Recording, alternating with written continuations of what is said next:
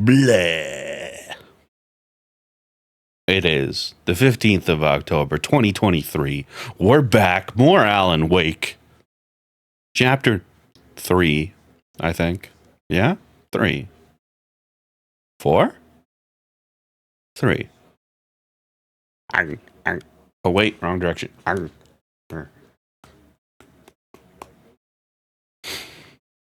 I bite.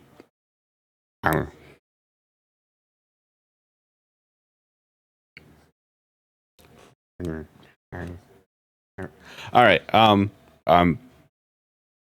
Listen, I could sit here and do vampire things all day.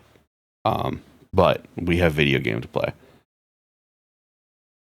Also, there we go. The hand tracking is still working. So we'll give Cosmo a little pet as an apology for biting. And yeah, video games. I hope you all appreciate the title of the stream today. And if you don't, suck it.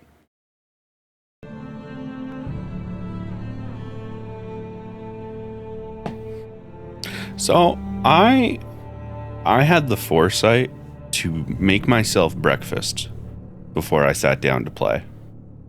You know what I didn't have the foresight to do? Beverages of any kind.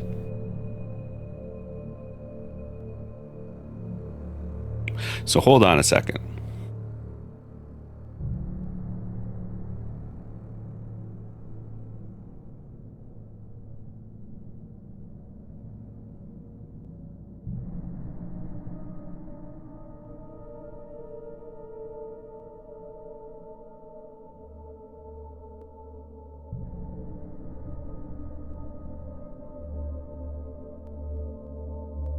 Candy Bag Dad continuing to be the greatest of all time, getting me some beverages. All right, let's run the recap while I get beverages delivered to me.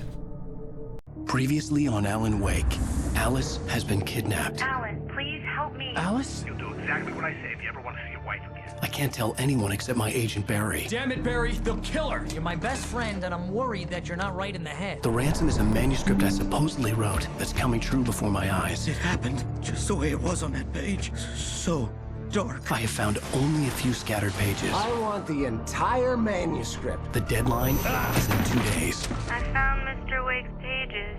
Good girl.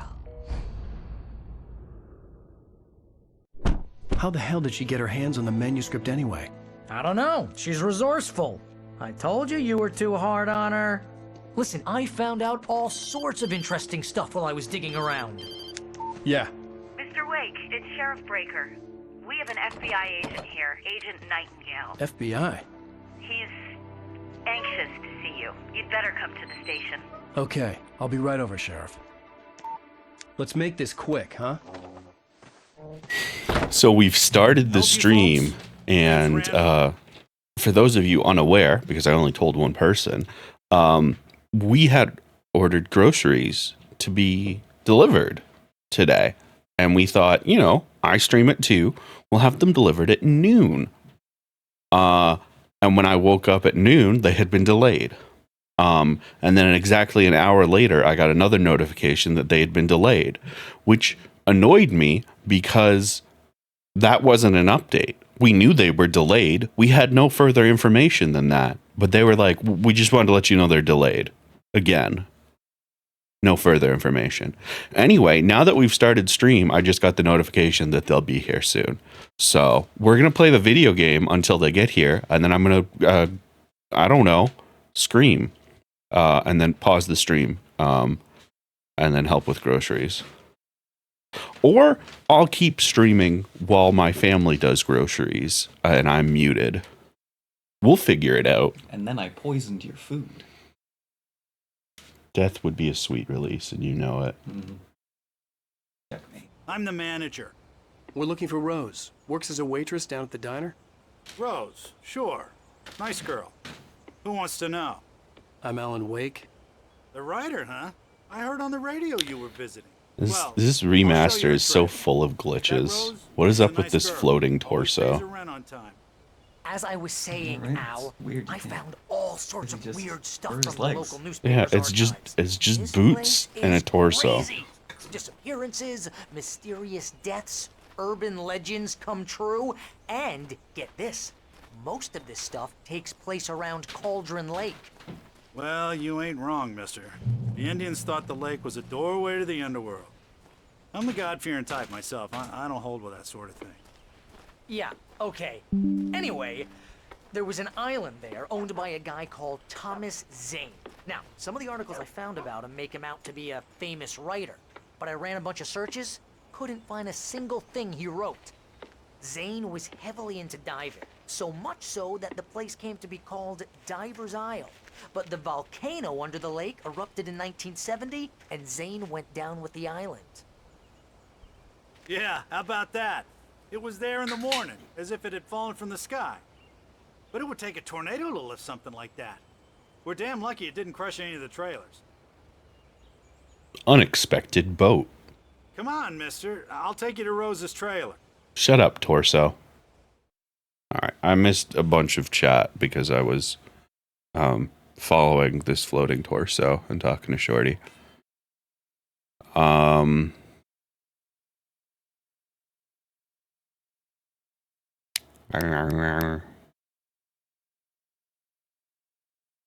Hi, Patty.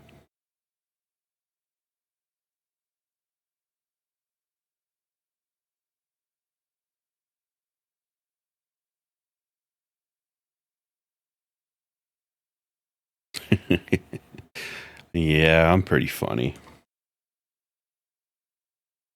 Oh, God.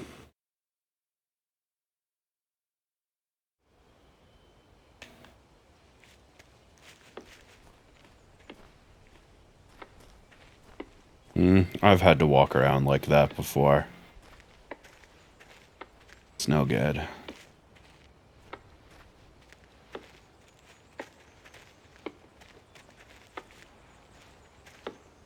Is someone chopping wood, or do we think there's like a really tired woodpecker out there? Oh, okay. Well, it Gets stopped. better. A local girl, Barbara Jagger, drowned in Cauldron Lake. Oh, just a week BJ. earlier. They were lovers. Sure, Jagger's a local spook story. The Scratching Hag. Comes for you in the dark. Childish stuff like that. Oh my God, her initials Anyway, really are Al, BJ. I'm just getting to the best part. All of the articles about this stuff were written by Cynthia Weaver. I asked around, and she's that crazy bag lady you met. What, the lamp lady? She can be a little loopy, but she's not homeless or anything. Yeah, anyway, she knew both Jagger and Zane before they both died, and she had some kind of a breakdown. What do we... Did we just come to check on the birds real quick, Randolph? It's a really shitty leading us to her location. Is it that one? We can go the rest of the way ourselves if you don't want to walk. It's this... You seem to be in quite a lot of pain. Well, mister, this here's Rose's trailer. You mind me asking what you want with her? We're just here to talk to her, pal.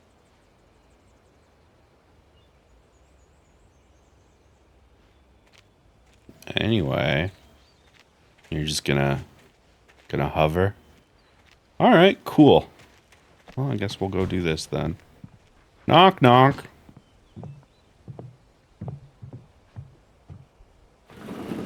Welcome to...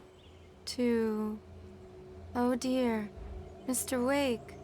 I'm so glad you're here. Rose, you have my manuscript? Oh. Oh yes. Yes. Okay. Please, come in. Randolph, where'd you go, bud? Hey, this is really good.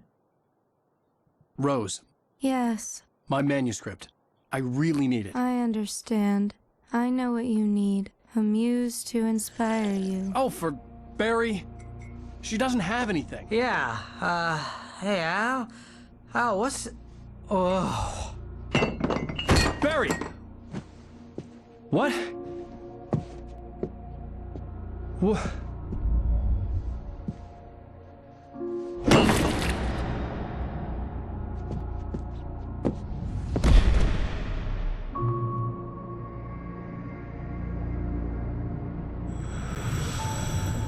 It's coming for you, hiding in my barber's skin.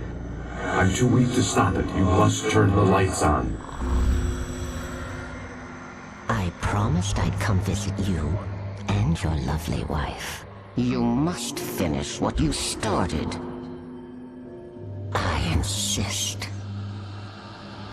You must turn the lights on. Turn the light on. Back to work, boy.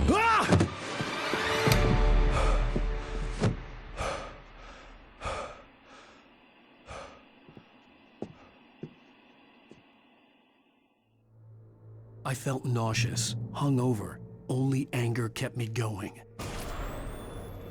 I can't tell reality from dream anymore, but it seems I have an imaginary editor to help me. She's an old woman in a funeral dress. I call her Barbara Jagger. She's very strict. I'm writing faster and faster. My manuscript is being heavily revised. The edits are getting very aggressive, and each day there's less of me and more of her. I hate it, but I know she's right. She promises me I can save Alice this way. She knows more of this than I do. About the complex incantation I'm attempting. About this place. She's worked with another writer under similar circumstances, Thomas Zane. The genre of the story seems to be shifting. It's turning into a horror story. I'm getting close. I can feel it.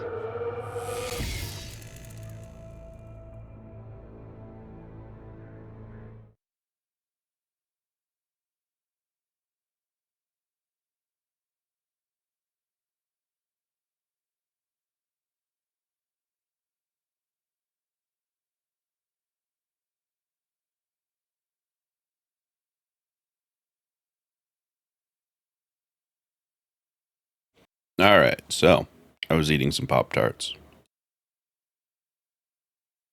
I just want to point out that based on what we know of the Dark Presence so far, it seems unlikely that it would give Rose knockout drugs to use on Alan Wake. Which means far more likely Rose already had those. And I'll just let you make assumptions about people from that. What flavor Pop-Tarts? S'mores. Rose took a day from me. I had less than 12 hours left to meet the kidnapper. All I could do was get Barry into the car, work something out once I got on the road. Barry was out of it. He was way too heavy to carry.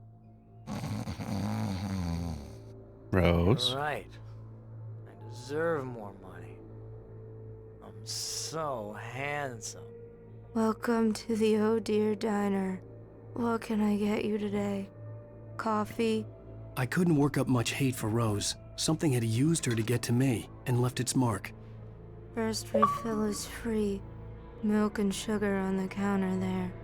Would you like to hear today's specials? Thank you. A nice day. Come back soon.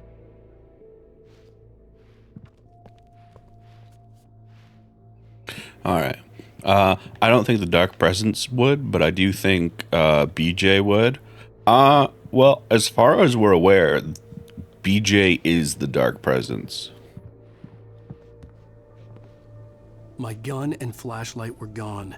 I'd have to find a way to get Barry into the car as quickly as possible. There was no time to waste. A manuscript page. Mr. Randolph liked Rose. That little smile she had. How she was still sweet when life had tried so hard to make her bitter. It wasn't any of his business what she did in her trailer. But those strangers, the writer and his smart-ass sidekick, looked like trouble. And they'd been in there for hours, way past her normal bedtime. He reached for the phone and called the sheriff's station. I've got nothing but respect for Mr. Randolph right now, because that's the correct reaction.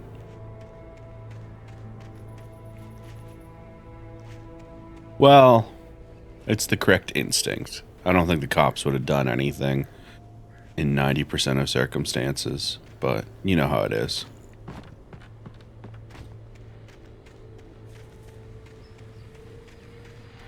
Oh, a radio. I just stepped I'm gonna outside eat some to Pop-Tart. get a breath of fresh air. Let me tell you, the weather's getting heavy. Nights like this make me especially glad I'm here talking to you and not home in bed. Once the weather takes a turn like this, I can't sleep at all. It's all tangled bed sheets and dark thoughts, punctuated by the occasional plunge into nightmare. Is it just me? Well, perhaps it is. But I hope I can make the night a little bit easier to get through. Caller, you're on KBF FM. Hey, Pat, it's Walt Snyder. What's on your mind, Walt? Well, I am the way you are, but, well, I can't sleep either, you know? I just been staring out the window here, trying to make sense of it all, but, I ain't been drinking either, you know? Well, you sound like a man with a problem, Walt. I had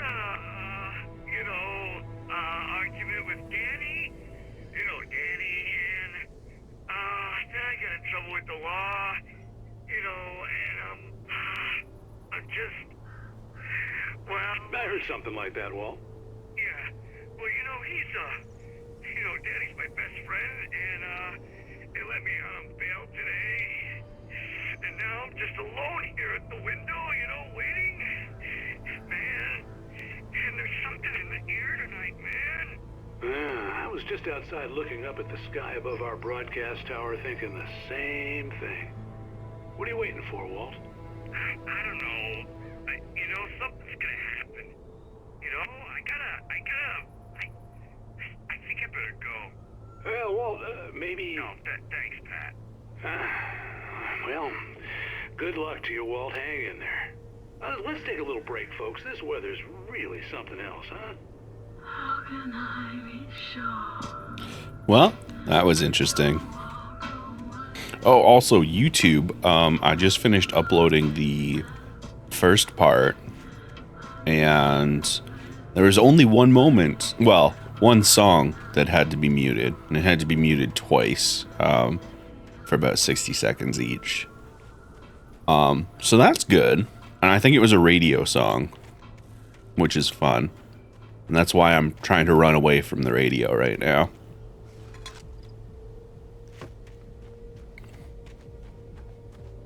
But yeah, the Dark Presence thing, I think it was this one. In spite of its human mask, to describe the Dark Presence as intelligent would have implied human qualities on something decidedly inhuman. Nonetheless, it found the one spot in the diner that was dark enough. Some light spilled into the corridor. So that moment is when Alan gets the keys to the cabin on Cauldron Lake.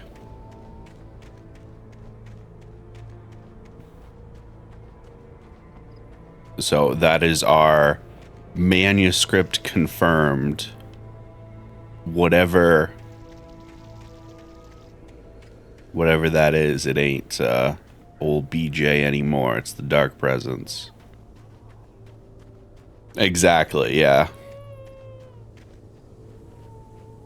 You know, I'm starting to think between the blood noises over there and the crying baby over here, we got nothing but problems.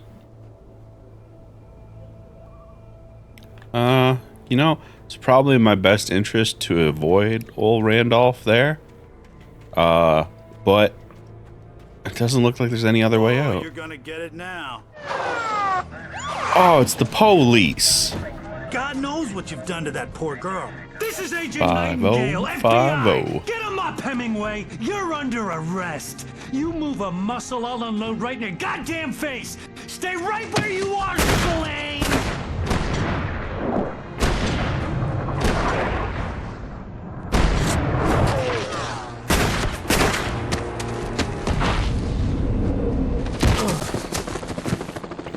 What are?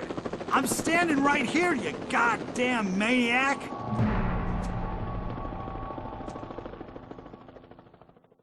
I hated to leave Barry behind, but there was no way I'd miss my appointment with the kidnapper. Give it up, Mr. Wake. Come on. Make it easy. Run from the police.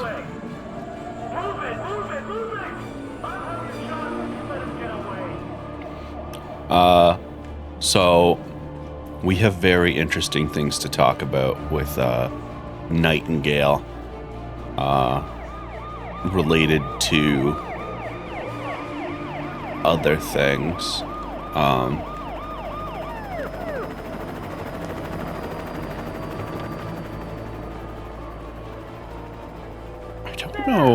don't know how much we know about Nightingale right now. Okay, men, keep your eyes peeled. He's gonna try to make it through here. Oh, damn. Ah, Cosmo has a delivery, so we are going to pause for a moment. And this gives me a chance to double check our manuscripts and see what info we have on Nightingale. I think it's just these two, right? Agent Nightingale didn't want to be in Bright Falls. These little communities revolted him. Yeah. He didn't like the trees or the FBI agent's command froze me in place. Yeah. So we know very little about Agent Nightingale. It's an FBI boy, and he wants Wake. And he came to Bright Falls for Wake. And we'll get more into that as we go on. But based on this one... Agent Nightingale didn't want to be in Bright Falls. These little communities revolted him, and he didn't like the trees or the coffee. He now knew that impossible horrors lurked behind the storefronts and smiles. Impossible horrors is the important thing there. So he has clearly encountered something or some things before that fucked him up, and he does not like them. Which is interesting because another of Remedy's games is Control. We will be playing Control at some point, so I'm not going to go too deep into it. But basically, it involves the Federal Bureau of Control, who handle and protect America from altered world events, like what is happening here in Alan Wake. In Control, you find a file on Agent Nightingale, who is not a member of the Federal Bureau of Control. Oh, it's explicit. Alan Wake, Quantum Break, and Control all take place in the same universe. Explicitly. There's an Alan Wake DLC for Control, in fact. Is Cosmo guesting today and we can't hear Fem? Correct. Faye need to rest Fair voice so that Faye are able to continue existing as a human being. So I have Cosmo in my ear occasionally for moments like, hey, a delivery is here and stuff like that, or the Discord is breaking. But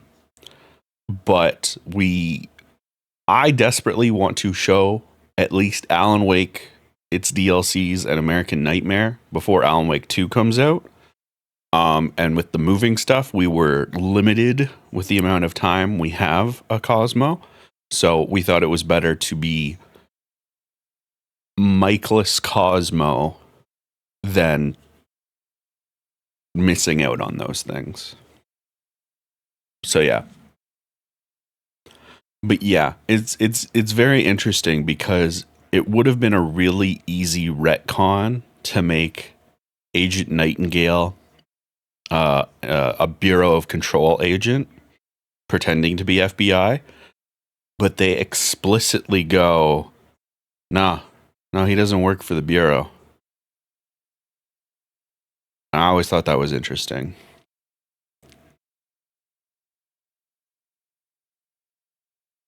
By the way, let me tell you, I'm pretty sure Alan Wake 2 is going to be a gigantic flop financially. And that's depressing.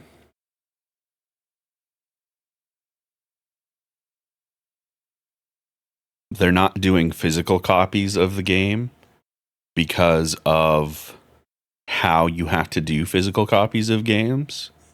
Like the minimum you have to order.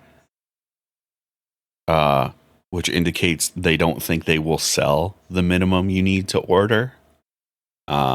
Which makes sense because I believe 85% of game purchases at this point are digital. But the fact that Epic is, the poor sales of Alan Wake Remastered kind of have Epic thinking, no, let's not do physical copies. So, yeah.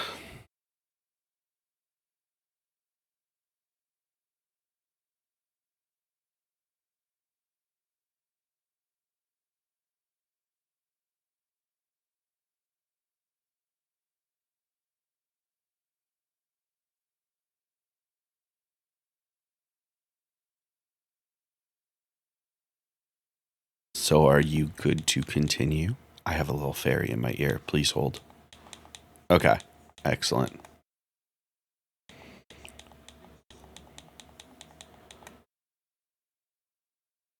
Excellent. I know physical copies are better for not losing them when the server shuts down. I'll be honest. We're kind of trapped in hell at this point when it comes to that stuff.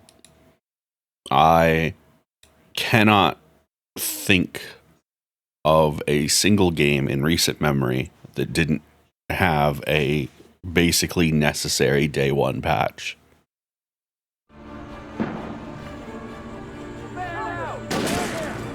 The police are shooting wildly at me. Like police.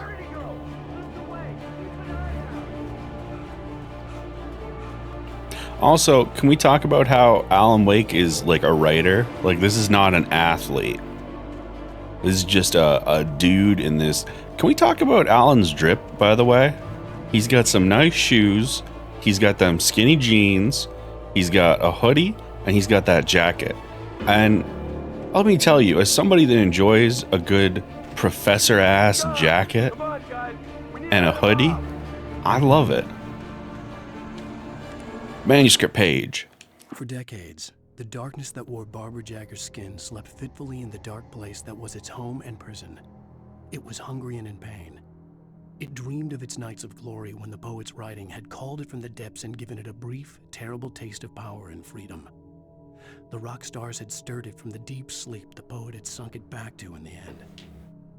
When it sensed the writer on the ferry, it opened its eyes. So yeah, here's a hard confirm. Old BJ ain't home. She's just a skin suit. Will I only ever refer to her as BJ since we saw that carving on the tree? Yes.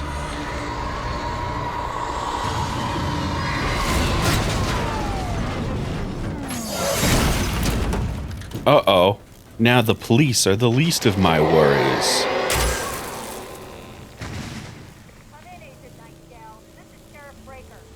Hold on. Oh. What on earth is going on? My deputies tell me you fired at Wake and he didn't have a gun. You almost hit a civilian instead. Over. Sheriff, Wake's running. I'm giving chase. I don't have time for this. Well, make the time. You can't just go shooting at people in my town. Over. I'm a federal agent pursuing a fugitive. You want to discuss my methods, Sheriff? Make an appointment. Over. You stay right where you are, Agent Nightingale. I'm on my way. Out. So this is a minor thing that I love. Yeah. The suspect was like, there's a manuscript page I gotta check out, guys. Relax with your radio stuff. One thing I really love in this game is they use the radio properly. You know how you'll see things in movies, TV, whatever, where they go over and out? Makes no goddamn sense. Because when you say over, that's the end of the message.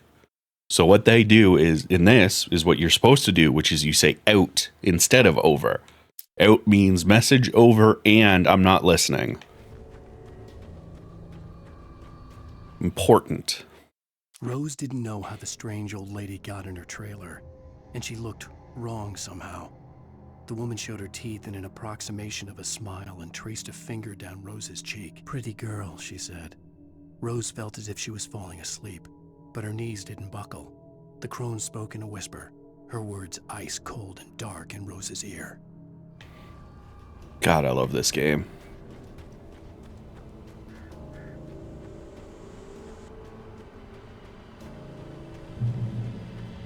Time to do some sketchy shit.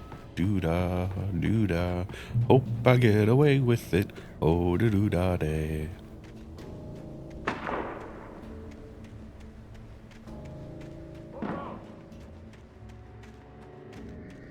Are they just firing wildly into the woods? Stay sharp. This way. Over here. You know?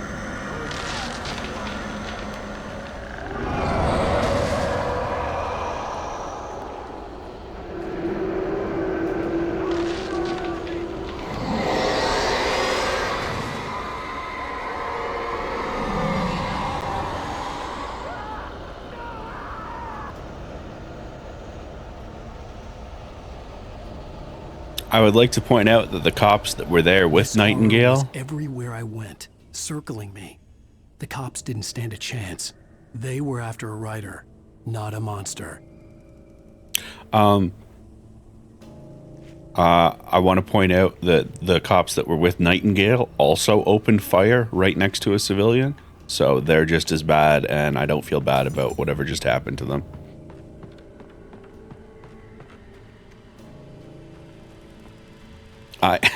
I believe that's a TikTok sound. The sketchy shit thing. I've lost contact with Rose's men you assigned to me. It's Blake's doing. Wait, are you seriously telling me that geek writer just took out my deputies? Are you kidding? I mean, have you seen this guy? He wears a tweed jacket. Over. It's true. He's the guy we're chasing. If it's not him, who then? Bigfoot? Over. I don't know yet, but I'm not in the habit of jumping to conclusions. That tends to come back and bite you in the ass. Out.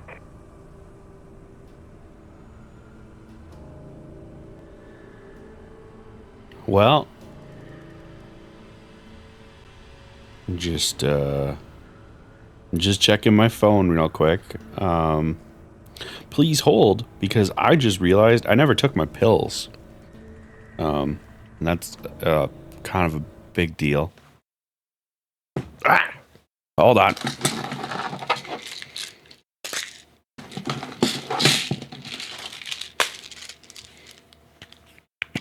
So, how's the weather where y'all are at?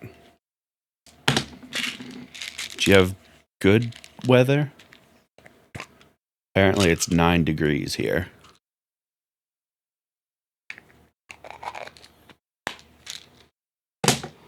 To be fair, Cosmo, I say a lot of hilarious shit. So, you're gonna run into that problem.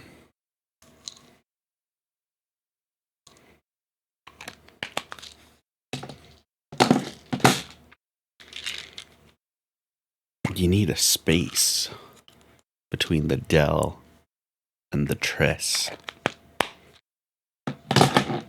Alright. And now I put the water inside of my mouth, thus rendering the pills swallowable.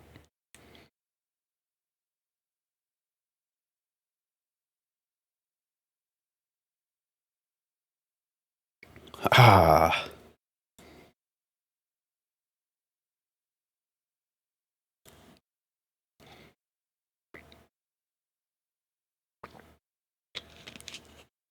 All right. Pills are taken. Still no update on what's happening with the groceries. So that's cool.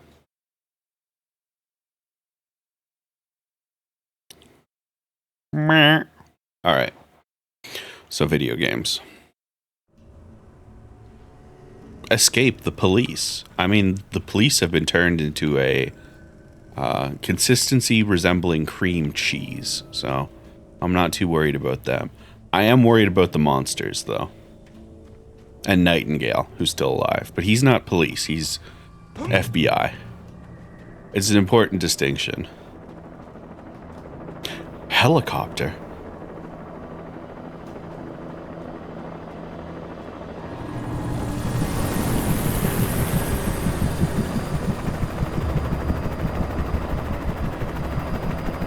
Ain't nothing here but us trees.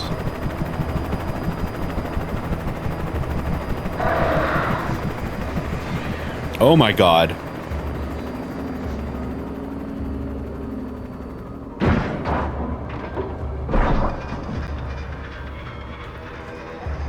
Oh.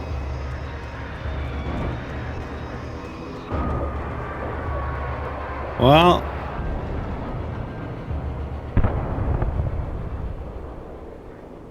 I'm sure they're okay. Well, oh. You know what? I thought they were okay. The plume of fire after the explosion. Not so good. This is why you don't fuck with the Morrigan. Yeah. Listen, anybody that does birds, basically.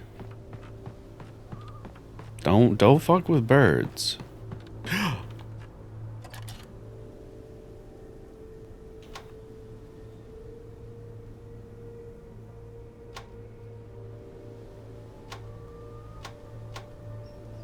Alright, alright.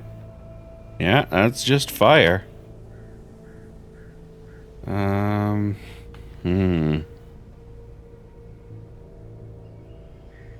This seems like the worst possible place you could put this, because the thing right in your line of sight is this fucking gas station.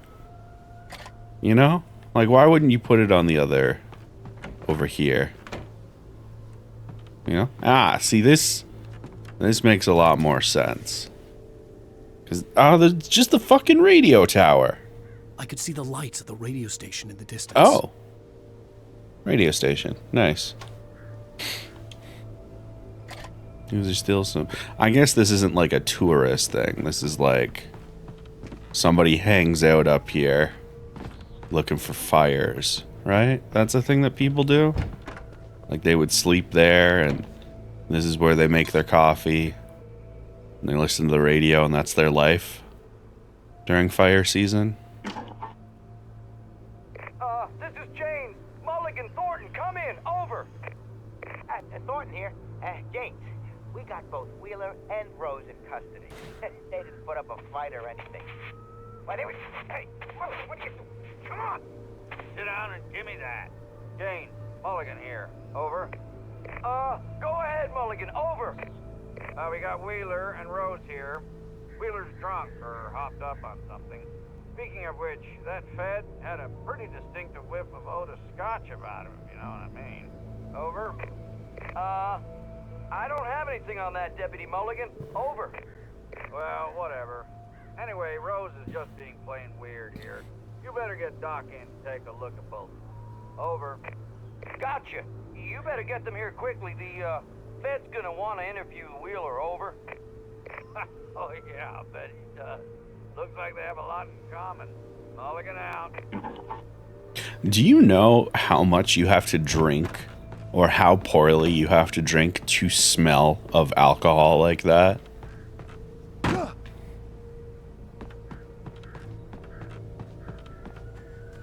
Like, you either got to be spilling the alcohol on yourself or drinking enough that it's noticeable as you're sweating it out. I imagine that the broadcast tower in the distance was part of the local radio station. Maine seemed like a decent guy. Perhaps he could give me directions to the coal mine. Well, he's over there. So I guess we'll head there. Go hang out with Pat.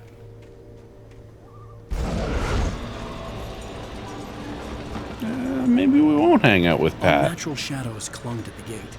The darkness that was after me was trying to stop me. I wouldn't get through without light.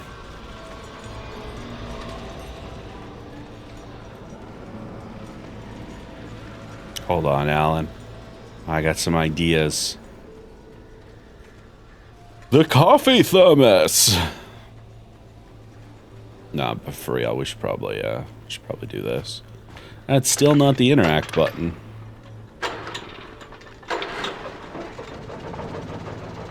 There we go. It's probably fine that they're shooting off sparks like that, right? It's not like this looks particularly flammable or anything.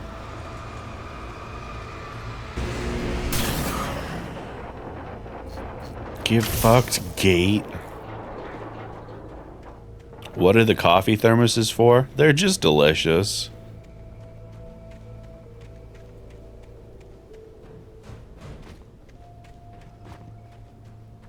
Just collectible. Just delicious collectibles.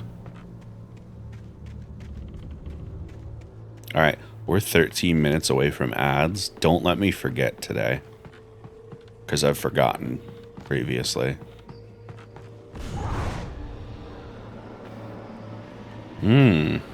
I see.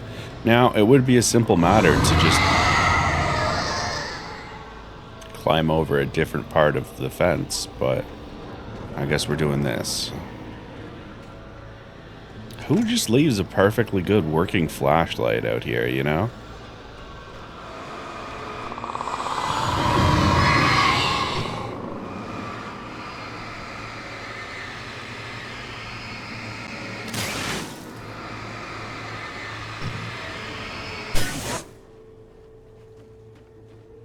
And the gate was gone forever. It took me a moment to recognize the flashbang grenades. They were an ideal weapon for my situation. Team 1, come in. Over. Team 1, this is Sheriff Breaker. Report. Over. Team 2, come in. I need a report. Over. Come on, guys. Talk to me. Come in, please. Over.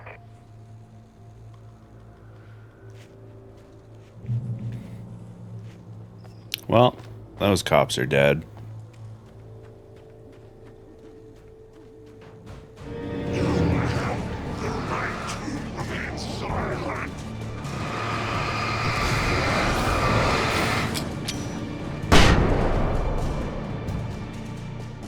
Alright, I'll try and warn y'all before I throw the flashbangs, because that's quite a flash.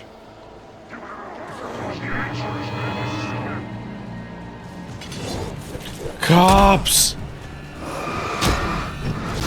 Flashbang out.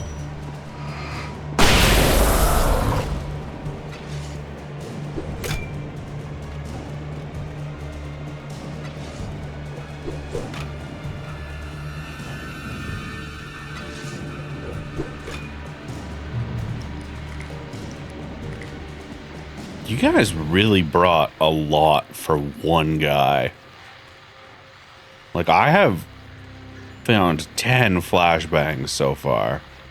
Alright, radio. And here's another call. You're on KBF-FM with Pat Maine. It's Milt Peabody, Pat. What's on your mind, Milt? Well, I live near the trailer park, Pat, and there's a big ruckus going on over there. Well, that's just up the road from me, too. What's going on, do you know? I don't know, but there's a bunch of police cars there, lots of sirens, a helicopter buzzing around, and I think I heard some gunshots. Gunshots? Yes, sir, like from a pistol. So can you find out what's going on? Because it's just next door and they're popping off guns there. They're still shooting? No, it was maybe 10, 15 minutes ago. It sounds serious, Pat. I'm telling you, it don't sound like no party. Well, I'm certainly going to give the station a call, Milt. Okay. You'll hear it here as soon as I hear from them. Okay, thanks.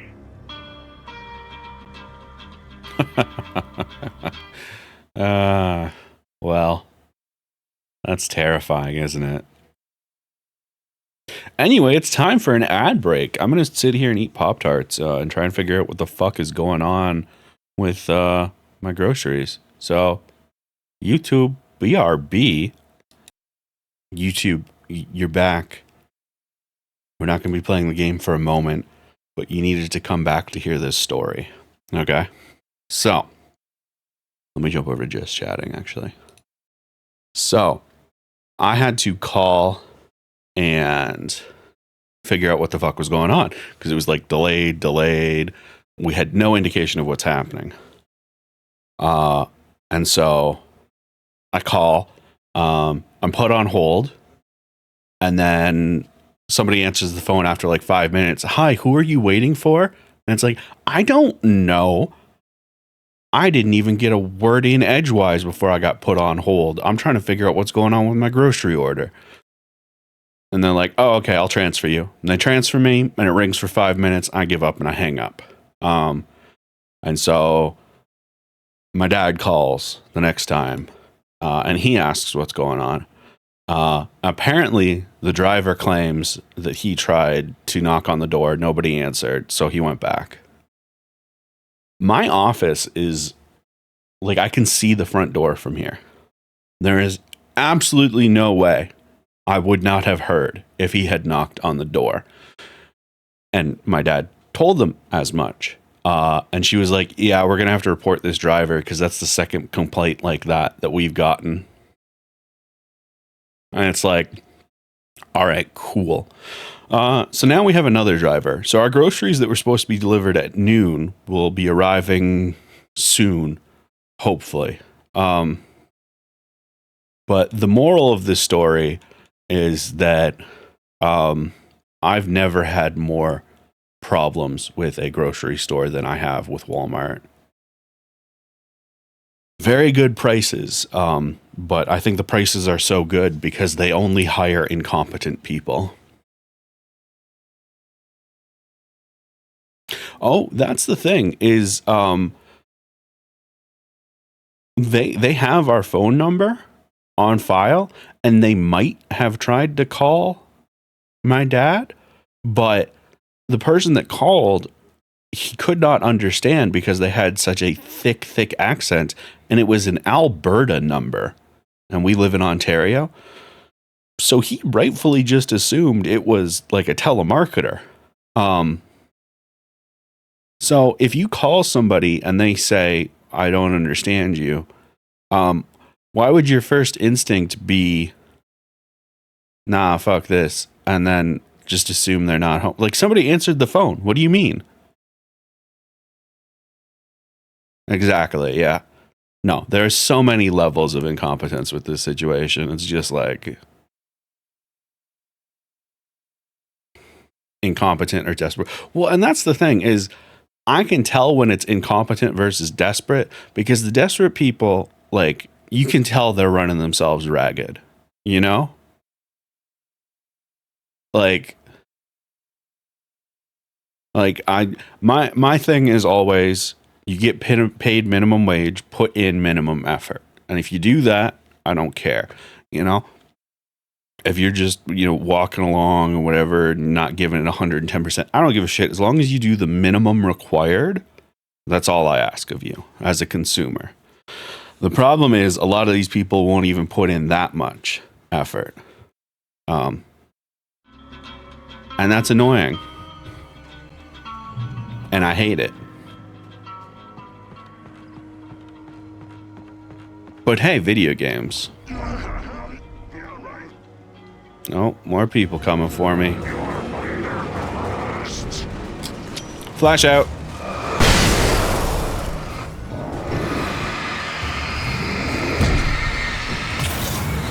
Flash out.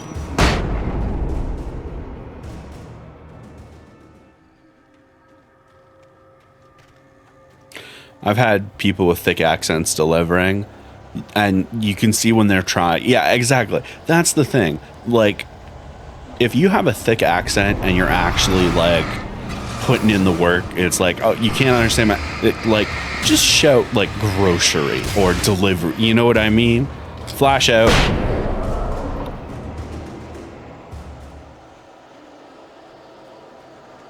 Yeah, if the dude had yelled Walmart, we would have known what was going on. Oh, paint.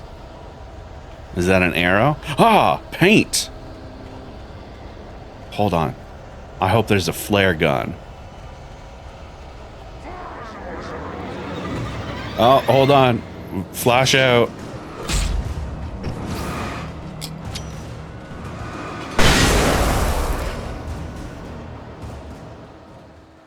Oh, hell yeah. Another creepy cave. Love a good creepy cave.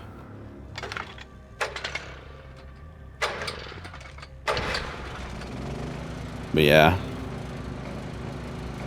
Speaking of hearing the front door, just in case somebody tries some shit again, I have one of my earbuds off.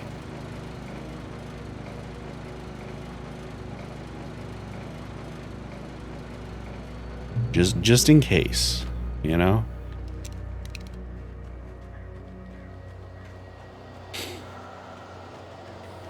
I will hear a knock at the goddamn door if there is a knock at the goddamn door. They're coming for me. Flash out.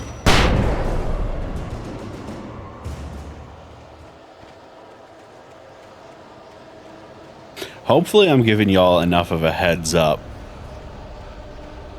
so that you're not causing yourself eyeball issues with the flashbangs. If I need to say it sooner, let me know. I'll do what I can. So far, enough warning? Perfect. Alright, that's enough of that. Flash out.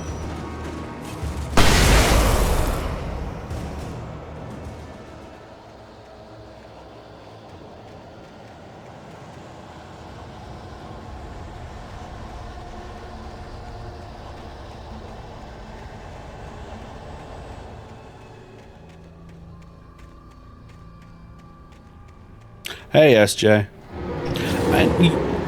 It's one of those things where... Hold on. This guy's being a punk. Nope. None of that. Flash out. There we go. This is just a fence, eh? Oh, thank God. Okay, well, aren't I the fool? I hope Maine could lend me a car to get to the coal mine. Oh, hello, Lorna. What do you have for us? Well, I just don't see why the cops bother with the trailer park. What do you mean? It's a trailer park. Of course you're going to have trouble in a place like that. Jesus. What do you expect? The sheriff should be helping us normal citizens instead of wasting resources on those people. Well... Let the trash sort themselves out. I'm sorry, but my granddaddy settled in Bright Falls in 1911. Well, thank you very much for that compassionate viewpoint. Yeah, Pat, get her ass. Yeah, and what Blue is saying is exactly why it's such a problem. Because it's like, if you're able to like be there in person, it's obviously a lot easier to work it out, and it's usually not an issue. But when it's over the phone and there's like compounding things making it worse, like then it's like, okay, well fuck me, I guess then.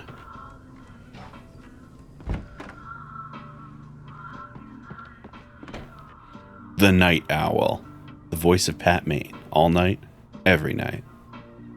Pat, what's up with your eyeballs in the photo, bud? What did...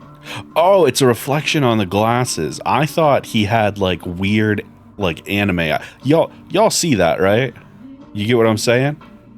It looked like he had gigantic anime eyes inside of the glasses.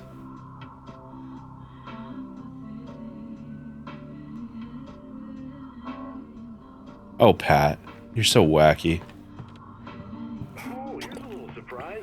The famous writer Alan Wake just walked in. Folks, I'm going to see if I can talk him into an interview. Hi, Pat. The cops are looking for me. Oh, I'm so glad you could find the time to do this, Mr. Wake. Nowhere to run now, Dan Brown. You back away from me. Don't hurt it. Whoa. Everyone calm down. Put the gun down. We're all friends here, right? Cool your jets, Nightingale. We got him. Judas Priest! What the hell's the matter with you? There's a civilian in there.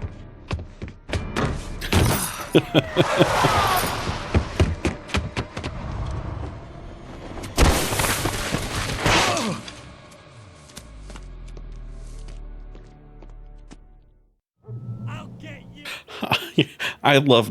Yet, even if it kills me, you hear me? You hear me, H.P. Lovecraft?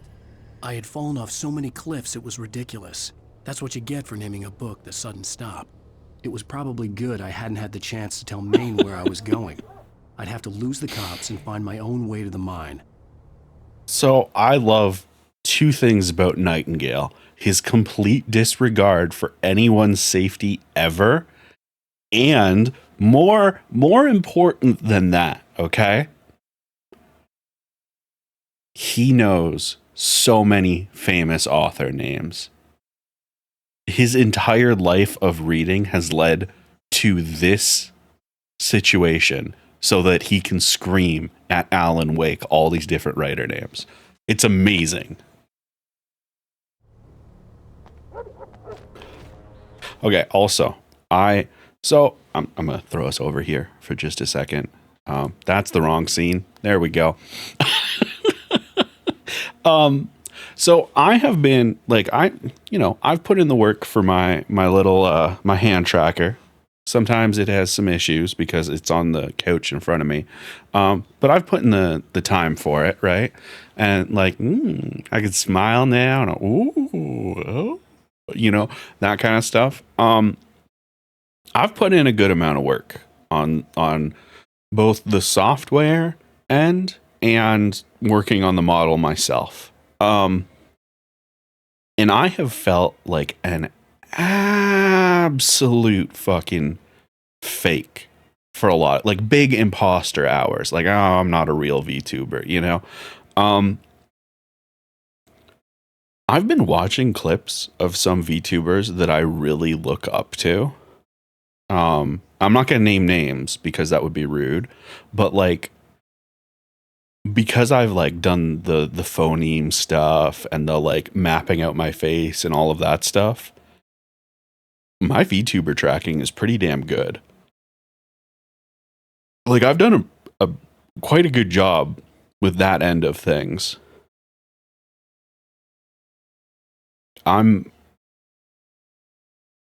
feel good about the progress we've made here. And I like the little background that I've got.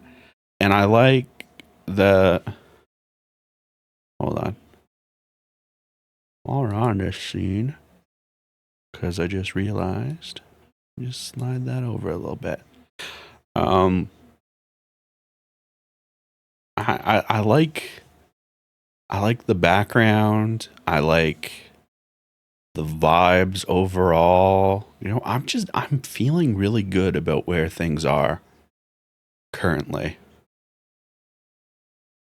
And I just wanted to share that with y'all. Back to video games.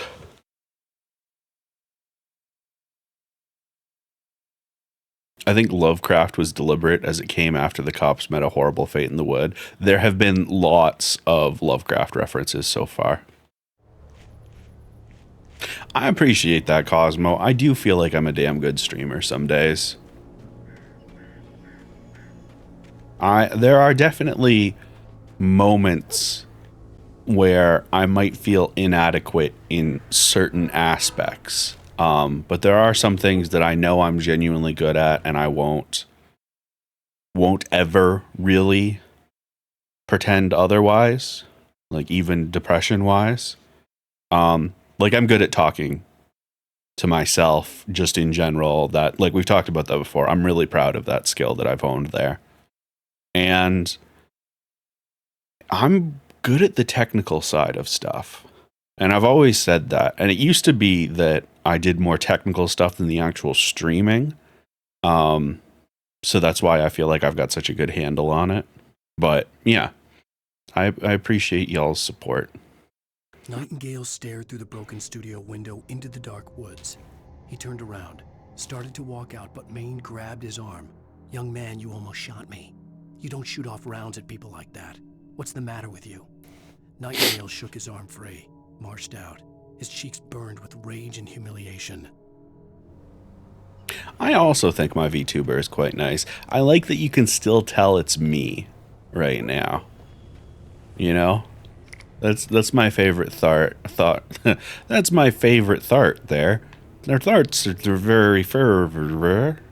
That's my favorite part of the seasonal thing that we're doing now, is that you can still really tell that the VTuber is me right now.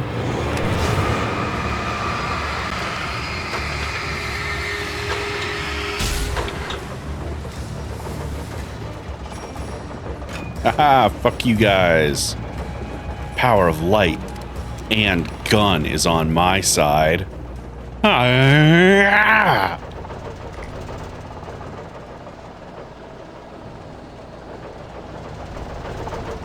Who wants some, chuckle fucks? I got 18 bullets in a dream.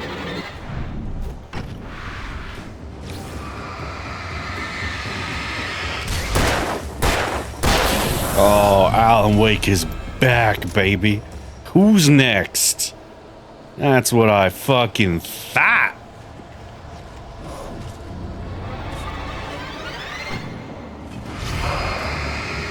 Bang, bang, bang.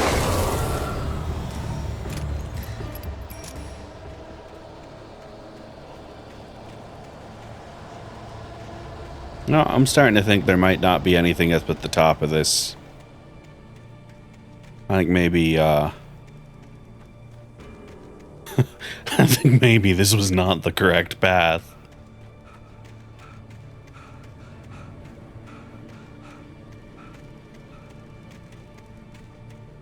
I feel like at this point I have to see where this leads. Because the navigation marker is definitely going in a different direction. I hope it's just a coffee thermos. Or a pyramid of cans. Pyramid of cans would be better. Because that's an even worse collectible.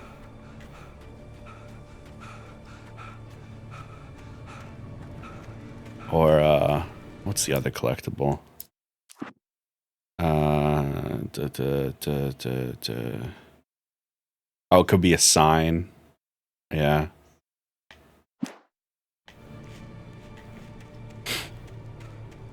Maybe some ammo or manuscript page. It might be a manuscript page. You know what's funny is it might be a manuscript page that's only accessible on Nightmare.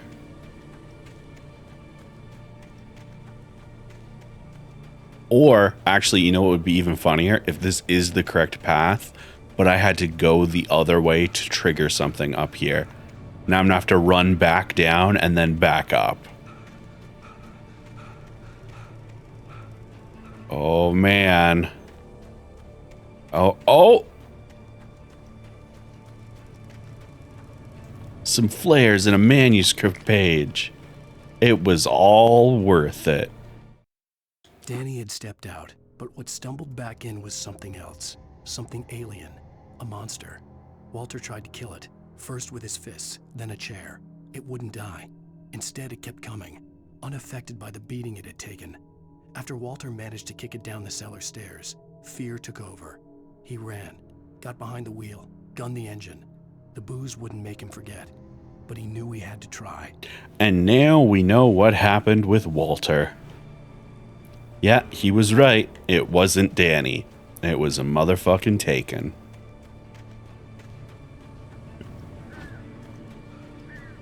Yeah, and that's the thing, is the Taken, when you don't have light to fight them, like, I don't have enough ammo to show it off right now, but you can just unload into them, and it just makes them, like, stumble backwards slightly.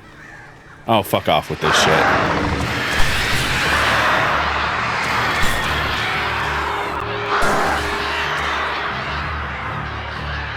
I'm explaining something, birds.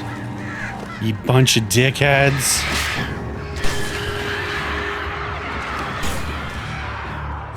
Yeah? Anybody else? That's what I fucking thought. Oh yeah, I mean, if you fought an unkillable monster wearing your friend's face and then pushed it down some stairs, like, that's when you start drinking. That's... You're gonna lurk and play Baldur's Gate 3 with Storm of Vallejo? Oh!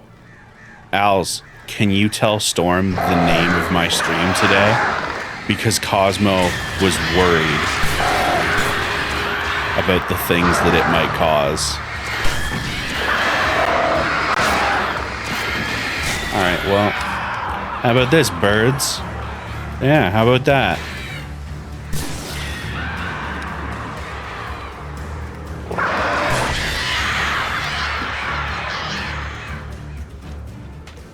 Anything? Okay. I thought I missed something. Yes, that title, exactly.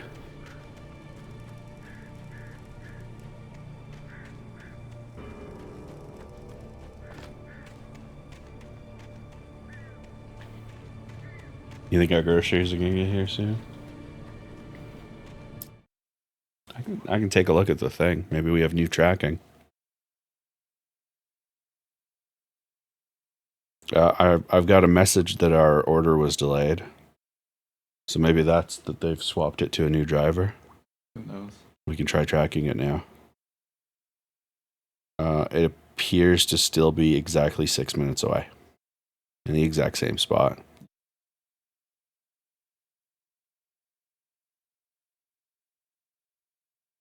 Wow, I fucking hate it here. Alright, so, train depot. Amelie, welcome on in. The nerds welcome you. It's me, I'm the nerds. Well, I'm one of the nerds.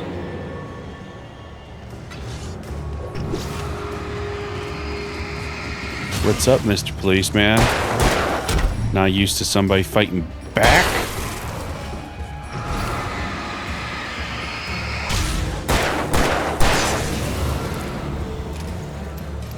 Alright, admittedly 6 bullets in a dream is a much worse position to be in. That's 2 taken we can take down. Assuming I don't miss any shots at all. There was no sensible reason for the power company work lights to be here. It was almost as if they'd been left for someone like me to use. 12 bullets. There we go. Start turning on some lights. There we go. In light, you can hurt them. Thanks, light sign. Stack of cans. Nailed it.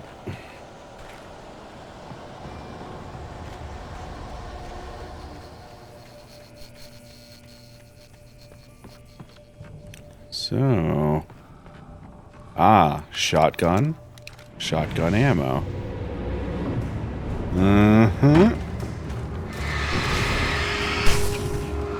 I don't like this. I don't like this thing that you're doing.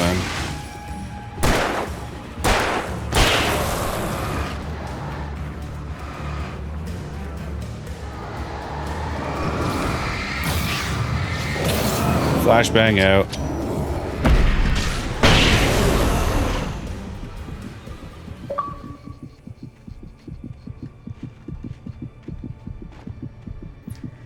This is the 3rd or 4th time I've gotten... the darkness controls the taken. Thank you, sign. This is the 3rd or 4th time you've gotten a shotgun? Oh, yeah. I mean, we're out in the fucking country. Everybody and their mums packing. You know, like farmers and farmers' mums. That's a Hot Fuzz reference for those of you that didn't get it. God, I love that fucking movie.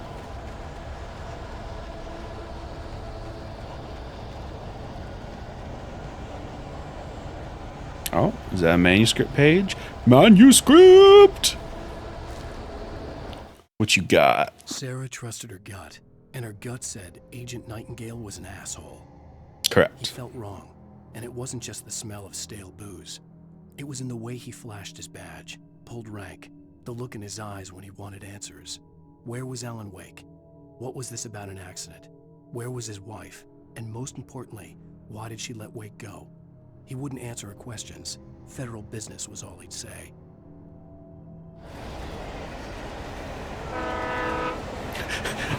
Fascist. I'm sorry, what? God, Hot Fuzz is such a good movie.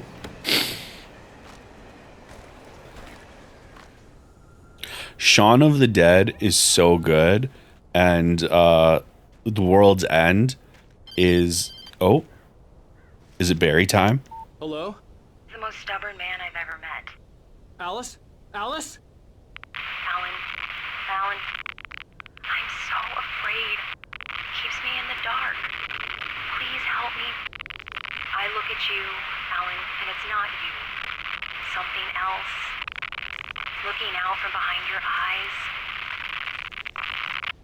Alice, I'm here. I'm so alone here. It's all gonna go to hell. You need to be careful. Cooperate. The connection had been terrible, but that wasn't the only thing that hadn't been right with the call. She sounded wrong somehow, but she had called me. Yeah, Alan, it kind of... Oh, no. All right, hold on. I have to reset Discord for Cosmo. Please hold while we connect your call. Okay, we're back. Was the bad guy Alan all along? Was the bad guy the cishet white dude? There's about 6 cishet white dudes that are the bad guy in this so far. Wait, 1, 2, 3, 4? Minimum of 3.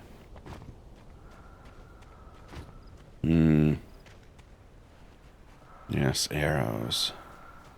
I mean, you're in Washington State. That's mostly evil white people. You make a good point. The pipe wrenched itself loose from the bridge's steel framework. Wrapped in darkness, it floated in midair, twitching. For a moment, I didn't understand what I was looking at. The heavy object lurched at me with impossible force. I threw myself out of the way, but just barely. When I turned my flashlight on it, it shook in a dark rage before it flew at me again. The cutting out makes me think she was saying something fairly different. She might have been. It also kind of sounds like footage that has been spliced together, you know? So there's lots of ways that could go. But Alan is too worried. Oh. Hold on. This is something we haven't done much of so far. All right. I'm going to stop talking for about 30 seconds, and I need y'all to listen very closely.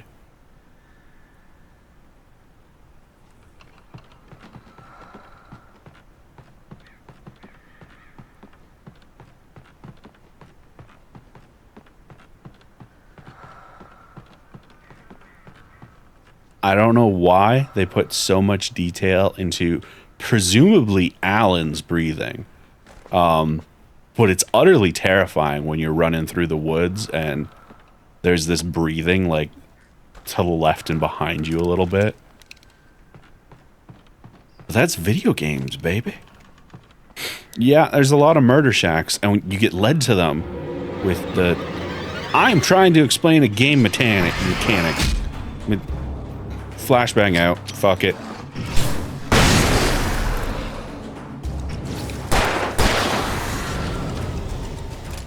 Game mechanic. Photoluminescent paint everywhere.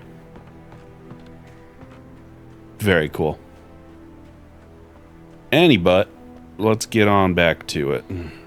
We have another ad in 13 minutes. Will the groceries arrive before then?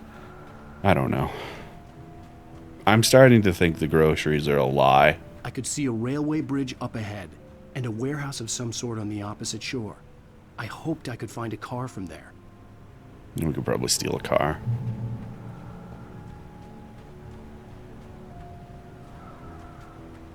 We've stolen some, follow.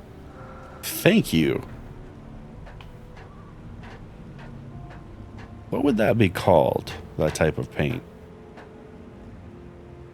Phosphorescent paint?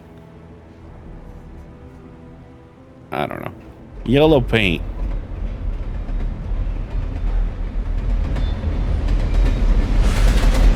Bioluminescent? But it doesn't light up on its own. It just, Mr. Pipe, I kind of need to get past you. There we go. The darkness that was pursuing me was growing stronger, and it was taking over everything in its path. Yeah. Yeah, it's sick of your shit, Alan.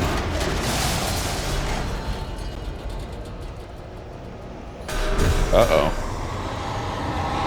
Poltergeist!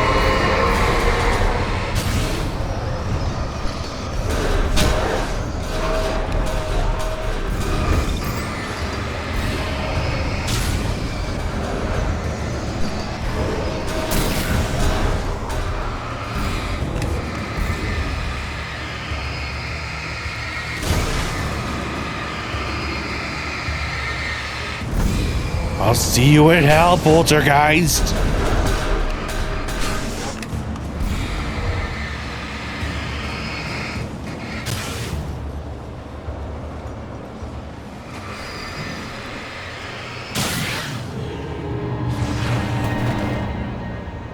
Alright, I think that was everybody.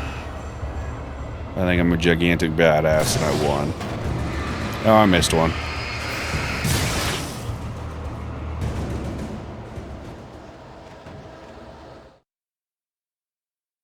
Amelie, do you play Monster Prom? This is really important.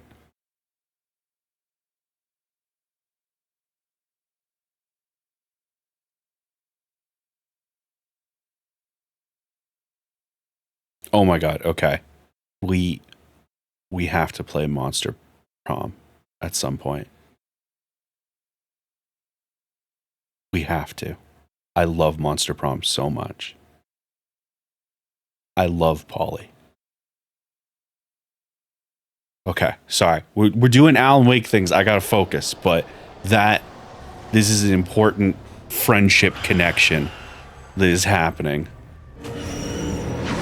Oh my god, wheelbarrow. Oh my god, barrel.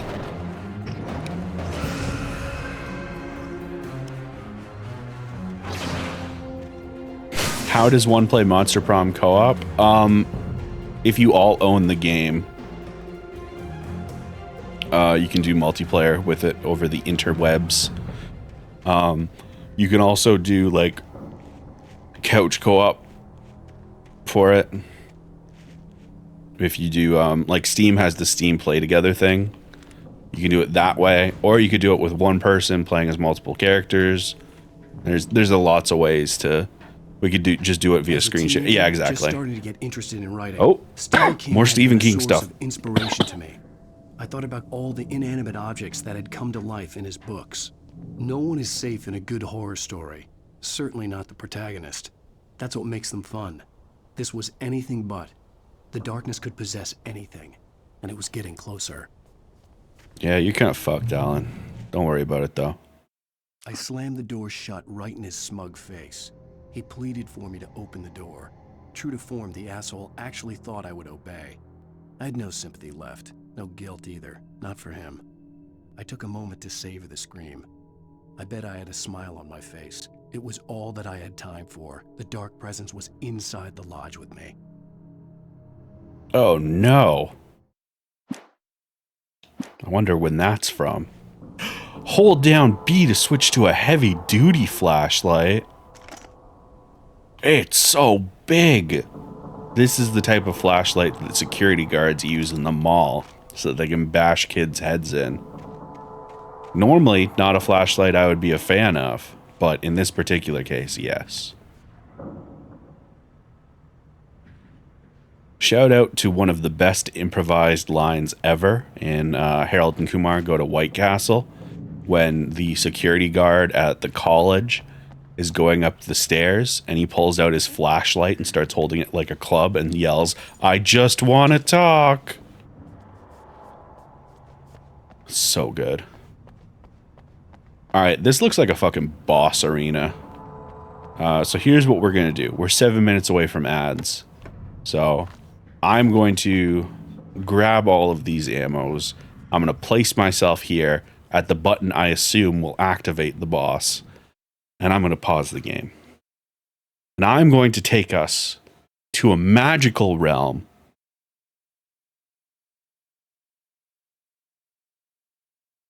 called the Be Right Back screen.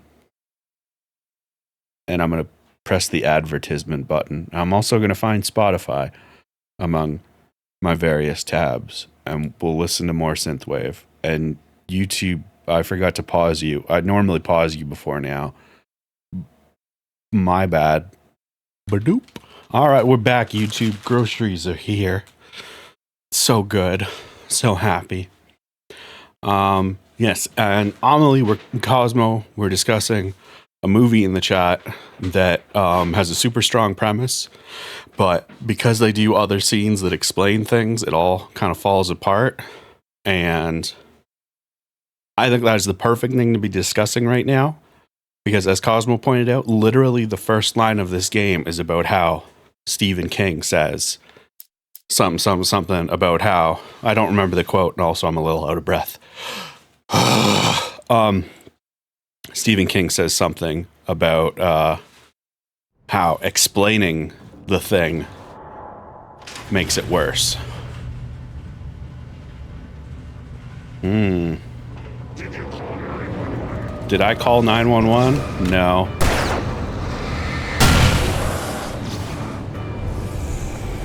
Chase me, chase me, chase me.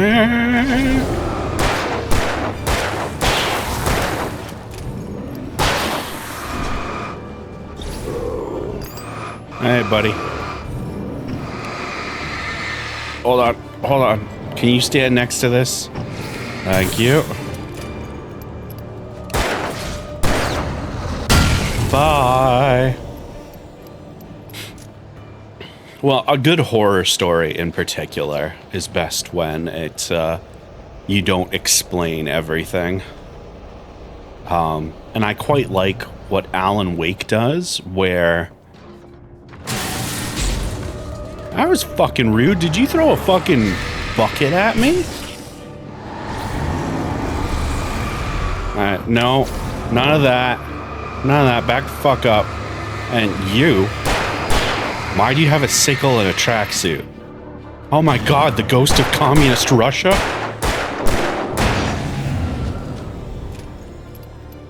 I'm just kidding.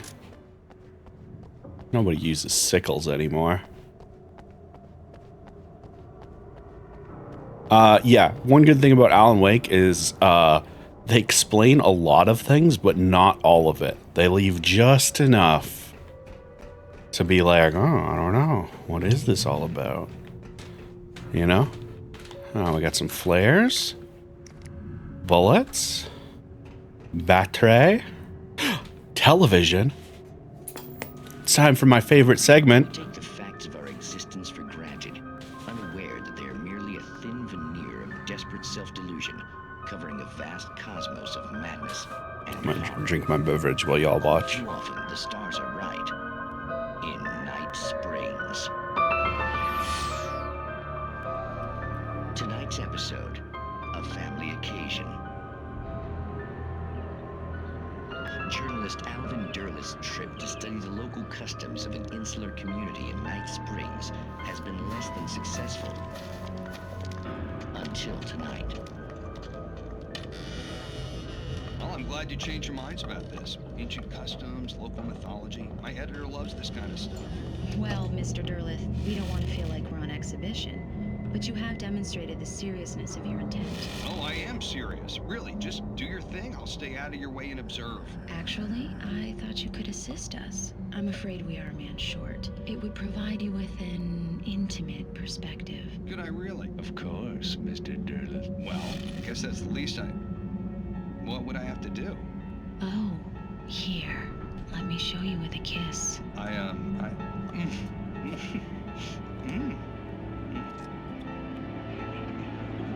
What did you...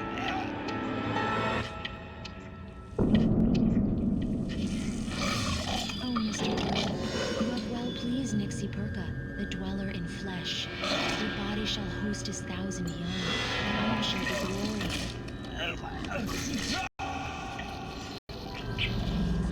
Shh, darling, be calm. Shh. Alvin Derleth learned a harsh lesson. If you go looking for mythology, it may come looking for you. And such quests always bear fruit. Night Springs.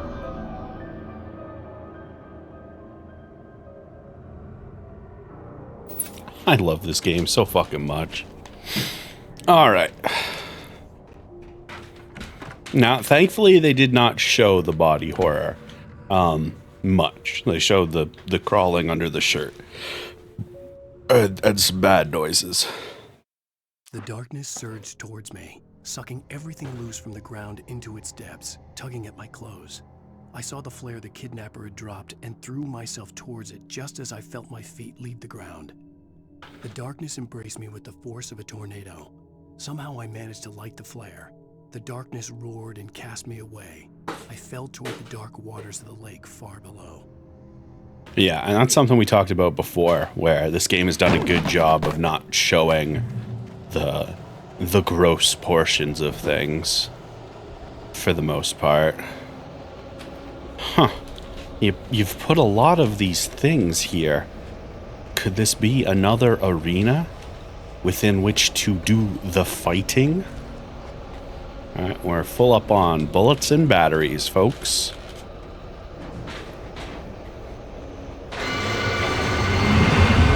Oh no.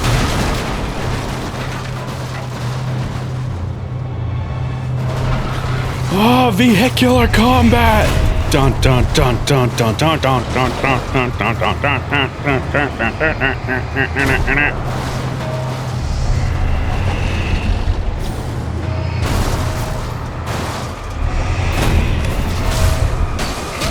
Oh god.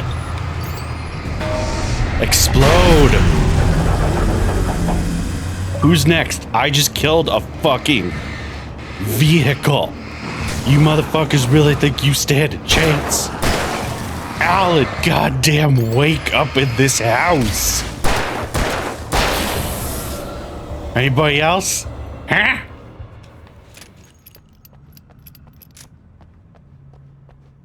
That's what I fucking thought. Did you suplex the train? Listen, not all of us can be Final Fantasy protagonists.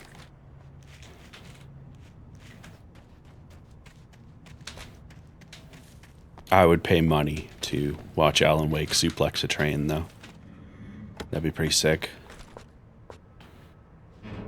I could imagine Alan Wake just going on about chaos, though. Yeah. Your package has arrived. All right. Pausing the video game. We are waiting for Cosmo to investigate package. In the meantime, let me do my my best attempt so far at that voice.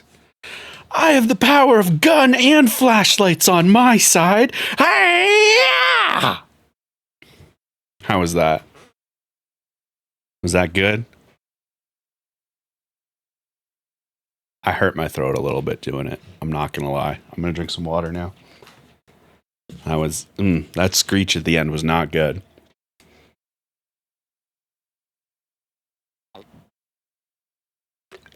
Remember to drink water regularly. Alan Wake would 100% be the kind of human to go on the Joe Rogan Experience. No, Alan Wake is... I'm trying to think of a good comparison.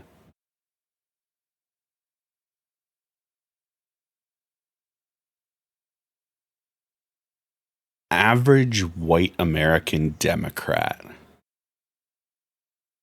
You know? Like, he'll donate money every now and again to homeless people. So he's a right wing. Well, there's definitely a conversation to be had there, yeah. But no, I think he's more of the type of person that likes to believe he's doing the right thing, but isn't doing much. I know, and we appreciate you for it. Let's let this gate open while Cosmo's gone. I hate that they're just generic lithium batteries now. I miss the Duracell product placement of the old days. The OG Alan Wake, powered by Duracell. All right, hold on, chat. I gotta check something on my phone.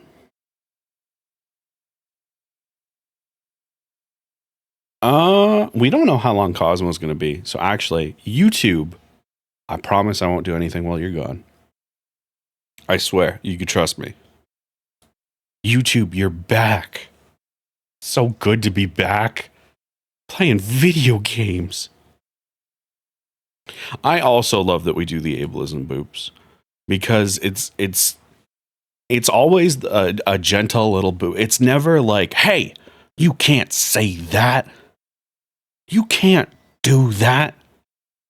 It's always like, oh, hey, gentle boop. Hey, you forgot about this? Hey, just, it's very kind because the idea behind it is kind as well. We just want to remove that vocabulary, I like that. I like the places that we have.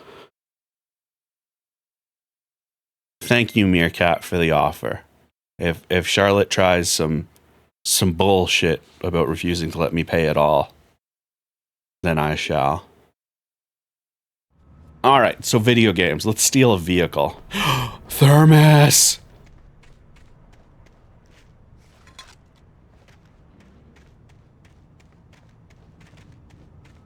All right, no more secrets.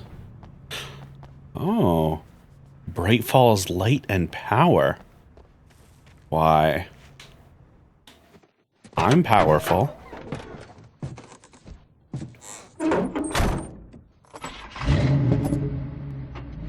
I had never been this glad to see the sunrise. I had a couple of hours to get to the coal mine.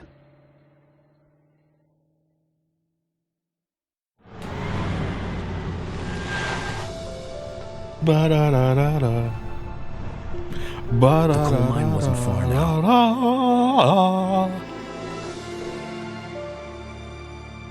I wonder if we missed a QR code in that previous episode. I bet we did. Oh, wait, no. We're still in episode 3. Today, Maybe the I would QR meet the code is in the kidnapper, and he would mine. give me Alice. I wouldn't give him any other choice. A drowning man will clutch at a straw. Oh, it's the Coal Mine Museum. Thank you, sign.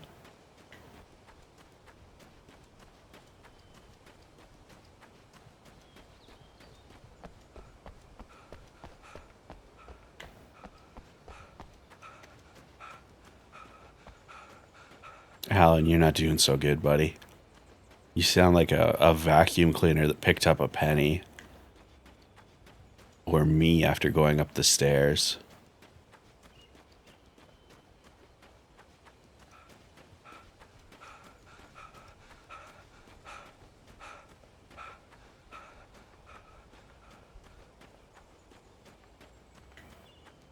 Just listen to Alan's breathing. In and out. In and out.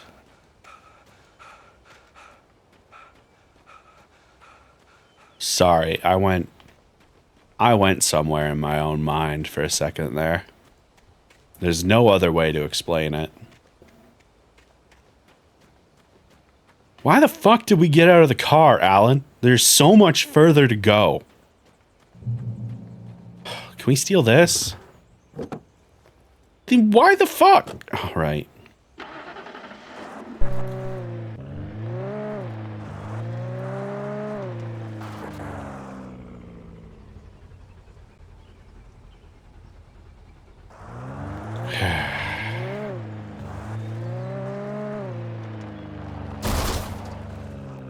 It's fine. It's not your car, Alan. Just gun it. We're in a hurry. Just gun it, Alan. It's fine. Look, it's painted camouflage green. It's probably the kidnapper's vehicle. If anything, it deserves to be treated as such.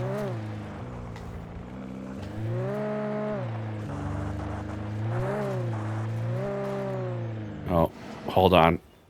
There might be stuff in here. I'm looking for a QR code. Ah, a radio. An audio QR code. FM. Folks, I want to apologize for kind of abandoning you to that looping music track last night, but I was detained.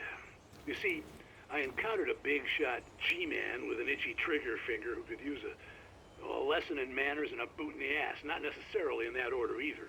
Now, folks, I know I'm not being very informative here, and I apologize for that. I really should just keep quiet, but I'm just so peeved right now, because some people just shouldn't be carrying badges. And I'm just glad that our Sheriff Breaker was there to straighten things out. And if someone I met last night is listening, let me just say, I'm sorry if my mouth got you in trouble. I'm pretty sure you're not the bad Pat guy is so good. Speed, son. I hope you know what you're doing. Now, on a lighter note, I'll be talking to Dr. Nelson all morning. But first, a little music. Blessings upon you, Patrick. We've had second car, yes, but what about third?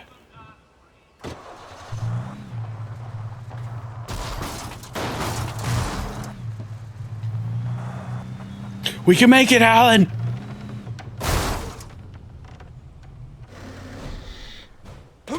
So anyway.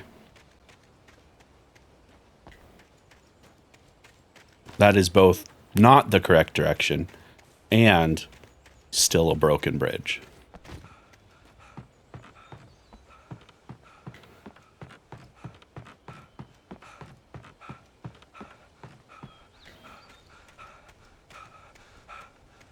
Second car. Where are you? I'm back. Hey, buddy. You seem to be leaking something. I'm sure that's fine. Punch it, Chewie. It's me. I'm Chewie.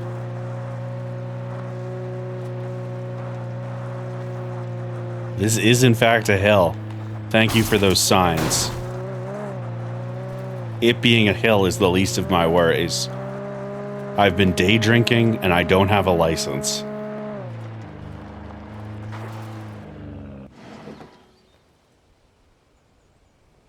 Alright. This is a beautiful place when cops and monsters aren't trying to kill you. Unfortunately, cops and monsters are trying to kill me. And also whatever those shadow things are. Ha-cha-cha! The FBI are monsters. Hey, radio. Welcome back to KBF FM. Hope you enjoyed that tune. Now, Doc, you were talking about life and finding that special someone, that soulmate. Well, you were talking about that. I was saying I don't buy it. Well, see, to me, that's strange, because I always pegged you as a hopeless romantic. You got me there, Pat. But I think love's where you look for it. And you need to do a lot of looking, sure. But the idea that there's that one special person out there for you, and if you miss that chance, it's gone forever and you're forever incomplete. I mean, isn't that depressing? Or, heck, childish even? Hey, there's plenty of fish in the sea. And apparently a fisherman has a fishing analogy for everything, but what you're saying, isn't that a little harsh? Well, no. What I am saying is that your potential for finding that connection isn't limited to what's essentially a chance encounter. How is that harsh? Yeah, well, I guess that's a nice thought, but let me say something personal here. Okay. Now, well, I don't disagree with you exactly, but I can't really fit that together with what I feel, what I felt for someone, because she was the one. She was. And I let her drift away from me. Maybe I didn't put in the work, I don't know, but, well, since then, and it was a long time ago, but since then, there hasn't been anyone, not like her. And I'm not saying I dwell on her or haven't moved on. I like my life. I'm not living in the past, but I do miss the way she completed me. You can't argue with the heart, Pat. I'm sorry, folks. I had kind of a scary experience last night, and let's just say it's shaken a few things loose.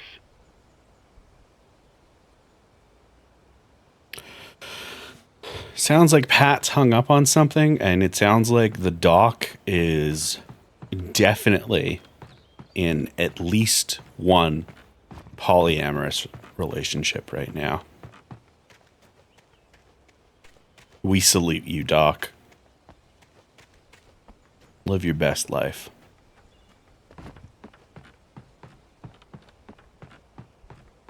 Off to get more hours of sleep. Well, I hope you sleep well, Amelie. And we will have to chat at a later point in time about doing some Monster Prom things, because that'll be fun. Also, hi, Kettle. The radio was going when you got here, so I don't know if I acknowledged your here-ness. The coal mine is that way, but there's a building here. We'll go inside the building. And what awaits us? Stairs.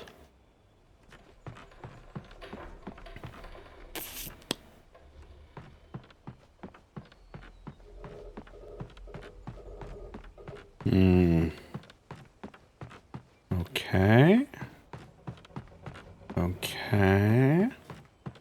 You know, I'm starting to think this might be set up for... Oh.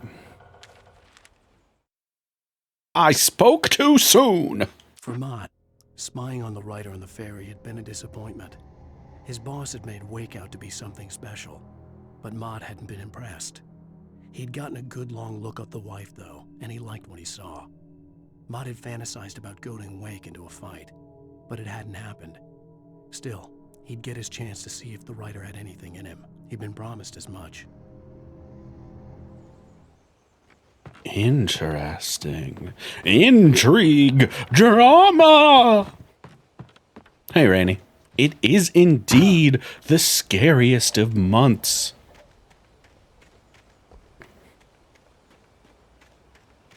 Where's my stolen vehicle? Oh, there it is.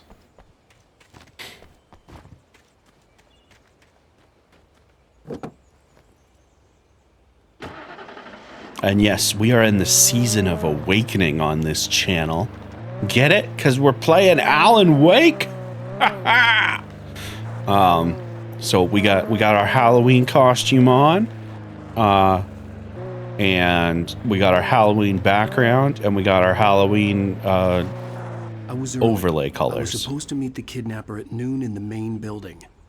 The coal mine was quiet. It was a museum now. Okay, well. Did you leave the shotgun behind at Pat's place, or? The true genesis of the town of Bright Falls came with... Don't care. Another sign. At first, mining because volcano... Blah, blah, blah, blah, blah. Look! Miner stuff.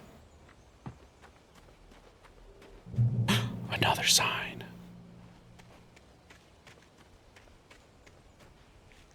Hold on. Alan, it's going to be a long day. We should probably take a piss. As someone who recently pissed on themselves by accident, you might want... No? Alright, well. Guess we'll go back over here.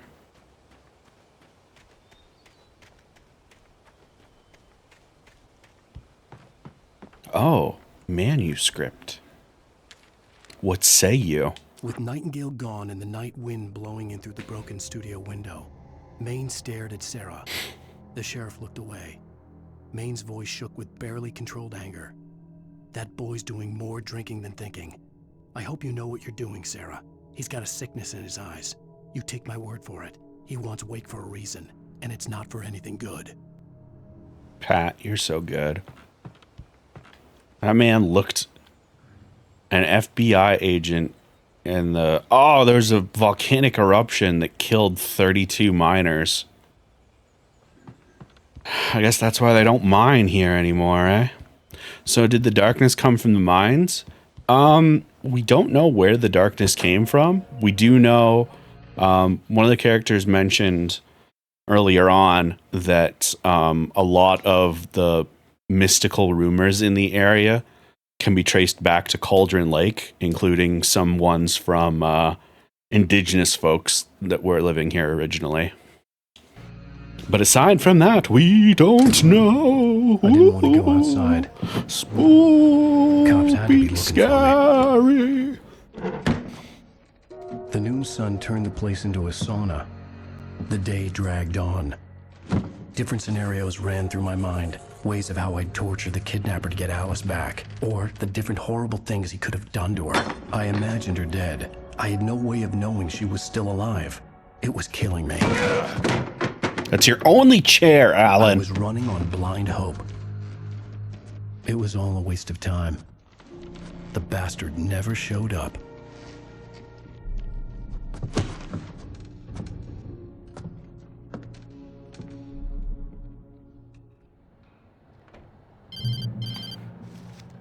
Ming. Where the hell are you? Change of plans. You know where Mirror Peak is? It's a big mountain north of where you are. You follow the path from the mine, you can't miss it. There's a lookout point there. I'll be waiting. I'm through being jerked around by You want you. to see your wife alive? Because if you do, you better watch what you say to me. Do we understand each other? I want to talk to Alice. Yeah, and I want the manuscript. Don't keep me waiting, Wake. I'm gonna kill him. I had to get to Mirror Peak. Yeah, I would fucking love to, Alan. How do we leave the room?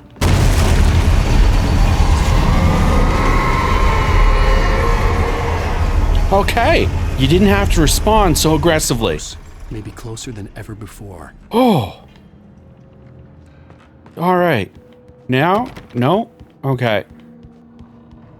Listen, I'll ask politely this time. How do we leave the room? Because I am out of ideas. Do you want me to jump, Alan? Okay.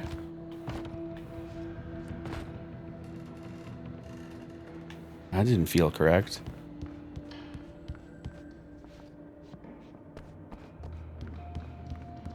Ah.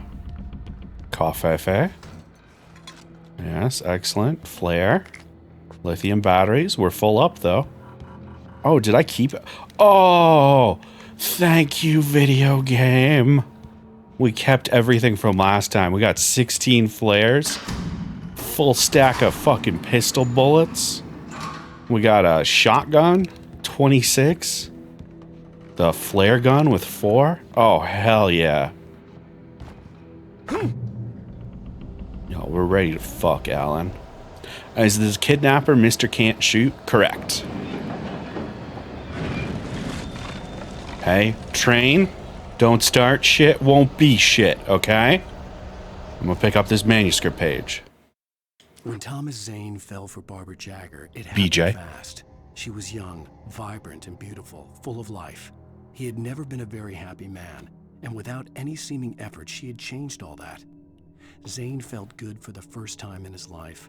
Everything she did was another piece of a jigsaw puzzle he hadn't even known he'd been missing. And best of all, she made the words flow, strong and sharp. She was his muse. The band?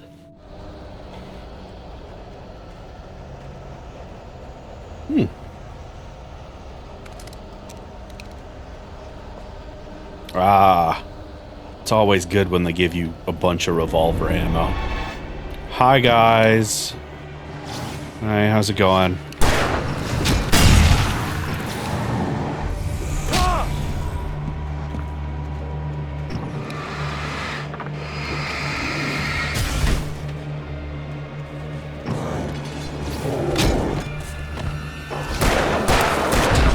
All right, hey, we're just gonna do this because I am struggling.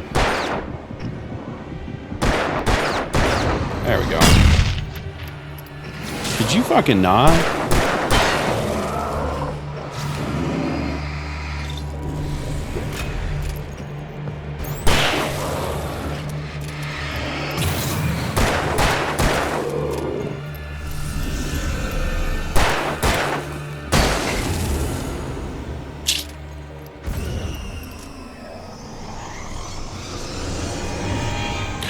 Poltergeist!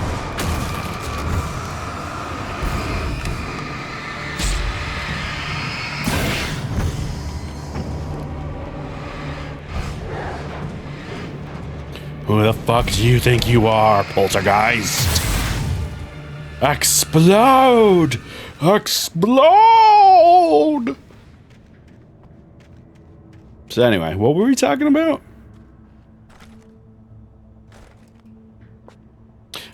The kidnapper has read this manuscript since he seems to know so much. It is unclear how much he knows.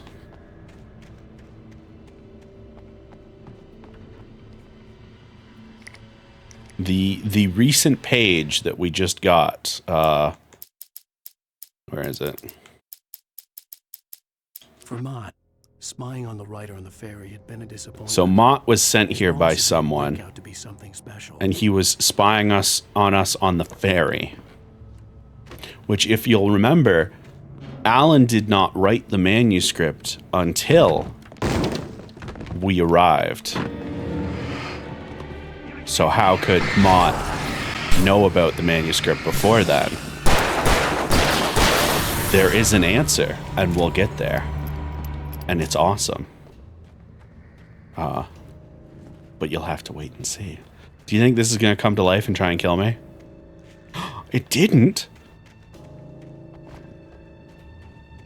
You think there's anything back this way? Nothing. I thought I could lure out a manuscript page with bird noises, but alack and alas, I just kind of look like an asshole. Oh, hey. Seems a little upset with me.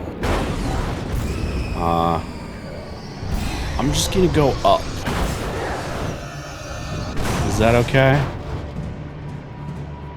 Ah. Well, let's drop one of those in there. Nailed it. Oh, those flashes of light sting. Hopefully there are less of those in numero dos. Because let me tell you, I'm not a big fan. What the hell?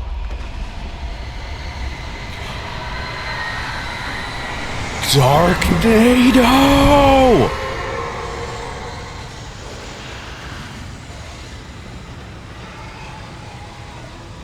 Well, I'm sure we'll never have to deal with that ever again.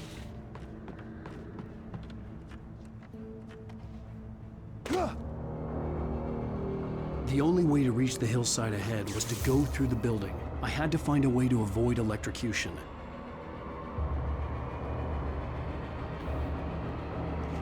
Couldn't we just... No, that's not... Alright, well...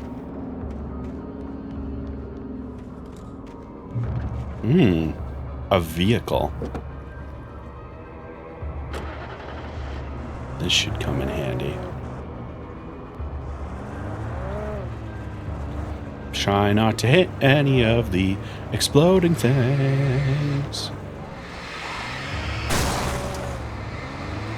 Bonk. Bonk, bonk. Bonk.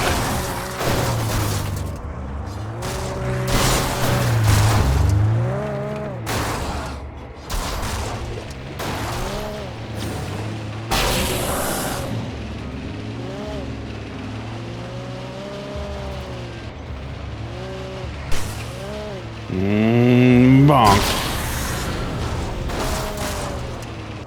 Well, that was fun. How is it already time for ads again?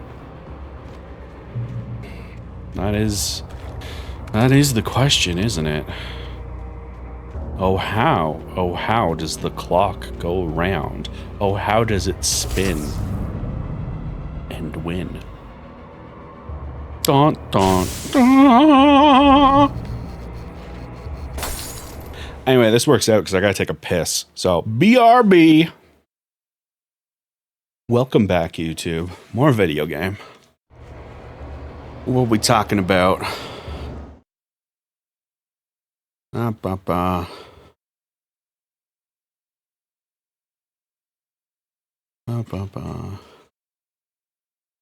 Flag designing, yes. Designing is tough work. It's true. Okay.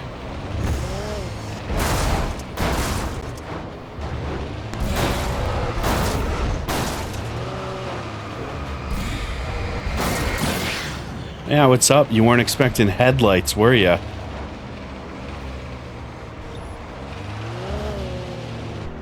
Alright, well that one's gone forever, it seems. Not my problem.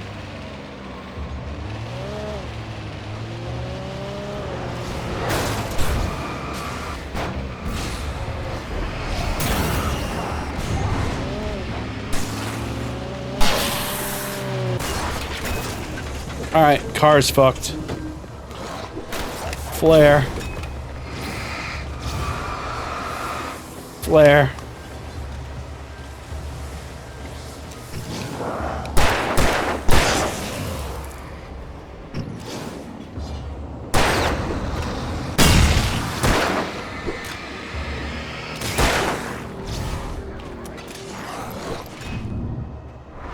Haha! You hit your buddy and not me. Alright.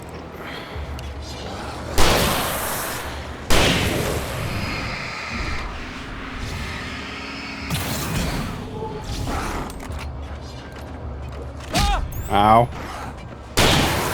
Rude.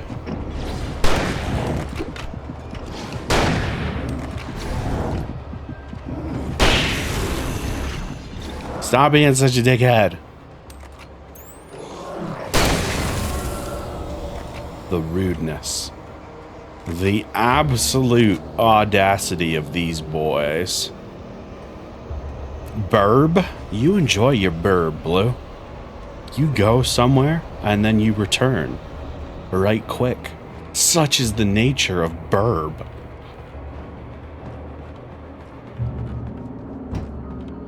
Ah, yes, the hinges. We have lost them.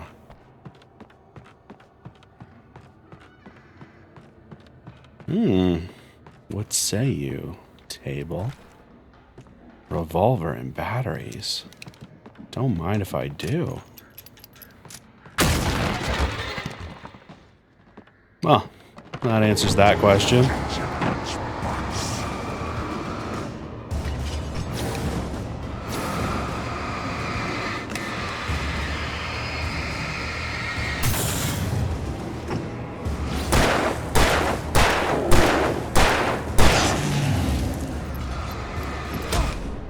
Stop hitting me in the head with fucking hammers.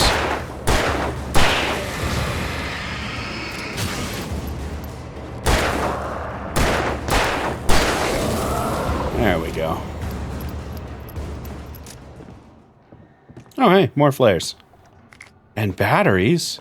Oh, I'm at my limit for batteries. Better slot one into my flashlight. And revolver ammo. By the way, due to the mystical powers of focusing your energy through the flashlight like that, batteries basically work like bullets. You put them in, and it absorbs.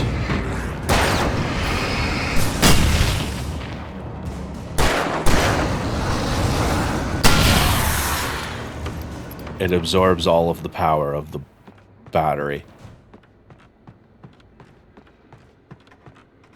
Well, oh, trust no one in the dark. That's a good choice for life, really.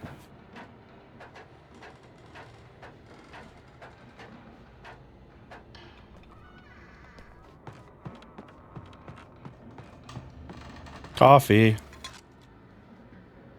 I love that the battery charges if you don't completely drain them. Oh, even if you do. Here, check this out. We have the heavy duty flashlights. This goes for a while. See? Some of the Taken retained echoes of their former selves, but these were just the nerve twitches of a dead thing. Nothing remained but a shell covered and filled with darkness. In most cases, these puppets were enough for the purposes of the dark presence.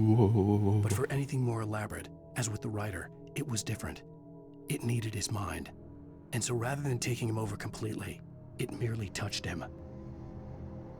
It doesn't seem to like my left arm as of late. I don't know what that's up. Can you share pictures of the cow? Yeah, let me see first. The completed version. Excellent. Yes, share it with everyone. They need to see.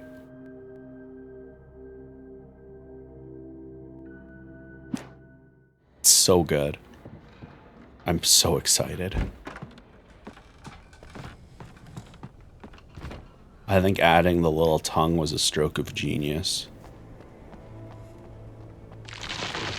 It's not often I pat myself on the back so heavily, but that truly was brillante.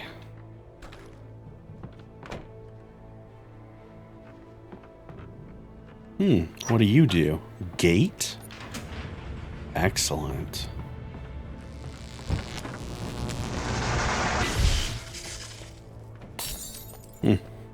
Well. There was no way the flashbang grenades were standard power company equipment. Yeah, power companies don't tend to give out flashbangs. That is... You're correct on that one, Alan.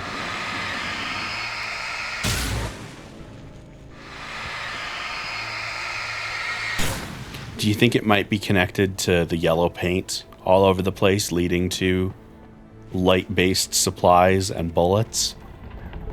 And do you think either of those are connected to the old lady that checks the lights all over town? Flashbang out.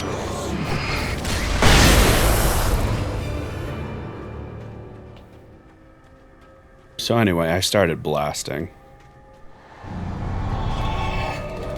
Flashbang out.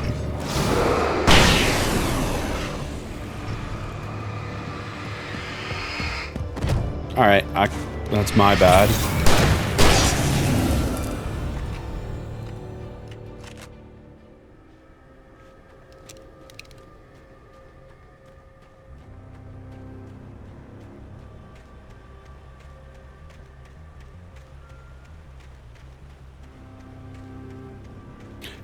The underlying bass line in this song is so funky.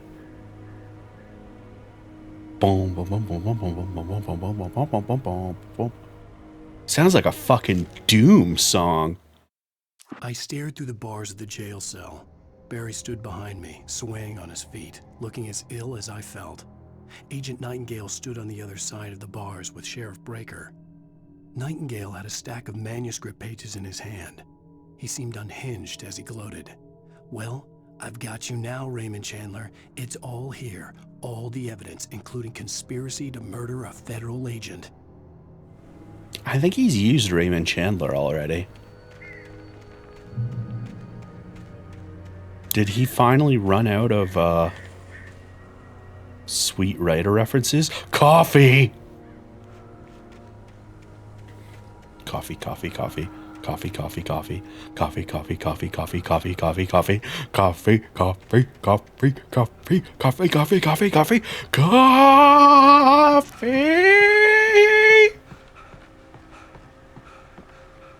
I'm okay.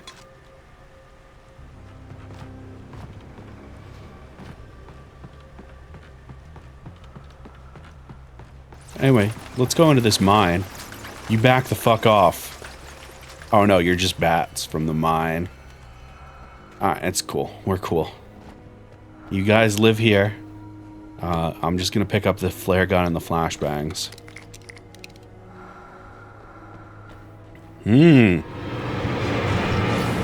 This is the time that you choose to fight me, eh? Flash out. Ha ha.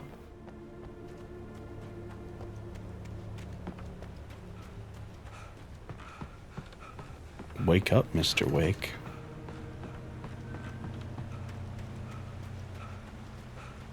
Oh no, now I'm imagining Alan Wake rapping like Kanye West and it can't get out of my head. Oh no.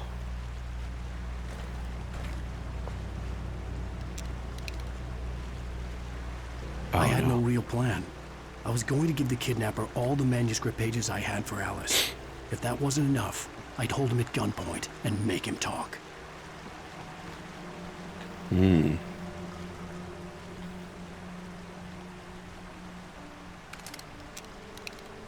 Oh, baby. We got a beefier shotgun. What is up?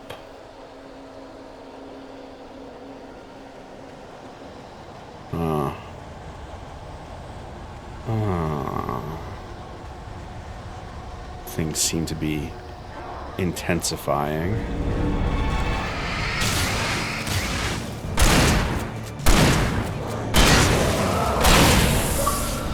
Ha-ha!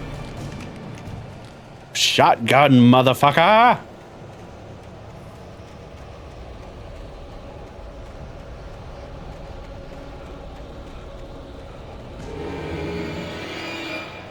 Oh no, they're sneaking up on me. I'll just run away. There's nothing I can do. Flashbang out. Bye.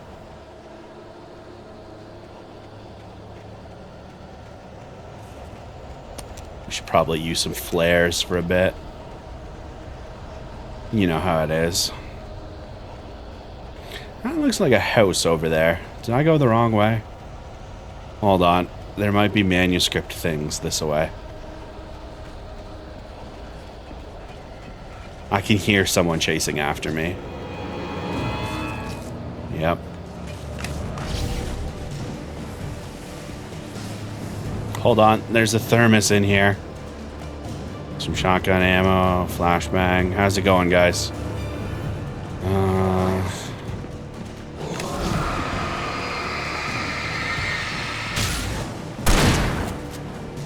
Yeah? Anybody else? How about you, fella? Do you think you're hard enough?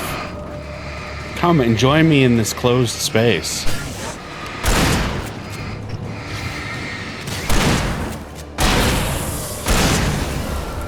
Thank you, thank you. I'll be here as long as I have to save my wife, and literally no longer, because fuck this shithole.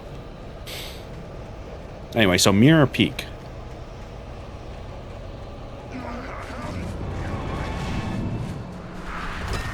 Button.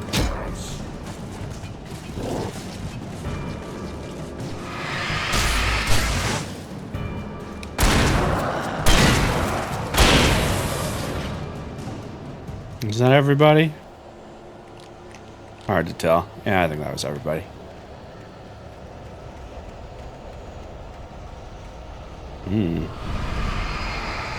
They're coming for me. So many of them. Flashlight. Oh no. The enclosed space. How will I ever get flash out?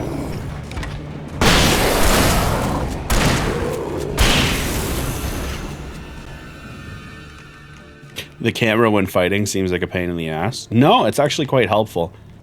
Because it slows down time when it zooms like that. So it gives you a heads up that they're in that direction. I quite enjoy the camera. I don't enjoy whatever that is, though. The dark presence was moving ahead of me in the same direction I was going. A cold feeling settled itself in the pit of my stomach. Was it going for Alice? I don't know, there's a lot of dead miners here. Might be going for them. This could be a zombie thing. A ghost thing. The graveyard shift may cause cancer. What does that mean? What does the graveyard shift may cause cancer mean? You did not answer my question, sir.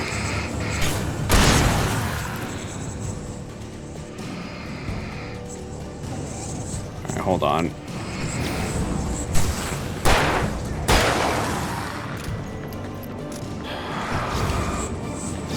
Yeah, you're one of these.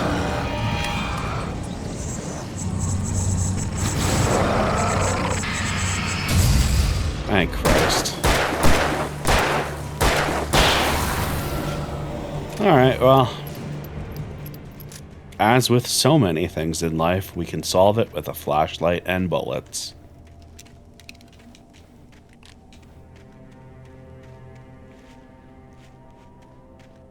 Yeah, it when it's doing the camera stuff, time is slowed down to the point where like basically nothing bad can happen to you unless it was already happening to you. Button. Oh, delicious health. And a checkpoint in case I shit the bed.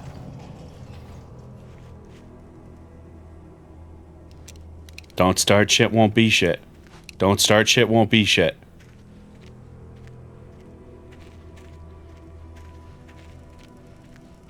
Okay. We cool? What'd I fucking say? Okay. The place was dead, a ghost town. Had been for decades, maybe a century.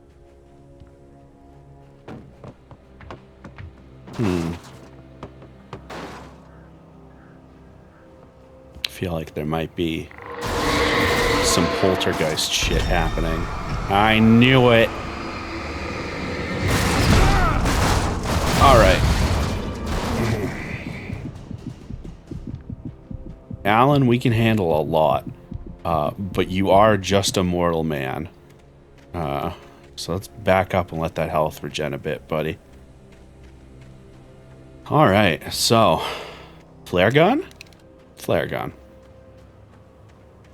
Hey, is there anything in this little shithole? No? Okay, well, I guess I'll go then. Manuscript page. Things were never as simple in real life as in fiction. I had lost count of the times I had wished there'd be a clear reason for my writer's block. Something to fight, something to lash out on.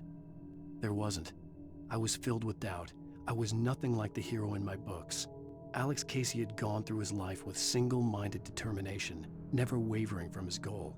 Even now, I was angry at myself, angry at Alice, angry at Barry. I was fumbling and I had no plan.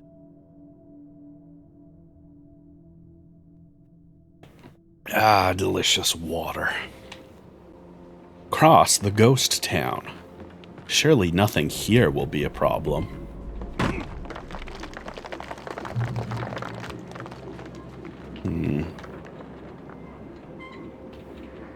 No, I think this ghost town will be perfectly safe, and there will be no problems.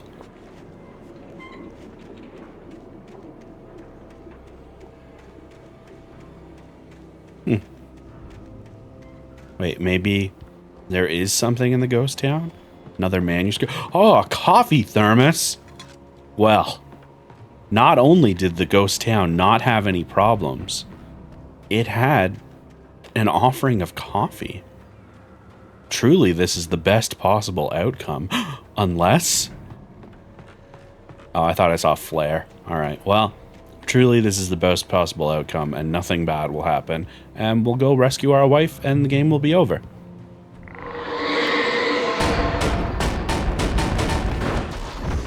Oh my god! Ghosts! Who could have predicted this?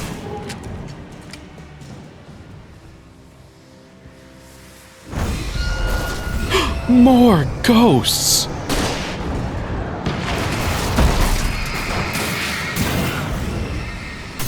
Okay. Well, that was rough.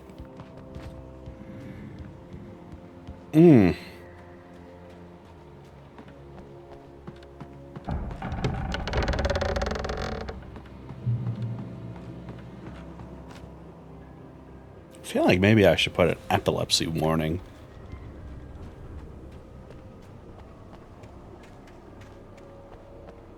Thankfully, we don't have to deal with any mental health stuff for a little while longer.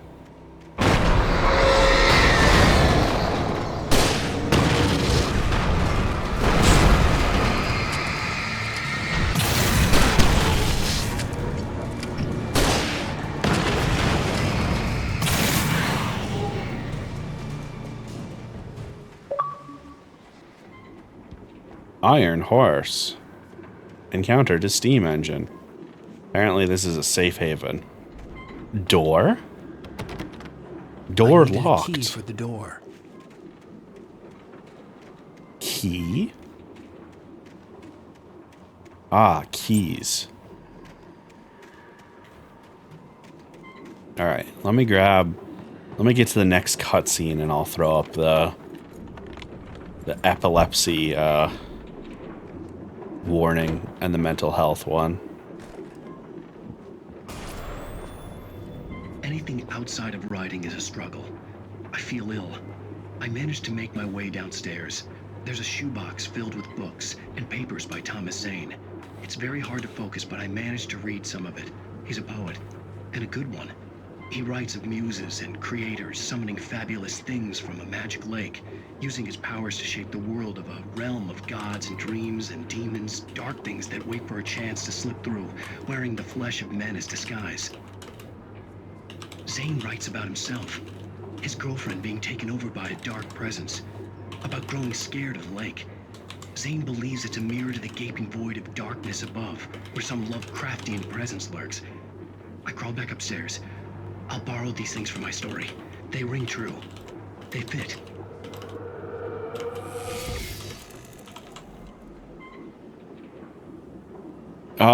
What did we have last time? It was poor portrayal of mental illness. I don't remember what the other thing was. Jump scares. Bump. There we go. We'll manually unpin or at the end of stream. And then I'll hide the message for myself. And then we will put the keyboard beside us.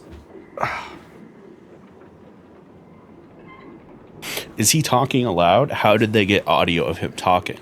We do not know. We don't know what those messages are. We don't know where they come from. None of it. Ooh. Do I want hunting rifle? Or do I want pump action shotgun? We're probably gonna get more hunting rifle ammo from here on out. Let's rifle it up. Plus you can shoot less times with the rifle. So, ladder.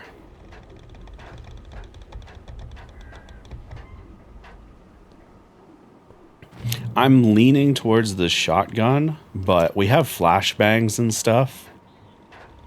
And the fact that it gave us the hunting rifle, I'm like, I'm gonna have to shoot something from far away, aren't I? And for whatever reason, shotguns in video games never work like how they actually do. The kidnapper had sent me a text. The message was full of spelling errors and insults. It was telling me to hurry up. Flare gun? Huh. Maybe I don't need this pussy-ass hunting rifle. That felt so awkward to say. Like, I wanted to do it as a joke, but, like, I had to muscle my way through saying that. Ugh. Just didn't... Ugh. Ugh. Not a fan. Birds. Birds! Yo, fuck them birds.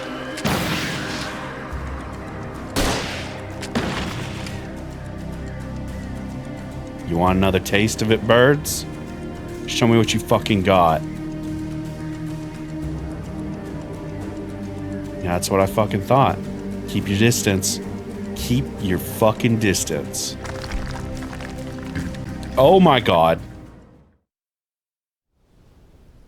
Alright, that never happened.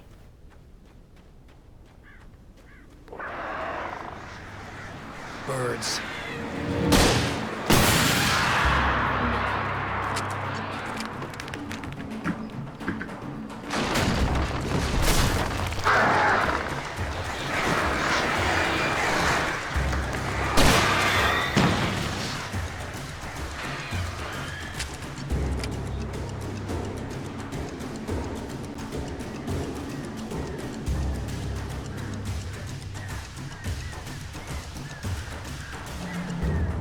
One moment, chat. We must reset Discord. I'm so glad that this is a problem that only ever happens in this scenario. Just kidding. It's a thing I hate the most.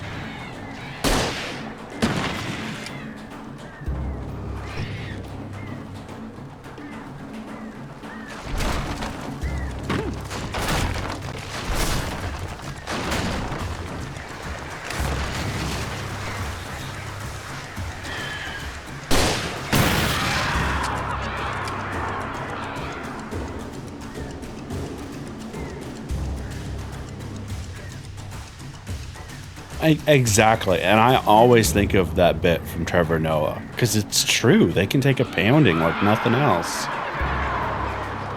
Are those birds laughing at me? That's, worrisome. Nailed it. I'm sure this mine is a safe place to be. It's not like people died here. Or anything. You know, it's funny. I really wish I had that shotgun. Now I just got this fucking hunting rifle.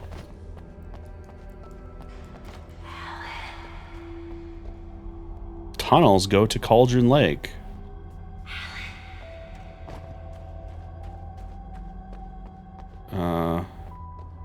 Is this a good thing?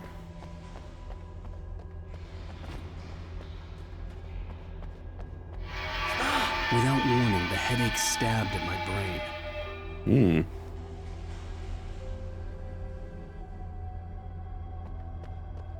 That's not good.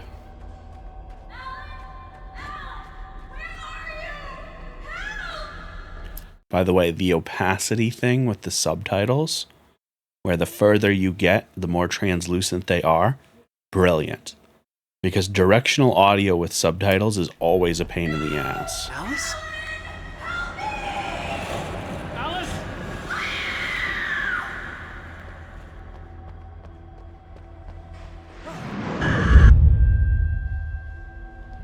I'm losing it. I gotta get out of here. Oh, manuscript page. The hunters were big, thick-set men, confident and at home in the woods. They were feeling good, running on beer, ghost stories, and camaraderie late into the night. It did them no good, as they were taken by the dark presence, sucked deep into a darkness far worse than any ghost story they ever told or heard. Oh, hunters. You buffoons. Now I have to gun you down like the animals you once tracked. All because you fucked around.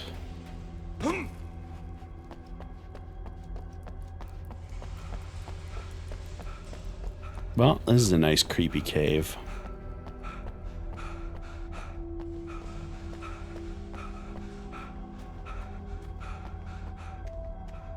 To be fair, most of Alan's sleep the past couple of days has been just unconsciousness and not sleep. So, him being constantly out of breath, it makes sense from a number of perspectives. Ah, flares. That's a good sign.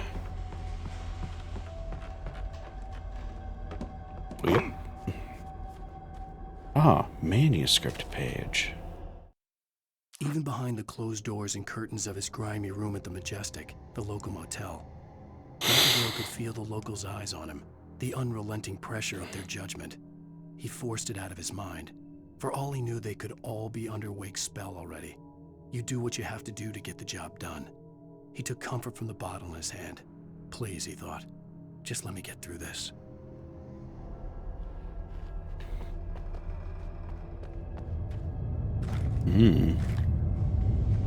Alright, so we are given hunting rifle ammo.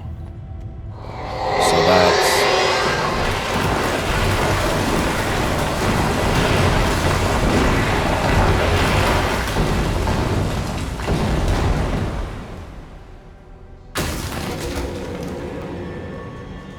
Oh, hey.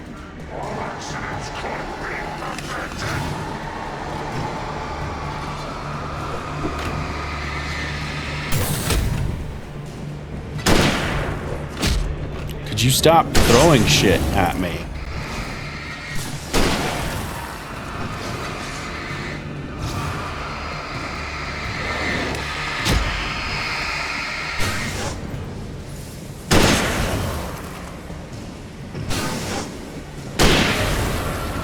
Yeah, a hunting rifle was the correct choice.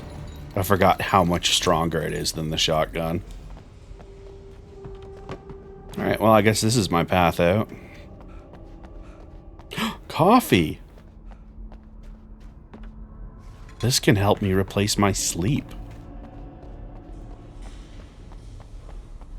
You know, the safe choice. Who needs sleep when you've got caffeine? Am I right, university students?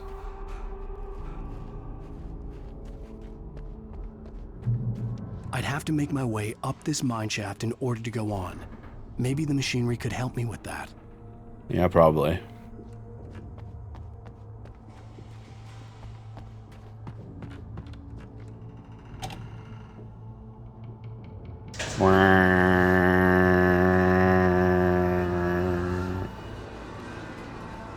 Oh, I missed. Hold on, Alan. Hold on. Oh, too high. Oh. There we go. Oh, food owl, no. This is no place for a beautiful creature such as yourself. There's ghosts in here. Shout out to Food Owl, just sitting on my desk. Such a good little boy. And now, up.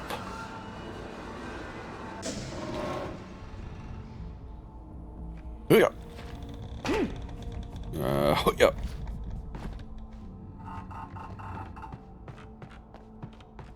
And now, once more with feeling, the elevator go up.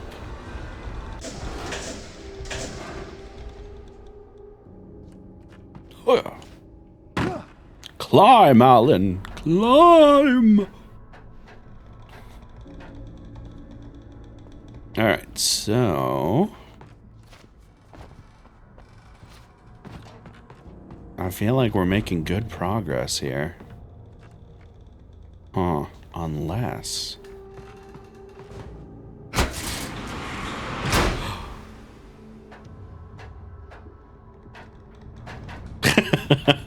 I love that quote so much. That's so perfect. That's... If anyone ever wants to understand the stream, it's that one right there. My alarm reminding me to eat go off, and then me talking to the puppet that represents that alarm in the physical world. Afraid for it. Did I ever end up posting photos of Food Owl for y'all? Alan Wake, hit it with the boot! Nice.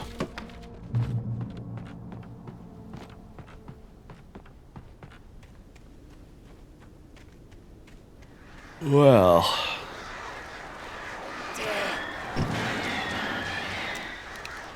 Alright, I get the feeling those birds are going to be a problem. Such is the nature of birds.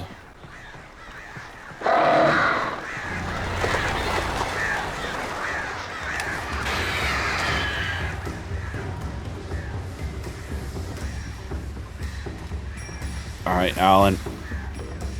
We have to fight them on their own playing field. The sky. Come at me, beasts! I am not afraid.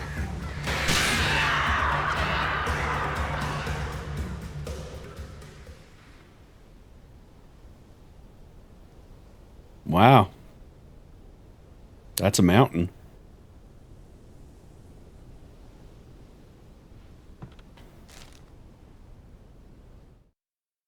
Lightning flashed behind the windows of Cauldron Lake Lodge.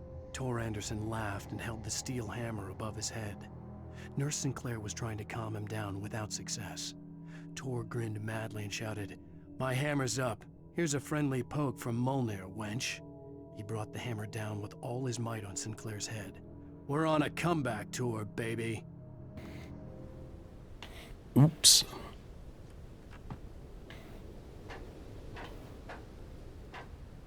I'm sure that's fine.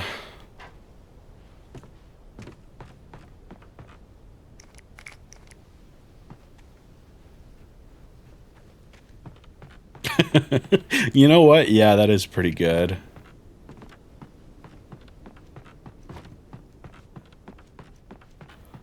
Listen, if you see birds and you don't know those birds, chances are there'll be a problem. That is just how it is. Ah, that's still the jump button and not the interact button.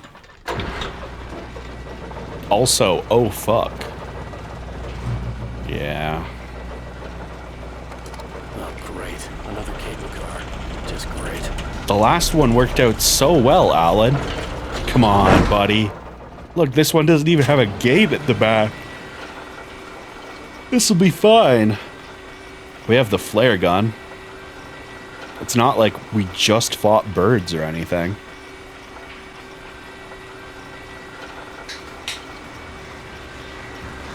What's that noise? Oh god, birds! I never could have predicted this. No one could have.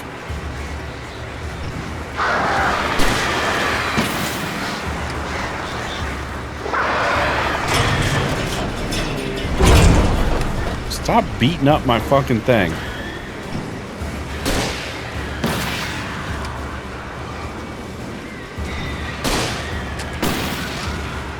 Bunch of dickheads. Oh god, more.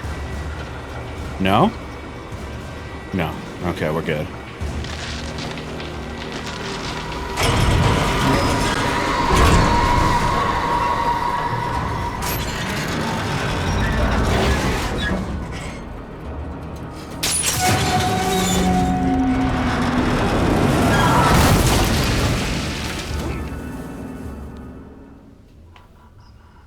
Well, any landing you can walk away from. Am I right? Hey, fuck you.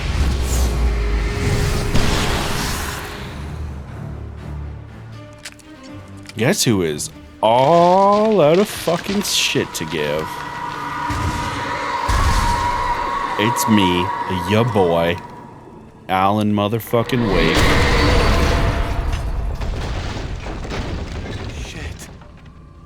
Alan, what did I just say? We don't have any shits to give. Come on, man.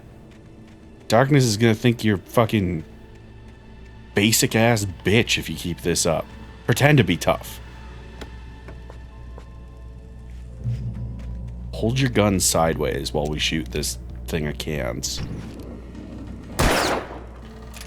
There you go. We've recovered some cred. Some street cred.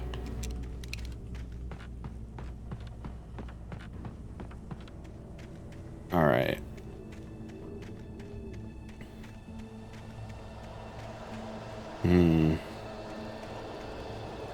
What's all this about? Hunting rifle? Hunting rifle ammo. Interesting, interesting. Flare.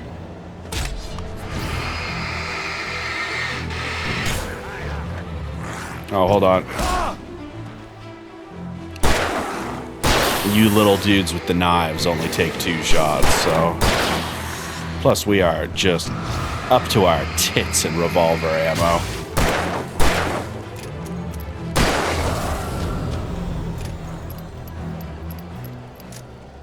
Oh, am I a pro influencer? Did I influence you to get burger?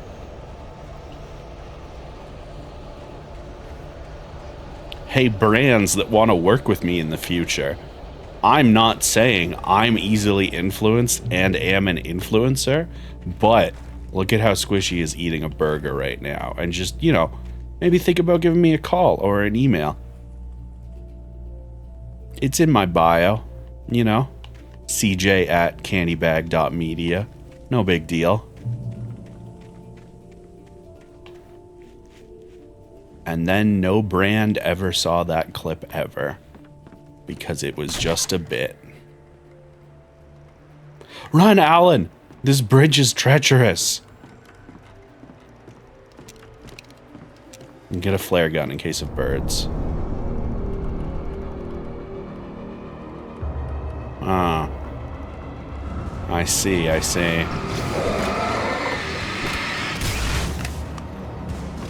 That's for you.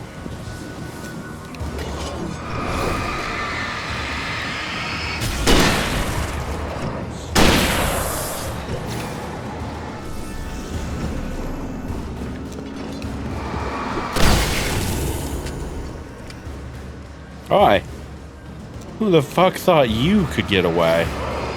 Who the fuck? Why the fuck did you think you could get away?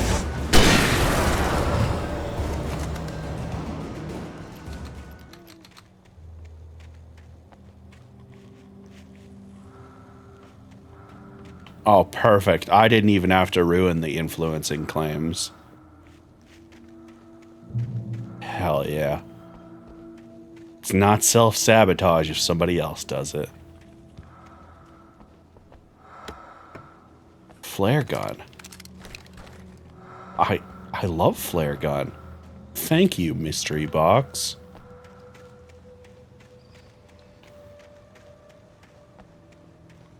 I don't think I can make that jump.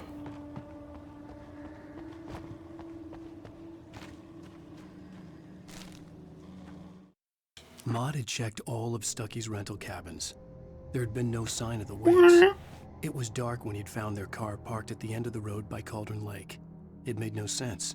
They must have taken a wrong turn, but there was no sign of them, and the car had been there for hours already. Frustrated, Mott stood on the rotten ruin of the footbridge that had once led to Diver's Isle before it sank beneath the waves years ago. The boss wouldn't be happy. I'll eat the brands you support if they start making gluten-free stuff. I think some of the brands I support. Actually, let's be fair. I don't actually support any brand right now. Wait, no, that's not true. No brand supports me. So I am not advertising for brands. But I do point to brands what I like. And some of them do gluten-free things. That was more words than I was capable of in that moment. And I'm glad they mostly made sense. Oh, are you ready to kick a fucking bit of bridge? I told you to kick and you used your shoulder. You're making me look like a fucking fool. There we go, Alan. You brought it back, buddy. You just delayed the kick. You didn't remove it. Appreciate it. If you know gluten-free burger brands, please let us know. I don't think the keg ones that I eat are gluten-free, but I can check. Do you think we can go in here? Ah, those aren't stairs. All right, well. Tom. I miss you. Did you write this? Tom, Tom, you talked to me on TV. Tom, Tom, Tom, Tom, Tom, Tom. CW and TZ. Tom, Tom, I miss you, Tom. Tom, Tom, Tom, Tom, Tom, Tom, Tom, Tom, Tom, Tom, Tom, Tom. So anyway, who do you think CW is? Do you understand the straight through line between a character we already met in the yellow paint?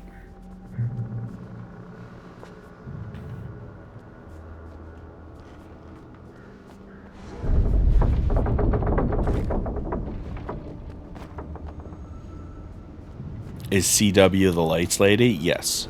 I don't remember her actual name, but she was the editor of the newspaper. They said her full name earlier. Carol, Carla, Charlotte.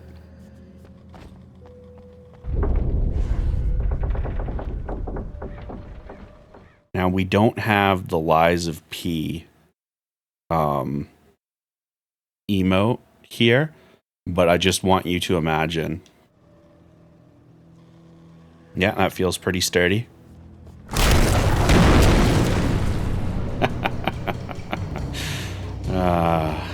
Good jokes, good jokes.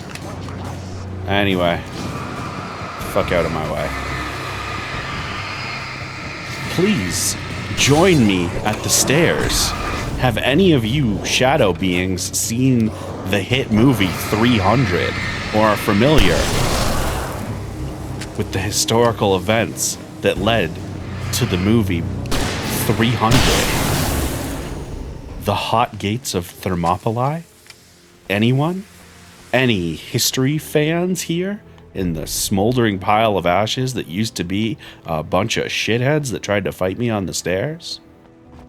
No such luck? Ooh, that's rough, buddy.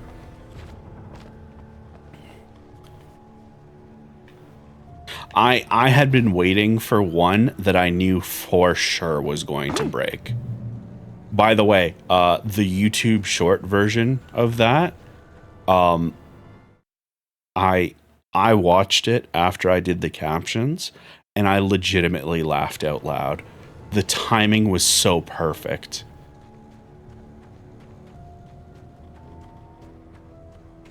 I could see Cauldron Lake. I thought I could make out the spot where the island and the cabin had been. There was a light near it. It had to be a boat. It's so funny. No, like, I'm legitimately so proud of myself. I had to get there fast. I dreaded what I would find. Manuscript page. I tried to hold on to Alice, but her form melted away. I was losing control. Dr. Hartman stood in her place. I wanted to hit him, but my arms were jelly. He smiled. It was a reassuring smile, and I hated him for it. I had to give you a sedative. Don't fight it. You went through another rough period. Right now, it's very important that you stay calm. We don't want you to have another episode. You're a patient at my clinic. Have been for a while now.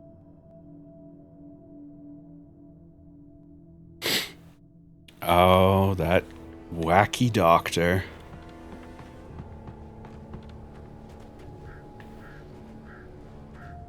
Doing his wacky doctor things. Hey, I'm here! I'm coming! No!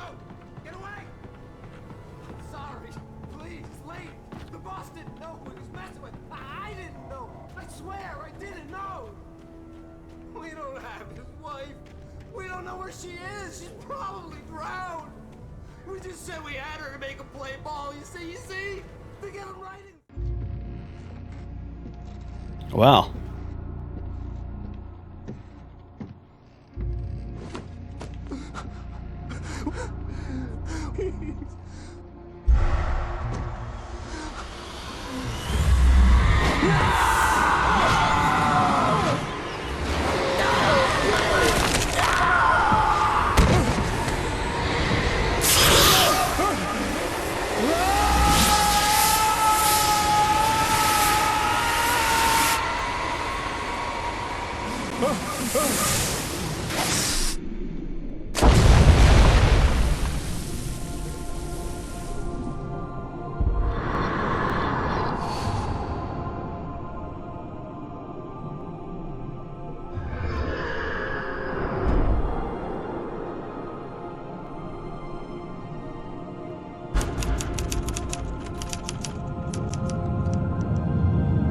He's sleeping.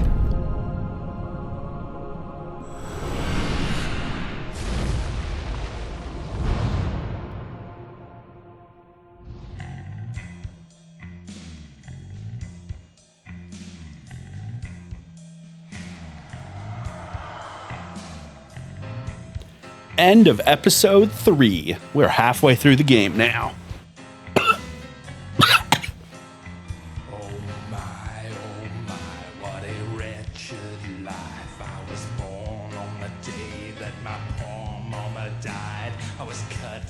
I'm thinking we almost certainly missed a QR code.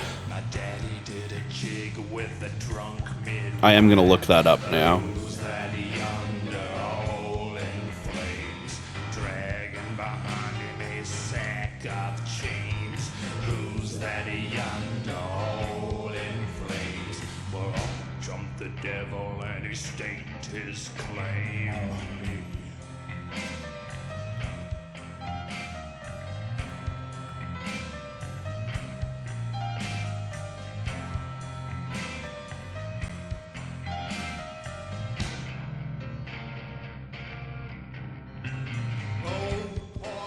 Oh, we didn't. Next one's episode 4. That's the last one.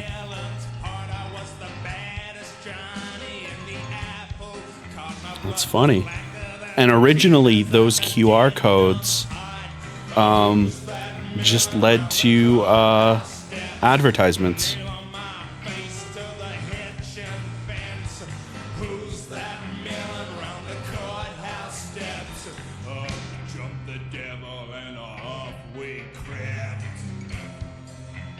Previously on Alan Wake, I'm hunted by the law. Sheriff, Wake's running. I'm giving chase. Are you seriously telling me that Ryder just took out my deputies? A thriller I supposedly wrote is coming true. The genre of the story seems to be shifting. It's turning into a horror story. I was told that Alice had been kidnapped, but that was a lie. We don't have his wife. We don't know where she is. Her purported kidnapper was eaten up by the dark presence before it attacked me. Episode 4. The Truth. Alan, shh, baby. It was just a nightmare. Alice. There you go, Alan. Hartman, I fell. I had to give you a sedative. Don't fight it. You went through another rough period. What? Right now, it's very important that you stay calm. We don't want you to have another episode. You're a patient at my clinic. Have been for a while now. Let me just... The shock of your wife's death triggered a mental illness. No, you lie. You're suffering from various symptoms of undifferentiated schizophrenia. Bastard. It's okay, Alan. Just let go.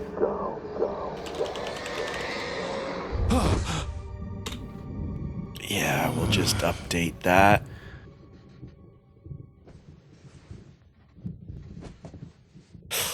Ooh, with the big old gaslighting. I felt groggy. Whatever Hartman had bumped in me was making me numb. I felt like this was happening to someone else. Someone I was watching on television. I couldn't think. Couldn't focus. There were only empty sheets of paper here. No manuscript pages.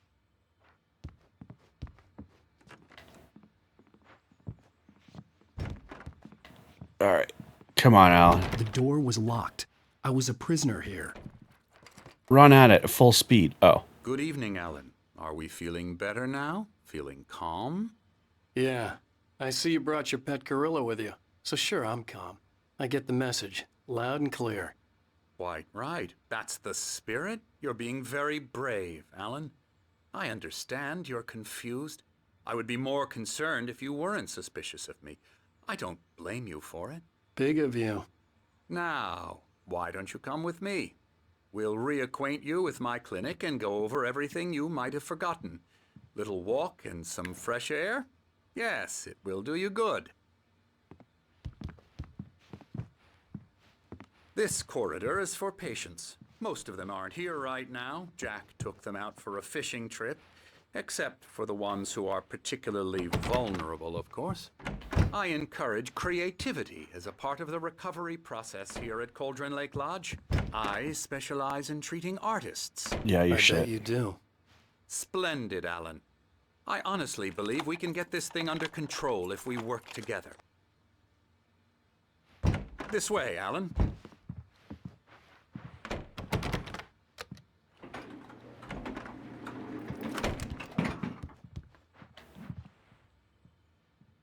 You're my only friend on the inside, sitting bear. I'll never forget you. Alright, so what's up? We're using the elevator? Yeah, sure, fuck it. Why not? Up or down? Now, Alan, from past experience with you, I know I need to get right into the heart of the matter as quickly Oh as I man, can you're alone after with an me in the episode. elevator? So Hit I'm him. just going to say this. Alice is dead. No. You're in a very vulnerable state until you understand and accept this. Alice drowned, and you couldn't face that. You're suffering from hallucinations, paranoid delusions, unusual thinking, an obsession about light and darkness, a feeling that everything revolves around you, your thoughts and dreams. Your mind has constructed an elaborate fantasy scenario in which your writings are affecting reality. She has been kidnapped, and supernatural forces of darkness are trying to stop you. We go this way, Alan. Yeah, I sure we wasn't do. ready for another shot, so I went along with it. He had to be lying. But under the influence of the drug he had given me, I had to fight not to believe his words. You're going this way.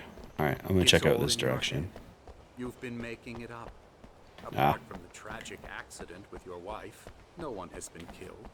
Your delusions are just a manifestation of your subconscious mind trying to protect you from the too painful truth.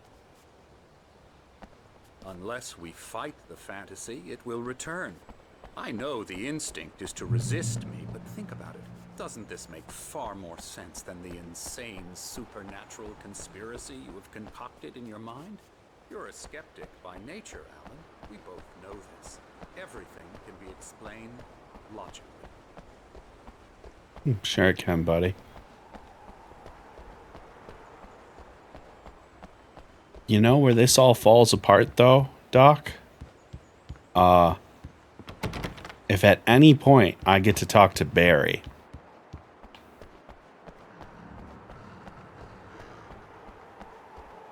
your plan is shit. Because you either have to isolate me here forever, or let me talk to Barry. And I will figure it out if I talk to him. I never get tired of this view. Very inspiring, isn't it? Eat shit. Cauldron Lake spread below us. I could see Mirror Peak on the other side of the lake.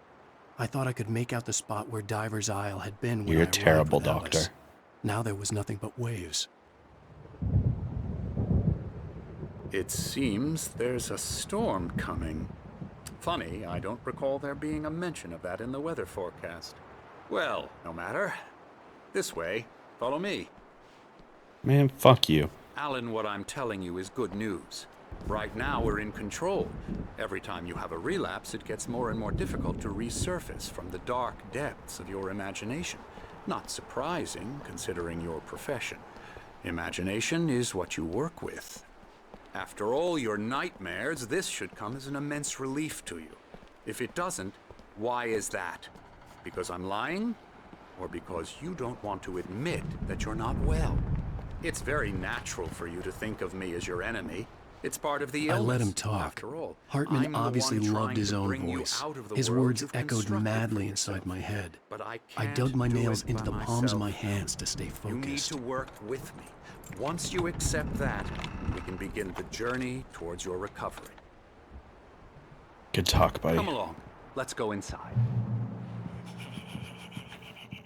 Hey, Lurch. Here's the entrance to the office wing. That's for staff only. You were impressed by my trophies when you first arrived here. I do love to hunt.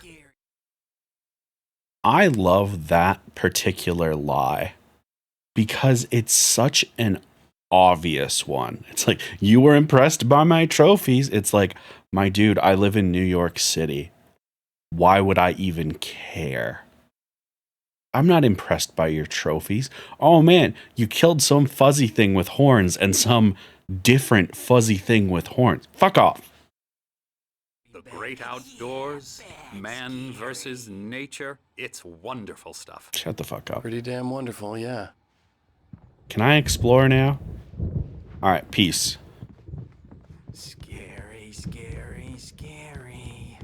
All right, well, he's having a good time, obviously. There it is. Emerson.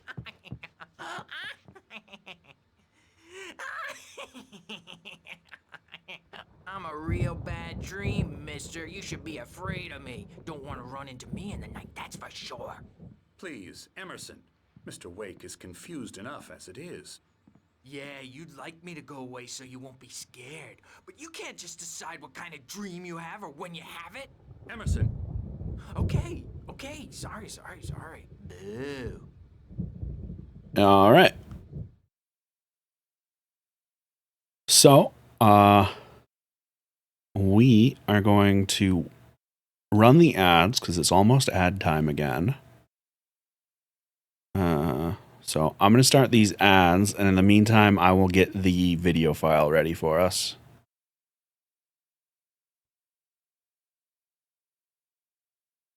A beginning.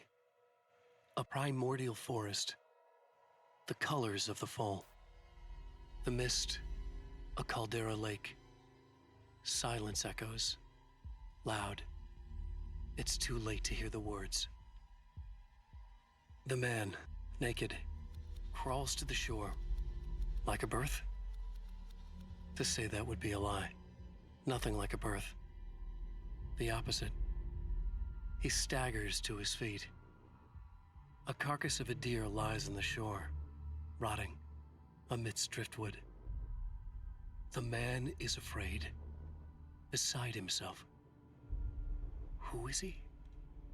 He doesn't himself know. Dark waves have washed it away. A blank page where this horror story will be written. He remembers darkness, feels the shadow pressing down on him, coming after him. He must get away. He runs to the forest, to a fate worse than death. Holy shit. I think these might be my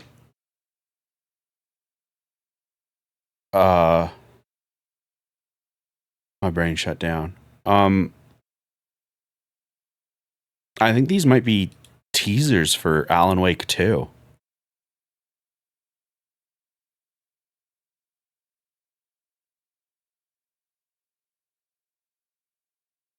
God damn. Okay. Sorry, just knowing what I know of the AWE DLC in Control and the DLC in this, an American Nightmare. Yeah. Oh, god damn. All right. So we got that. Hey, a TV.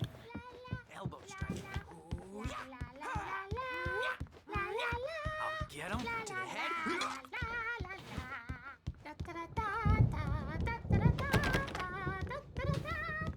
This seems to be going well.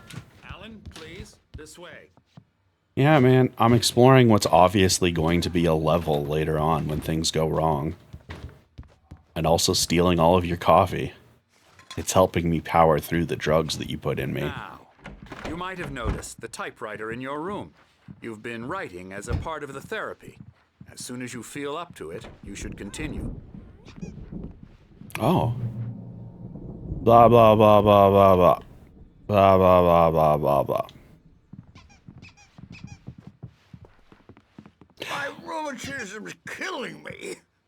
There's a storm coming. Oh, what a storm. Night Springs, the board I game. hope it wipes this place off the face of the earth. And these two are the Anderson brothers, Odin and Tor. They had how should I put this? A heavy metal band in the 70s and 80s called Old Gods of Asgard. They even adopted new first names to complete the image of Viking gods. After the band broke up, they lived on a farm nearby. They are, well, in advanced stages of dementia. They're well cared for, TLC and all that. There's nothing more that can be done. I'm afraid that the rock and roll lifestyle has left its mark.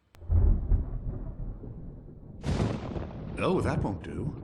I'm so sorry to cut this short for now, Alan. The power has been acting up. I'd better go check on it. We'll continue this soon.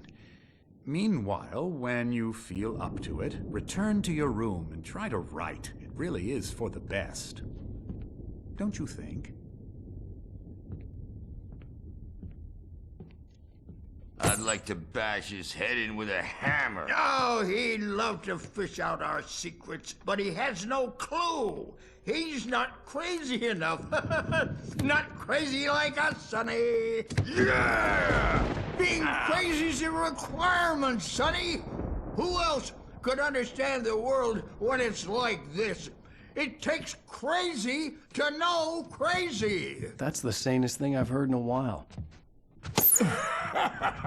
Zane! You're all right, Tom. Hey, we like him, don't we, bro? He's got to go to the farm. The Anderson farm. Valhalla! We wrote it all down, lest we'd forget. A crash course. All you need to know to get your head right. You need to find the message. Here, Sonny, here's something for you. Gave me a rash, but I kept it safe from these bastards. Well, dementia wouldn't make them act like this. Zane could feel the poems, taking form, shaping things. As he experimented, he imagined he could almost feel the power surging through the keys of the typewriter. It exhilarated him. But there was fear, too. If not for his young assistant Emil, he would have given it up. But Emil convinced him otherwise. He, too, had a way with words. My head was clearing up. Emil. Or, according to Hartman, I was sinking back into the fantasy. I was convinced he was lying to me about everything. Crazy or not, the Andersons made more sense. Tom, you got any booze on you? This guy's named Emil too. No. I wonder if there's a connection. The special stuff at the farm. Our own formula. Local ingredients. Medicine. Clears your head right up. Makes you remember like moonbeams on the brain. Oh, I just noticed. Leather patches on the elbows? That's not very rock and roll. Tom just lost is all. Baba Yaga got to him too, the damn witch. She used us all. Taken from all of us. Took my thunder, the witch. And my ravens. What were they? Memory and thought, the hag. She took something from you too, didn't she? That's what she does. We're better off. This place, the lake, it gives you power. If you're a creator, an artist, a god. Nightmares shifted in their sleep in the darkness of the lake. Yeah, that's the one. She makes sure it comes out twisted and wrong. Just ask the lamp lady. She knows what happened to that other writer. She's been using you, boy. And you let her. You went and opened the door for her, didn't you? Now, it was already open a crack. And whose fault is that? We're morally corrupt, disease-ridden, old and stupid. Doesn't mean he had to open it all the way, goddammit.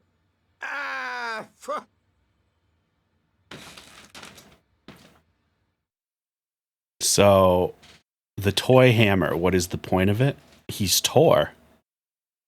They gave him a toy hammer so he didn't have a metal hammer. So tired. Built the farm close to the lake. A place of power.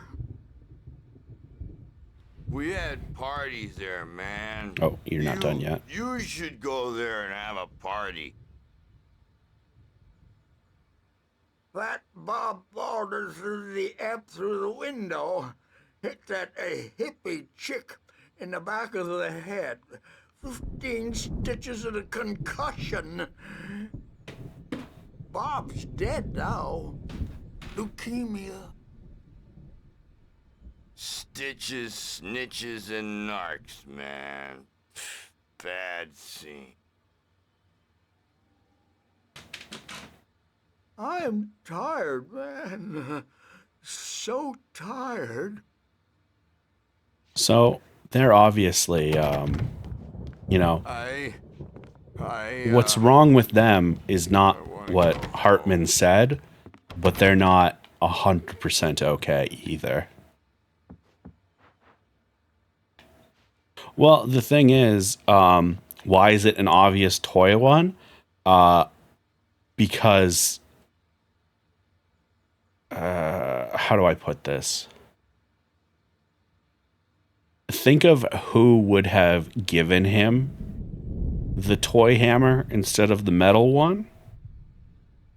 And why is he hitting himself with it? Because it's a toy hammer and he's just fucking about with it. But let's get back to our room. I obviously we just got a lot. Bad dream, and you can't wake up. You can't hurt a nightmare because all dreams. Oh, we got one more person we can talk to. Oh, hello. I've painted you. Okay. I was just struck by inspiration a couple of days ago. Dr. Hartman wanted me to paint landscapes, and that's what I was doing. But now I've been doing these things, a lot of them. The images just keep coming. Dr. Hartman likes them. He has them in his office. Yeah? He's very proud of me. He says I'm getting much better. I think I'm getting better.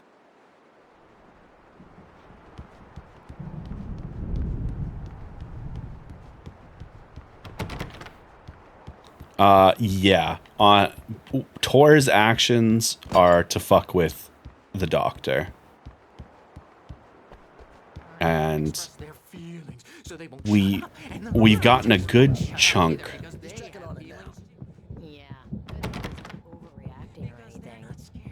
Well, he's the boss. I may need a hand here later on, Birch. The storm's bound to make you-know-who jumpy. You know how they get. Gotcha. The doc's got me looking after Wake here, but holler if they get too rowdy. I'll do that, Birch. Hey, the doors were locked. Hartman and the nurses would have keys, but there was no way to get my hands on them. You can get to your room by those stairs, Wake. Yeah, I'll go to my room. Something's wrong. I'm not myself. It's hard to think that there's a shadow inside my head. I can only focus on writing. Everything else is a blur. I'm trapped in this cabin. Have been for days, but it's always dark outside. My editor is real. I saw her again. She's not human. It's not human. A dark presence is wearing the old woman's face. She was covered in clinging shadows. There's a hole in her chest where her heart should be.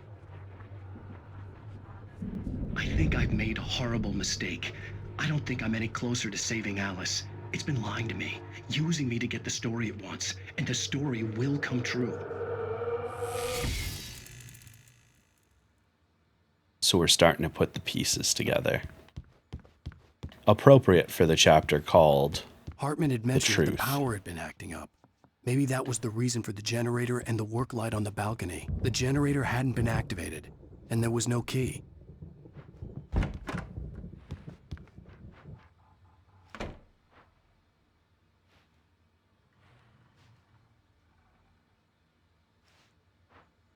Interesting. All right, so here's our room. The white glare of the blank page in front of me hurt my eyes. My hands began to shake uncontrollably. Everybody, calm down. Put that down. Bert, I need help. Hey, Wake, you stay here. I'm gonna go see what's up. You just keep doing what you're doing. Be cool, okay?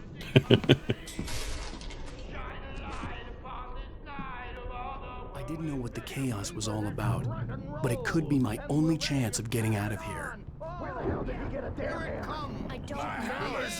Here's a friendly poke from Mjolnir, wench. Oh, afraid of the crazy brothers, are ya? Not so weak now, are we? Hartman kept talking, giving Barry the grand tour, clearly proud of the place. He went on and on about his hunting trophies, and Barry was impressed. But he was here on business. He raised his voice, cut through the monologue. "Hey, Hartman, where's Al?" Hartman stopped in mid-sentence, annoyed at the interruption. He nodded at the hulking orderly standing nearby. The man smiled and clapped a practiced hand on Barry's shoulder. Well, things are unraveling fast, aren't they? Ha ha! Nah! Ah, ha, ha. It's my storm. I'm taking Sinclair looked it. bad. That wasn't a love tap. The crazy old fart hit her hard. If she was one of Hartman's goons, she had it coming. I could get the key to the office wing from Sinclair. The backstage is I had to get to Hartman's office. He had taken all my manuscript pages. That's where he'd been keeping them.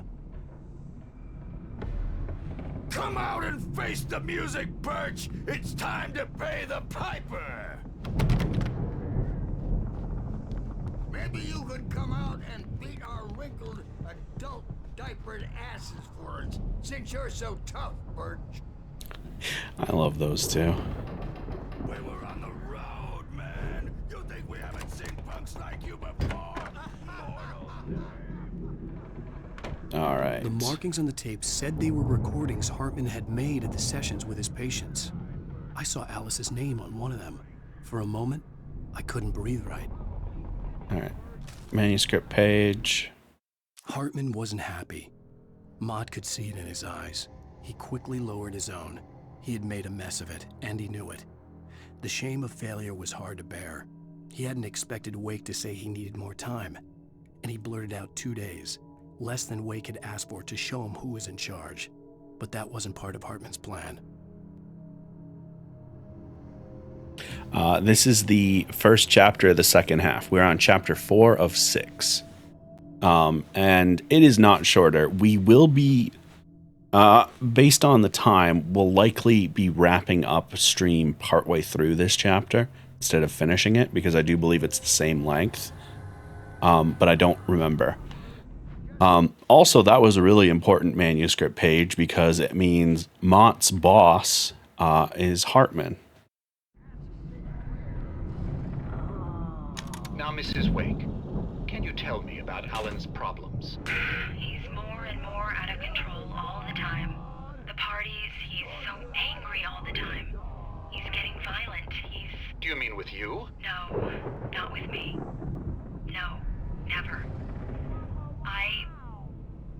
Sometimes I almost wish Alan would take a swing at me, because at least that'd lead to a conversation he couldn't just march out of. But no.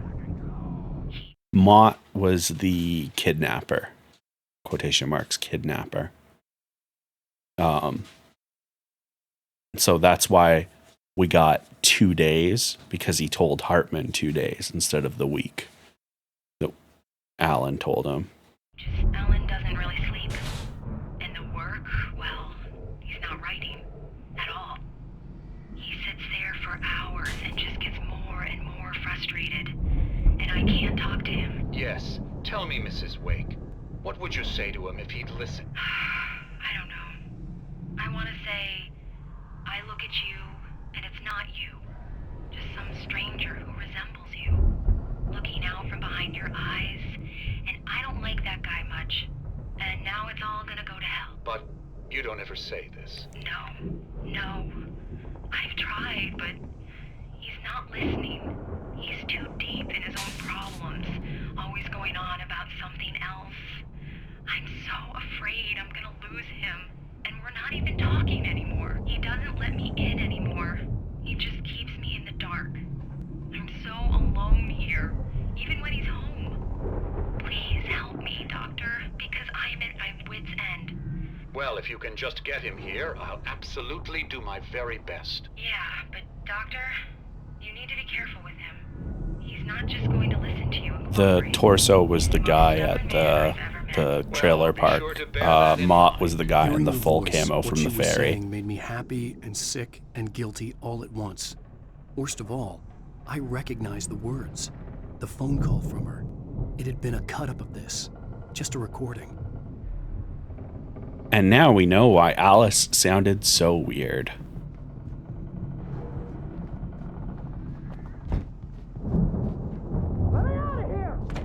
The photo on the wall caught my attention. In it, the clinic staff was standing outside the lodge. I knew the man next to Hartman. He was the kidnapper. Hartman had been playing me all along. I represent. Is Alice even here? No. As far as we know, we have no idea where Alice is. Celebrity. They'll be looking for me. Oh, that's how you want to play it? Is that how Barry? you... Ow! About time! Barry, man, am I glad to see you. We need to get to Hartman's office. It's right next door. You okay? Yeah. I mean, no! The cops found me at Rose's trailer, but they didn't hassle me too much. I'm obviously a victim in this, and I demanded to be treated as such. Or else I'd sue their asses. Speaking of asses, that vet gave me a real hard time, but I had no clue where you were. That guy's crazy, Al. But he let me go, and then I get a call from Hartman, that son of a bitch, who tells me you're here, and I should come pick you up, but when I got here, 2 goons clobbered me and stuck me in there. What's with the cutout? I stole it from the diner to piss off Rose after what she did to us. That'll teach her. Yeah, that's a harsh punishment. Come on, pal, we gotta get going. Barry, I love you so much. So glad the squad is back together. Oh, there's my gun. These were all the pages I had on me. And more.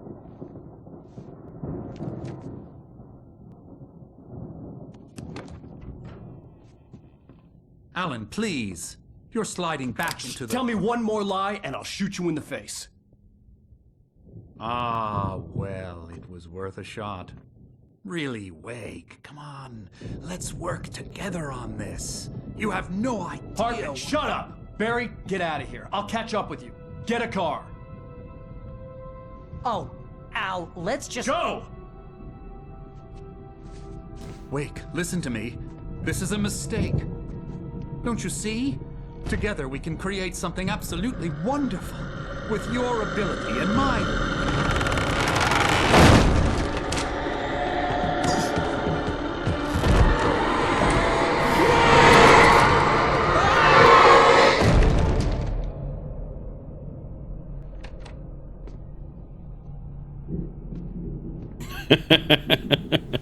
Oh no, the dark presence got him. Hartman followed the fall of Alan Wake with his binoculars. When the rider hit the water, he ordered Jack to take the boat to him. The spot was easy to see in the dark, even with all the extra lights in the boat. The flare floated and kept burning even in the water. Jack turned the radio louder as the engine sputtered. The music was rough and clanking, something the Anderson brothers would no doubt have enjoyed. But Hartman chose to ignore it. Wake was finally within his reach. Do we have any other? No. All right, perfect. The dark presence would be on me in a moment. I had to find a way out. That seems like a problem.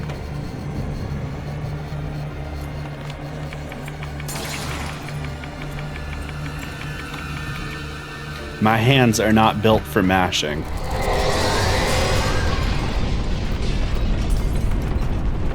All right.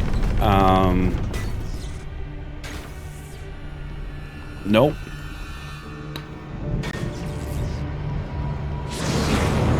Okay. Hey. I needed light to get the possessed bookshelves out of my way. Yeah, you and me both, buddy.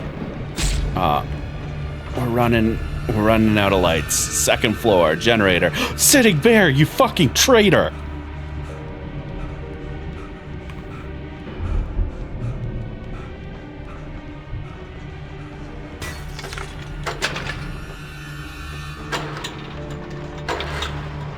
What is this, fucking Dead by Daylight? Ha ha! That was a good reference.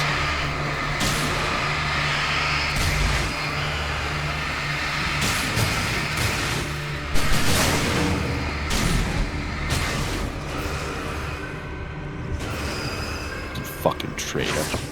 Oh, Jesus. Hey, guys. This doesn't need to be a thing. Oh, go, Alan. Go. Go. Not the umbrella stand. Alright, well. Oh, thank fuck. A single flare. Well. It's really gonna go down like this? After everything we've been through.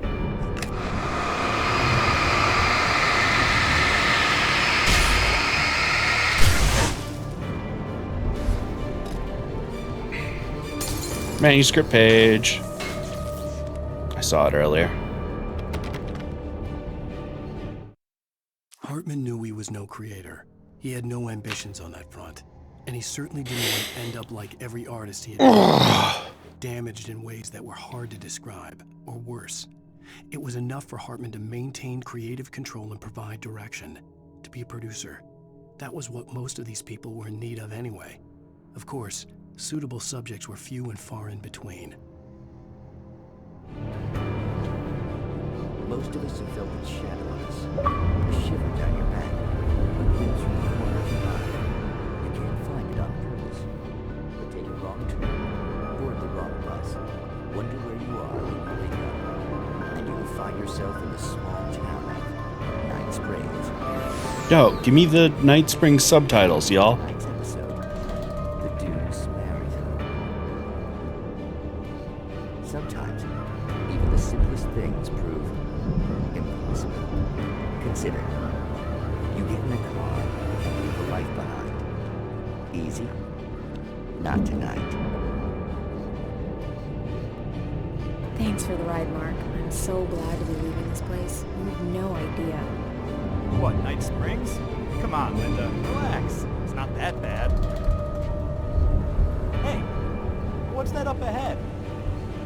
Oh, God. There's someone in the road. I think there's been an accident.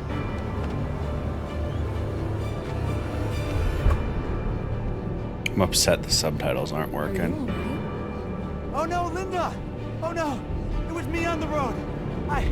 Wait! Tell him to watch out for the truck! Watch out for the truck! My God, Mark?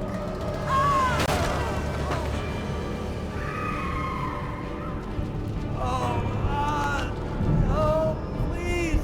God, no! Linda! Linda! Thanks for the ride, Mark. I'm so glad to be leaving this place. What, Night Springs? Come on, Linda, relax. It's not that bad. Hey, what's that up ahead? Oh, God. There's someone in the road. I think there's been an accident. Does this just keep looping? Because that would be wonderful. Are you alright? Oh no, Linda! Oh no! It was me on the road! Wait! Tell him to watch out for the truck! Watch out for the truck! My God, Mark? And there you have No, it doesn't. a vicious cycle, brutally punctuated by the blast of an airport and screaming metal. Many roads are dangerous, but none more so than the one that leads away from Night Springs. How long has he been doing this? Is Alan not the first with this weirdo power? So one of the manuscript pages we saw,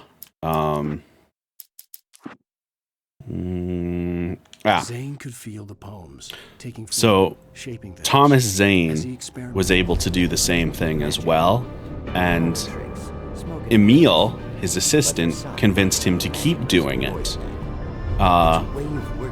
And Zane went missing at some point.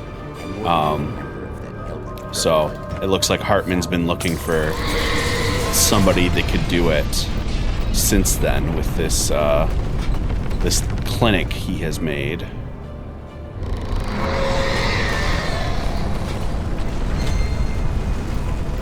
Uh-oh.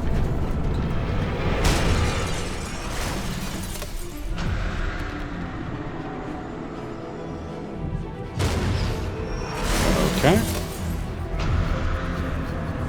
Hey, take your best shot. Come on, do it, you bitch. You won't be able to get me. I'm too fast. Cheetah-like reflexes. Run, Alan, run!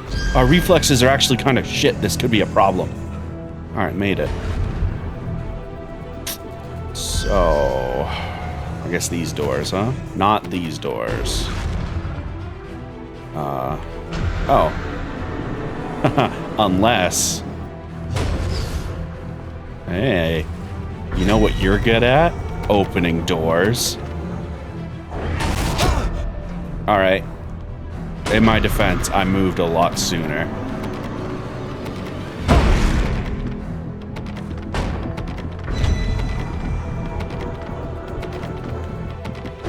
Alright, I kind of call bullshit on that.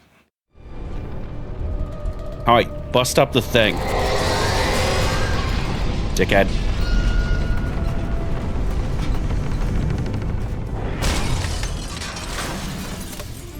Bust them. Alright. Alright. One more. Thank you. Okay, goodbye. Al, I'm here. Hey, Barry. Just dealing with a chandelier. I think there's a manuscript page over here, so. That doesn't open.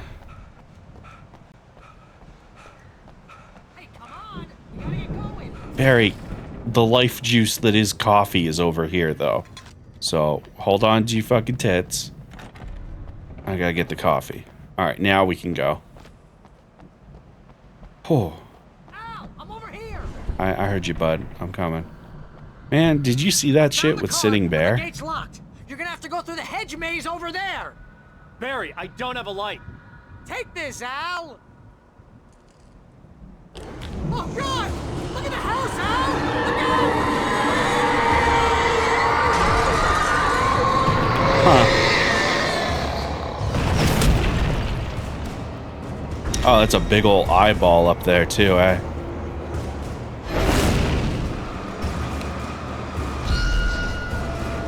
Grab those batteries. We gotta go. Don't even worry about the second one. Just fucking go.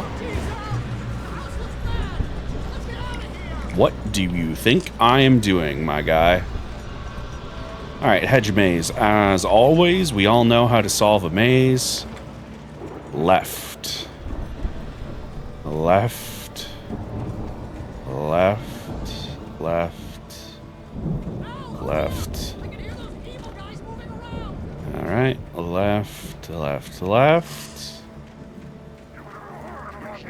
Nope. Leave me the fuck alone. Left. Ow. Left. Alright, well.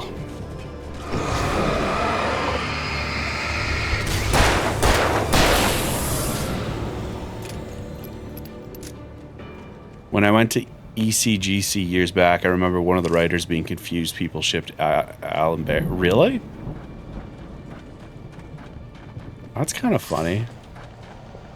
Makes sense to me.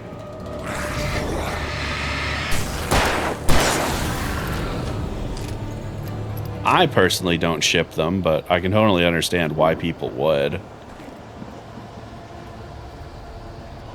Let's take a look at that. I stared at the Viking paraphernalia that littered the area, surrounding an unlikely centerpiece. A full-size stage complete with an impressive sound system with all the trimmings, including a dragon.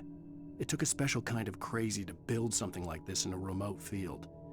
When the sky split open with a deafening boom and the music started blasting, it felt strangely appropriate.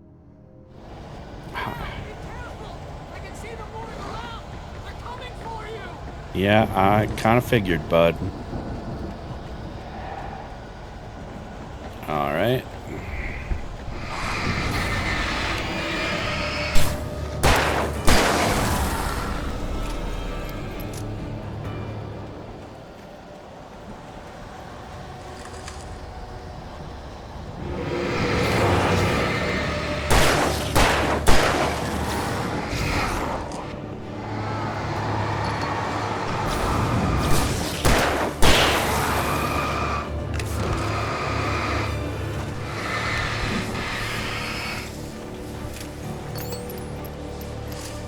Could you? There we go. Hi. There we go. Situation resolved.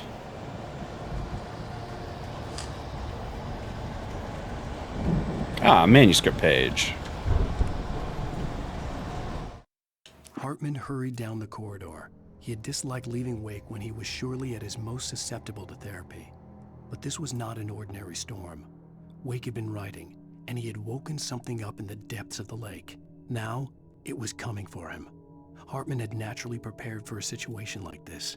The idiot brothers would keep Wake distracted while Hartman double-checked everything, just to be sure. Hartman's plan is such utter shit.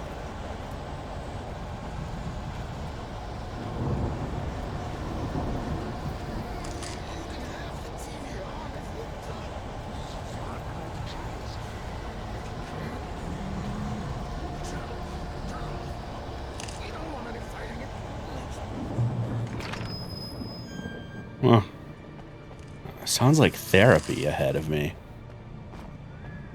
That's not what you want.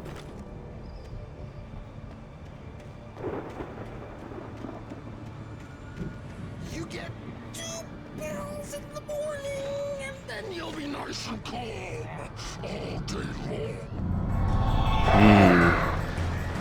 You get 3 pills in the evening.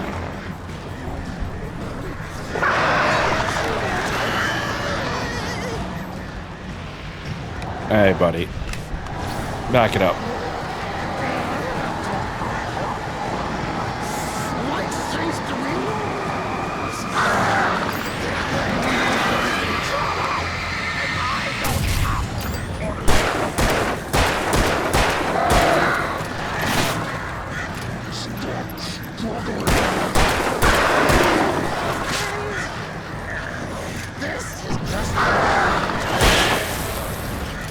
All right, birdies. Yeah? All right, we're good then. Hey, birdies. Where you at? Oh, behind me? Yeah, how's that feel? Sneaky fucks. All right, bullets, batteries. Let's rock and roll.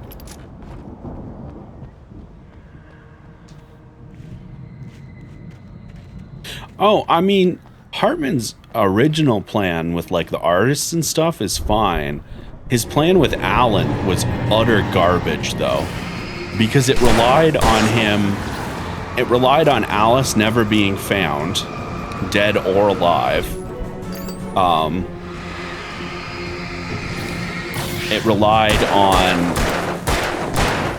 I don't know what his plan was with Barry, because Barry was unconscious in the same building he was going to hold Wake in. It relied on no one speaking to Wake, including Barry or the brothers mentioning anything of like, it was so bad. It required the cops never coming up there because, you know, he would need to prove to the cops that Alan had been there. Mott knew that Wake was smarter than him. Wake had more money, a beautiful wife, everything. And Hartman said Wake was important. That made him better than Mott. But Mott was calling the shots now. He'd expected Wake to whimper and grovel, but instead, he seemed willing to fight. Mott knew he'd gotten under Wake's skin. If only Mott actually had his wife. The thought made him shiver. Ah, Mott, you're fucked up. Glad you're dead. Torn apart in a shadow NATO.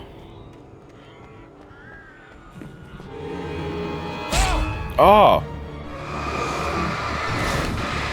So it's not just a nice garden? I'm expected to actually use the shotgun here? This is some rudeness, and I won't stand for it.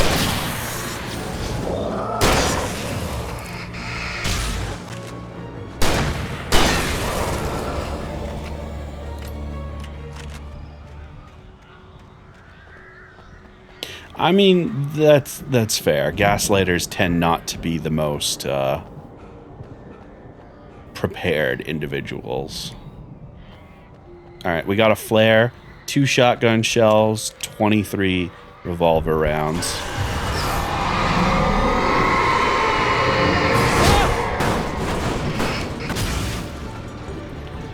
Motherfucking wheelbarrows. Alright, get the fuck out of my face, gate. Another manuscript page. This place is covered in them. For the moment, Barry was just glad he had survived the fall. He had been separated from Al, and there was no easy way to climb back up. He told himself he'd be okay in the gloomy forest at night. He would just have to wait for a while for Al to find his way down. Barry turned when he heard the heavy footsteps and saw the movement. The man-shaped shadow lunged at him from the bushes, an axe held high.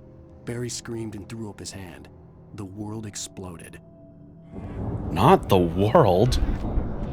That's the place where we live.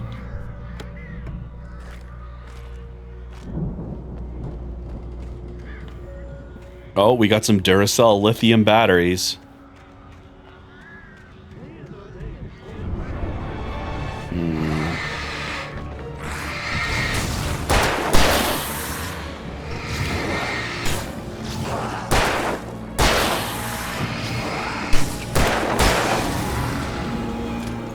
Alright, so where is your secret cache?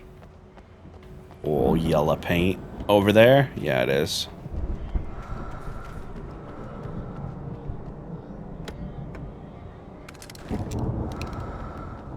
That breathing is not Alan's, I'm realizing. So, that's nice and creepy. And also kind of cool. I hear birdies. I thought it was Alan's breathing, yeah. I was making fun of him for being so out of shape earlier, because it's the only way I can express control over my own out of shapenessosity. Because I don't have the energy to exercise right now. Also, I'll be honest, no desire, because improving my body right now doesn't matter until I'm on HRT. Slackened.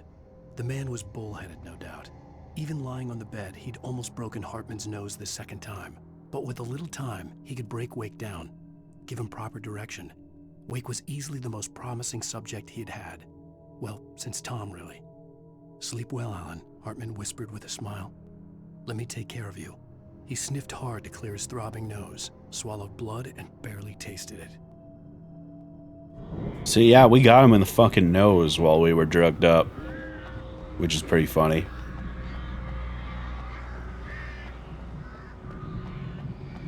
Hey, Barry. Al! You're alive! Let's get out of here. Can you open this gate? Maybe. Barry. Well, I slammed it shut when the nasty showed up, and the key fits kind of loose in the lock, so, Barry! I'll find it! Don't worry about it! Yeah, I'm sure this is fine.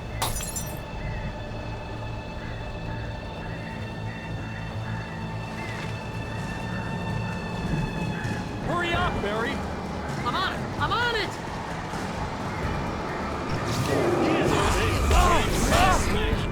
Oh, you snuck up on me.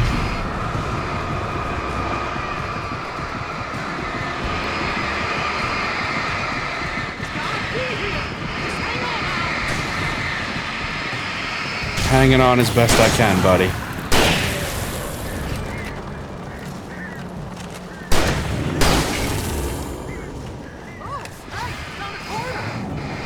Focus, Barry. Come on, buddy.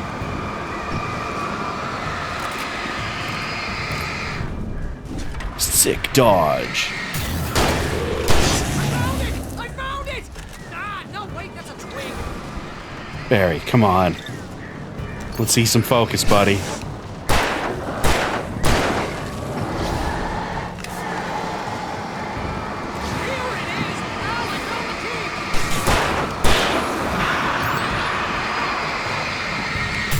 Door. Door. Thank you.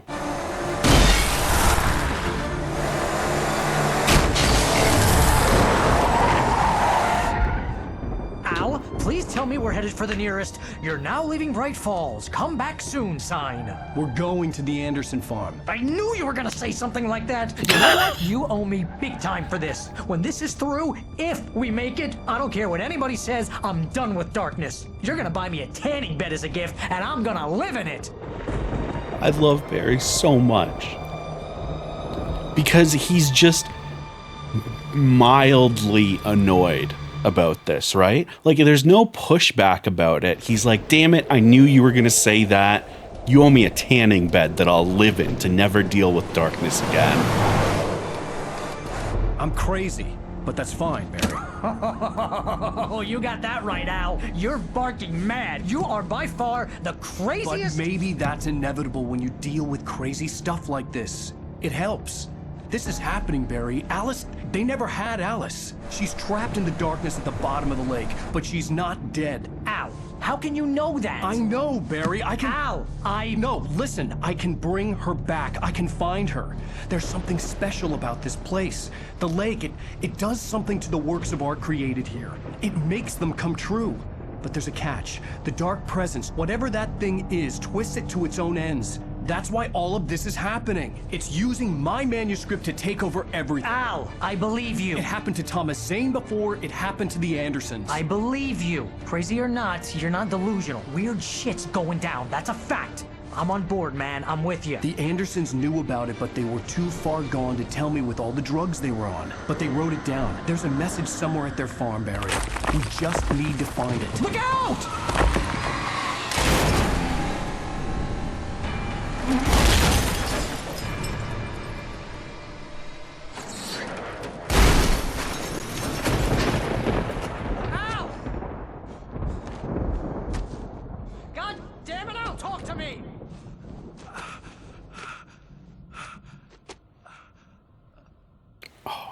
My stomach is grumbling, but we're getting really close to a good moment.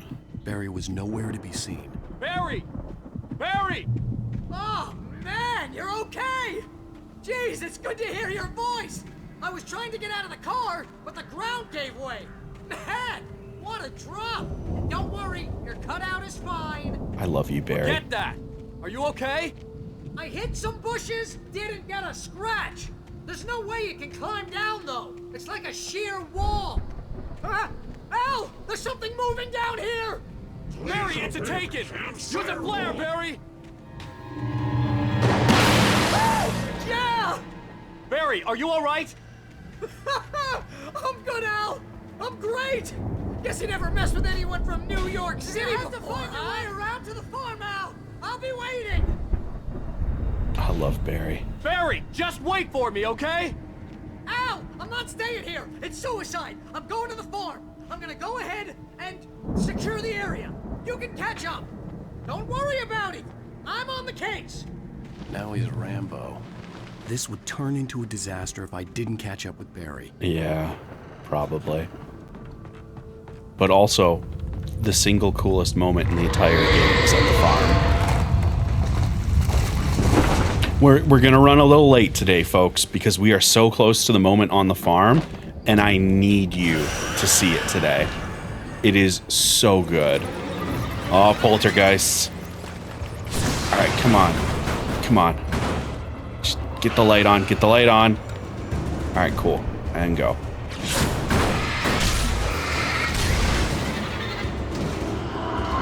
Come on, Alan. How long to farm? Enough time for a bio break? Oh yeah, I have to run ads in a moment. So let's listen to this and then we'll do ads. Farm. Walter felt relieved. Oblivion was close at hand. The brothers wouldn't miss a jar of moonshine or two in the booby hatch. But then he saw the man on the porch, and he knew who it was.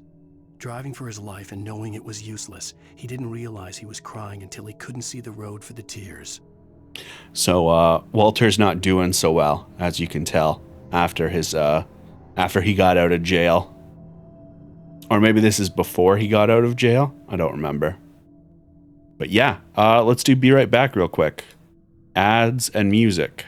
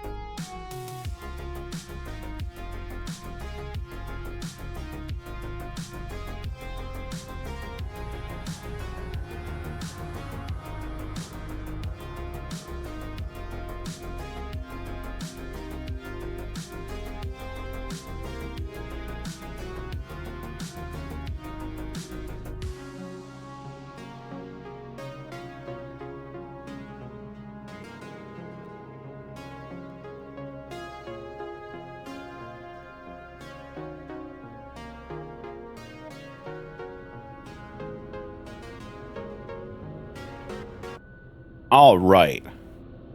So, I don't know how far away we are from the moment. But it's the best moment of the game. So, we will go as late as 8. No, not 8. 7:30. No, 8. We'll go as low as 8. 8 seems like a reasonable. That'd be 1 hour of additional stream. And it makes up for the breaks that had to be taken for grocers. Alright, not that way. Thank you. Could you do me a plate? Thanks. The food is ready, chat. I'm excited. Oh, the coffee thermos. Oh. No, barrels, please. The coffee. It needs it. There, we got it. We're good. Run, Alan, run! Please don't die. We are so close to the best moment in the game. Come on, buddy. I know you're tired, but we gotta keep going. Just a little bit more speed. Alright, you got hit in the back of the head. That's fine. That happens to everybody sometimes.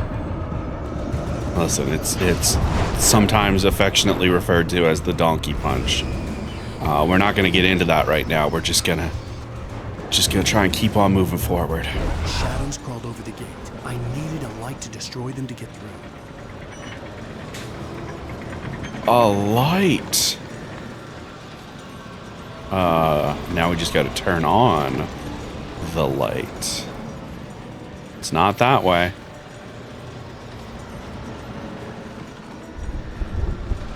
Manuscript page. Leap. Alright. God, when you start talking like that, it always gives me a jump scare. I hope there'd still be a working generator somewhere around here to power up the old lights by the gate. Discord. It's because you're much closer to your mic than normal, so it's much louder in my ear. It's a little terrifying. Alright.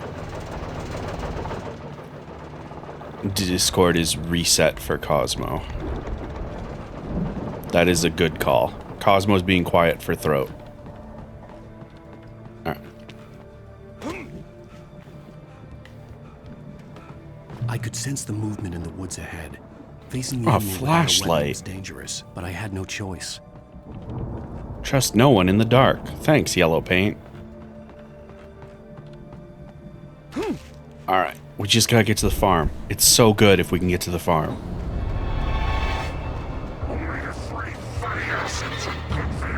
Don't talk about what's good for my heart.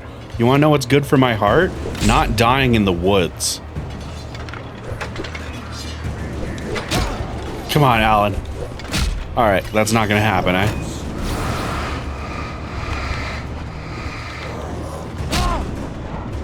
You know what? I think we should just run, Alan. I think,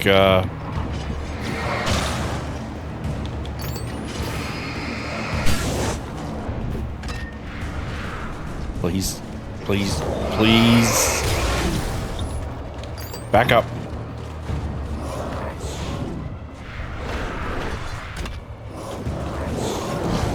Alright, I don't think I could actually get that started in time, so we're just gonna run. Just run. Oh, there's light up ahead. As long as we're not dead by the time we get there, it's fine. Hey, how's it going? Okay. Oh, God.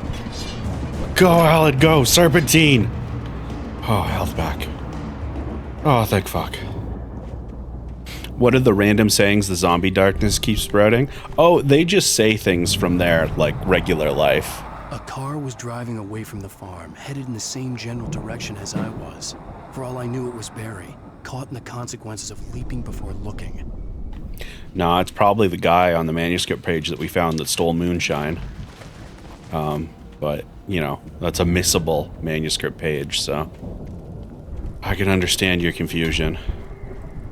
Oh, cool. We found the one camping place here that doesn't have a gun. Sick.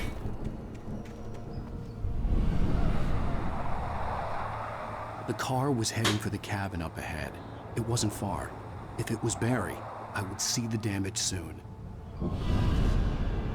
It might be Barry. Now that I recognize it's going to the cabin, that may actually be Barry. Get the fuck out of my way, fence. I got a heavy-duty flashlight, and I'm not afraid to use it. Ah, light. I'm trying to deliver each page to the right time and place. I'm trying to show you how the story goes. Oh, boy. I had seen glimpses of the light before. I had seen it in my dream. It was a strange spaceman or a diver in a bulky suit. He was the one who'd been placing the pages on my path. Manuscript page. The dark presence followed the choreography laid out to it in the manuscript, growing stronger and stronger, moving like a storm from one scene of destruction to the next. But it was still bound to follow the story and chained to the dark place it came from. When the story reached the end it longed for, it would finally be free. Oh, and we found one that we didn't, Agent Nightingale stared at the passed-out rider. The man was sleeping off one hell of a night.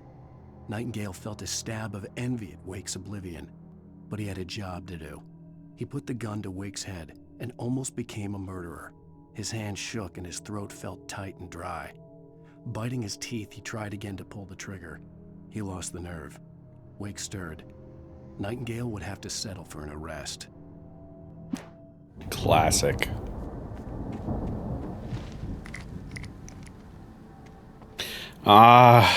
Another one of these sections, but without a gun. So cool.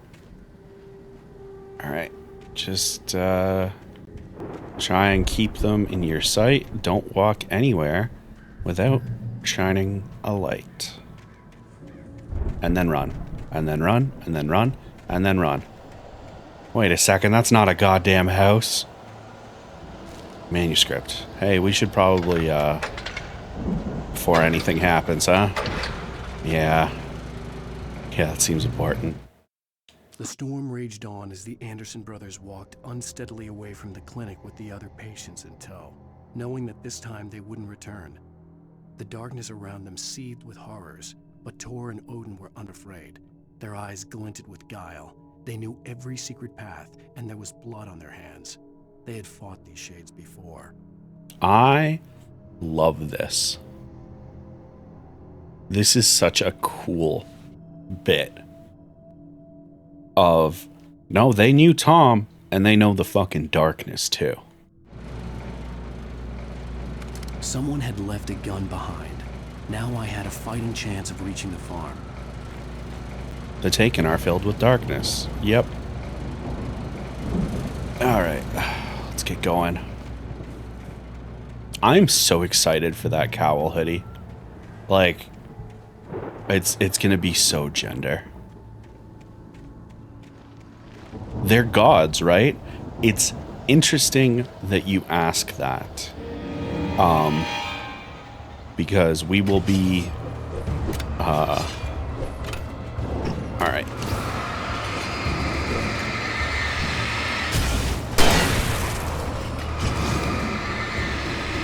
Hold on a sec.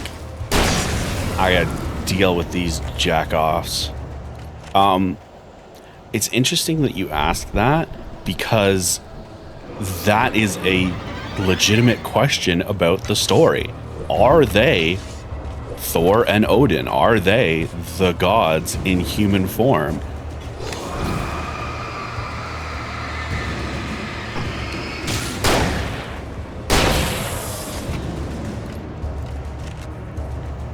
And we'll keep playing. We'll see what more there is to learn.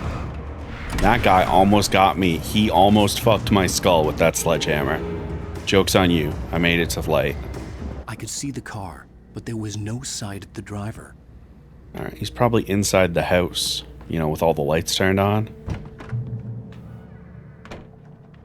Batteries. Hello? Anybody here? Barry! No! Danny, you're not! Please! are you? What are you? Ah! No! Don't! I'm sorry!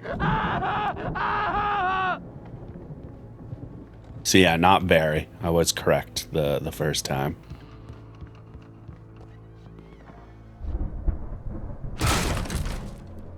So... I know you. You were in jail the other day. I went to the farm again for the moonshine, you know? It makes you see. They're not gonna miss it. They're in the loony bin. My buddy, Danny, I lost him. Something's gone wrong with him. It's not him. Like a real bad follow-up to a real good movie. The best friend's suddenly the bad guy. Who wrote this crap anyway? Yo, let's not be talking shit about the writer. I bet he's just trying his best. Oh, you're dead. Oh yeah, you're definitely dead. All right, well, peace. Oh, television. I've run through every possible course in my head. If I continue like the Dark Presence wants me to, the story I'm writing won't save Alice. It's a horror story, and it's going to kill her, and me, and everybody in this town. No one will survive. Darkness will consume everything. This is what it's wanted all along. It will be free, unstoppable. It used Alice to get to me, dangled her in front of me to keep me going. It was never going to release her. I'm going to change this. I'll escape.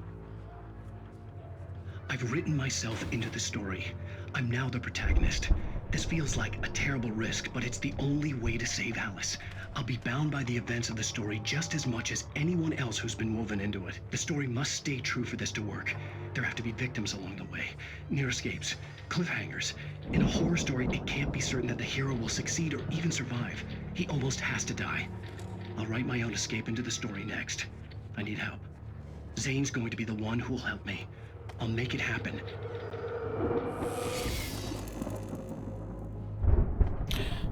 And now we start to understand why things are going the way they are, given that Alan is the writer.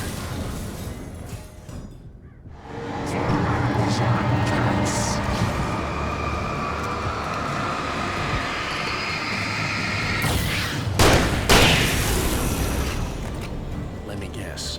Danny, huh? Sorry, Danny. The amount of foreshadowing this is staggering on a repeat playthrough. Oh, yeah. The farm was still a good distance away. I'd need a car to get there fast. Especially when you play on Nightmare and you have access to the, like, super spoilery manuscript pages. For a moment, Hartman considered strangling the idiot. Mott was mean-spirited, but easily manipulated. An emotional infant who lived for his approval. Wake, by contrast, was a far more difficult subject. Mott had given him too much leash. In 2 days, who knew what could happen? Hartman would have to find a way to rein him in, and quickly.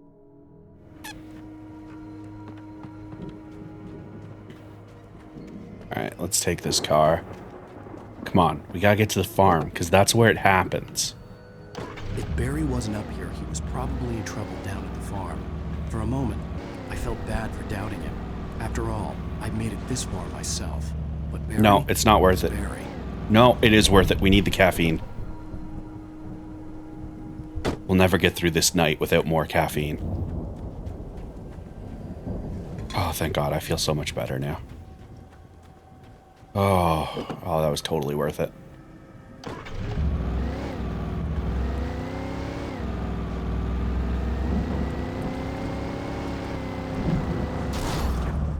All right.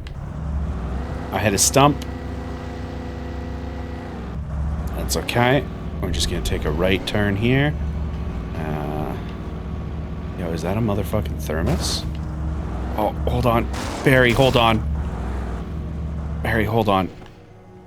I just need one more hit, bro. One more hit and I'll come save you, I swear. Okay. Alright, back in the car. Back in the car. Oh my God. Okay, back in the car. Back in the car. No more coffee. It's a trap. It's a trap to lure me out of my car. I should have known better. I love that caffeine, dog.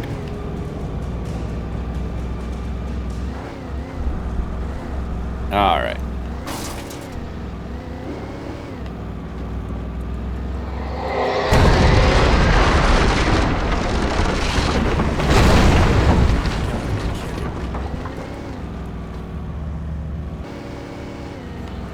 Okay.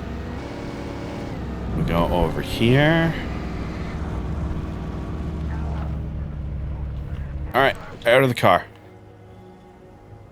A little more urgency, Alan. Come on. Back the fuck up.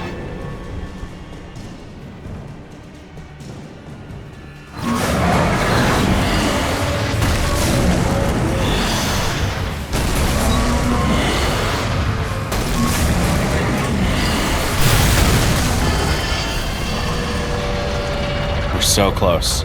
Just hold on a little longer, buddy.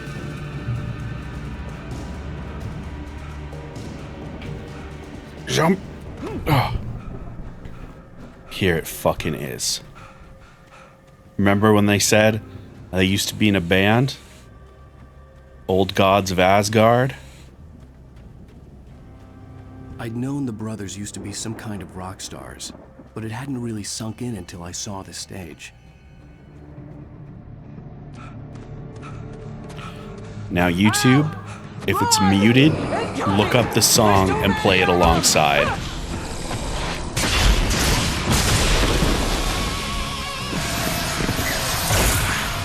God damn.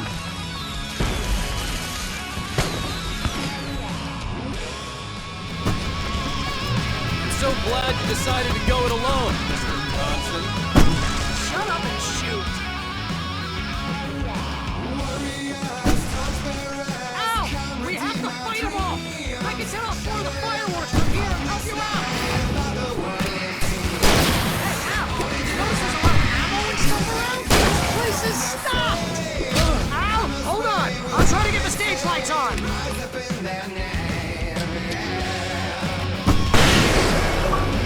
Heavy duty lantern.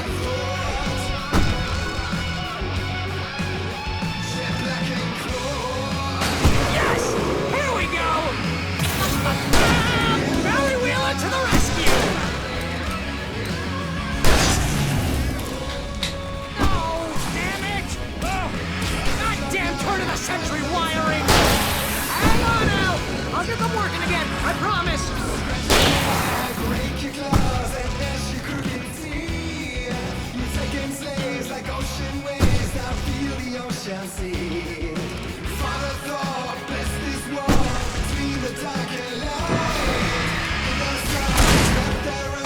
Come on, big fella.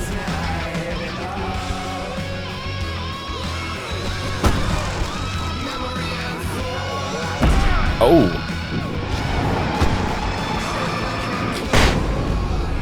Sorry about not warning on the flashbang.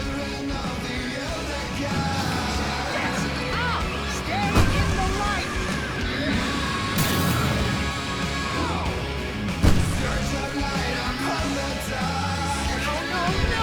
Why do you keep doing this to me? Do it for Barry, please, please, please!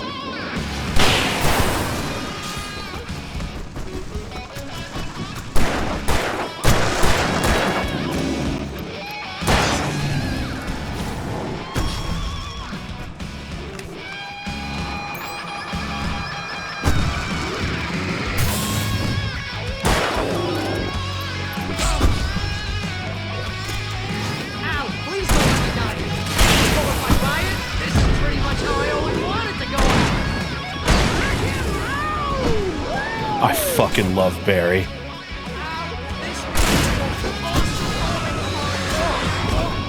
Oh no, I got stabbed in the back. I didn't realize one was behind me. Oh, I ruined the epicness. Alright, we're halfway through, thankfully. Why do you keep doing this to me? Do it for Barry, please, please, please!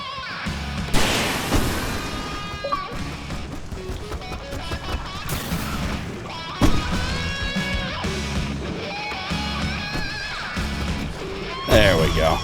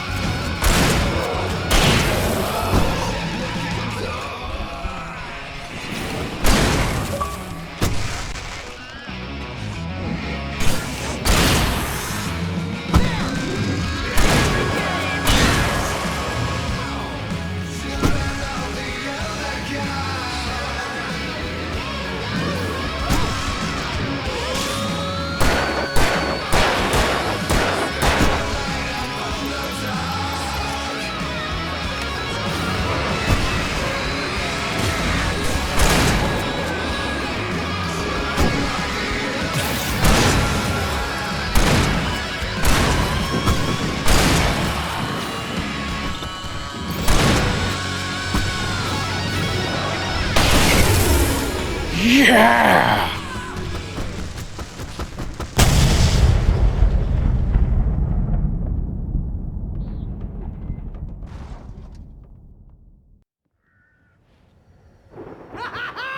That was awesome! You're goddamn right it was. Rock and roll capital of America.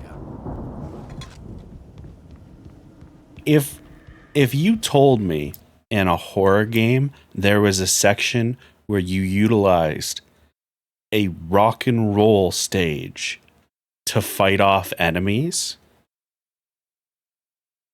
I mean, how do you react to that? I can only think of two. Hey, Al! And it's surprising that there are two.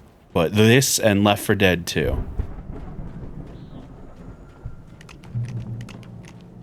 Alright, let me reload my guns just in case we're not done. I think we are. I think this is the end of the chapter.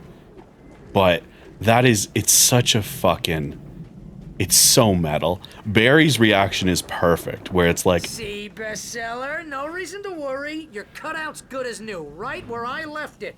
I'll come back for it once we have the place secured. Yeah, that's been my biggest worry all this time.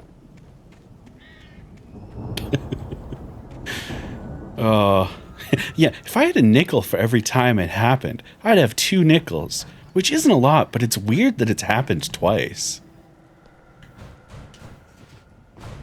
Alright. Hey, I think Alan Wake here has something to say. What's that, Al? Ooh, I'm Alan Wake. I'm always right about everything. And if I don't get my way, I'll sulk all day long. I'm always intense and moody. It makes me very attractive and mysterious. Right now, I'm just standing here because I need my best friend Barry to carry me. But that's okay. I can just take him for granted. I think I see what you did there. Yeah, it was pretty good. You want me to do my imitation of Barry Wheeler? No? Thought so.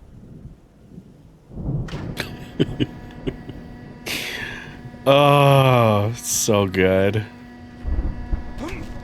Alright, let's get inside. Wow! You look at that thing, Al! They really went all out with this Viking crap, didn't they?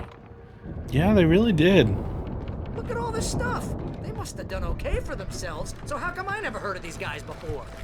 And this from the guy who learned about Ozzy Osbourne through reality TV? We all spend a third of our Night dreams in a Springs. soft embrace, somewhere between memories. fantasy and Hey, oblivion. remember when I got you that gig? But Your dreams first have a real way of writing forcing job. What got you themselves into started? waking life, Was this one of your or vice episodes? versa.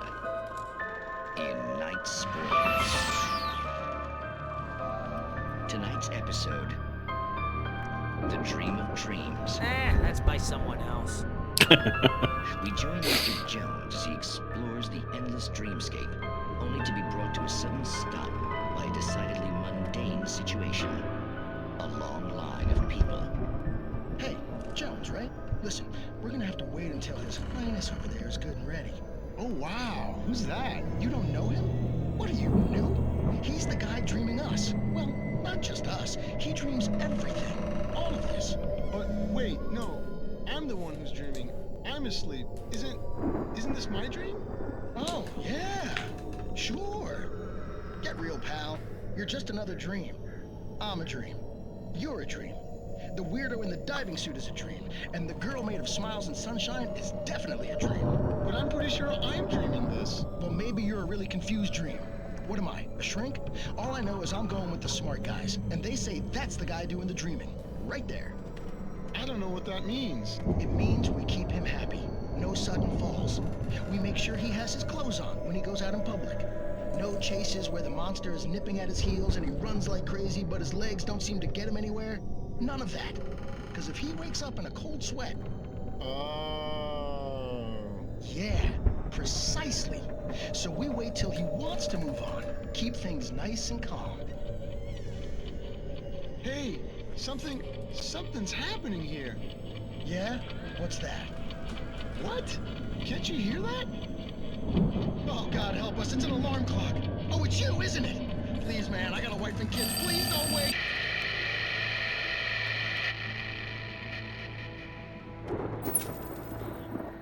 God damn. I forgot about that one. Alright, let's refresh our gear while we're here. Hunting rifle ammo, so there's probably a hunting rifle around here. Sure would love to get my hands on that before whatever fighting is left. Over here, maybe?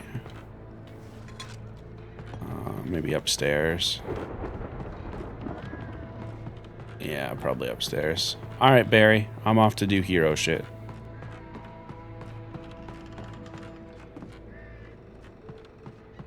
Oh. Look at that. Manuscript page.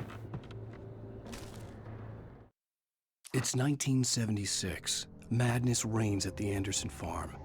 Contrary to all logic, the headiest ingredient of their moonshine is unfiltered water from Cauldron Lake. The Andersons feel like gods. Odin can't stop laughing. He contemplates cutting his eye out. Tor runs across the field, naked, shrieking, hammer in his hand, trying to catch lightning. Their songs have power. Something ancient is stirring in the depths, coming back. Interesting. The Viking boat looked imposing, almost like a battering ram. Hey, before I start turning things on, I would love my rifle. Oh, it's the Old Gods of Asgard tour. They went to places. Oh, those wacky guys.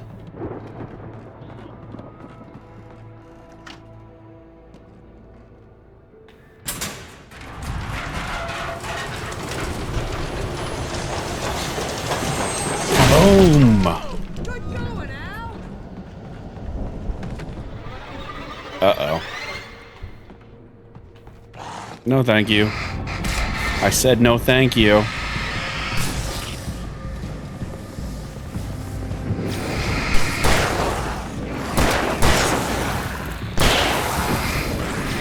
Alright, fine. We'll do it like this.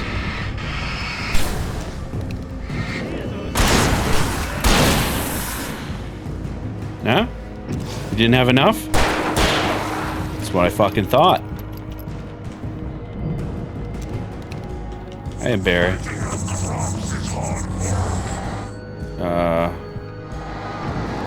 This guy seems large.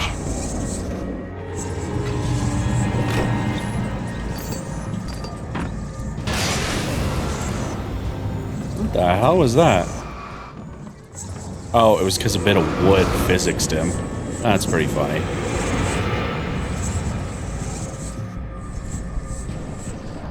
Okay, let me put myself out in the open so you can take a run at me. Or you're stuck there. Brilliant.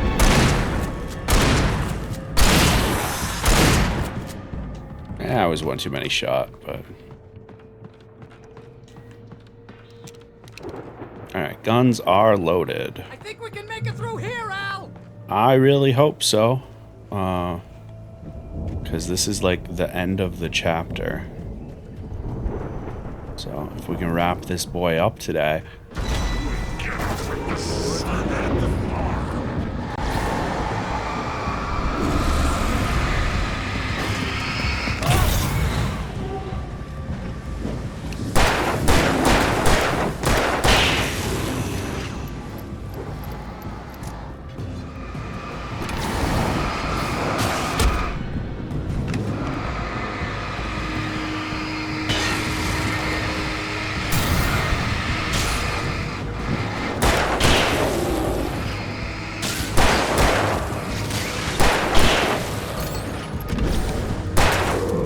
Oh, no, shotgun. Is the entire town's darkness zombies? Fun fact, I believe the vast majority of them are actually tourists. Alright, bye-bye.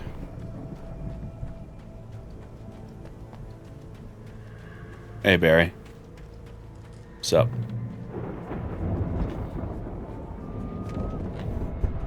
You sure you want to go in front, buddy? Sure. Cosmo requires un moment. While Cosmo needs that moment, I'm going to snack on some of this dinner. I have fries and ham stuffed chicken.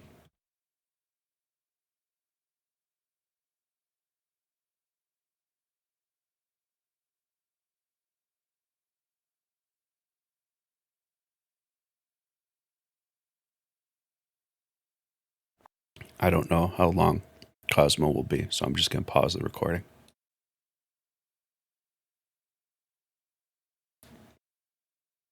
All right. And we are recording again. Good. Wow! Those geezers had quite a production going on. Ooh, you know what, Al? If we make it through this alive, I'm gonna start representing them. Yep, sell this stuff online, maybe get a reality show going, release a new single. Good luck with that, pal. Hey, you find us a way out here, okay? I'm gonna take a closer look at this stuff. Yeah, their moonshine is quite powerful. The door was barred from the other side. I'd have to find another way. Ah. There we go.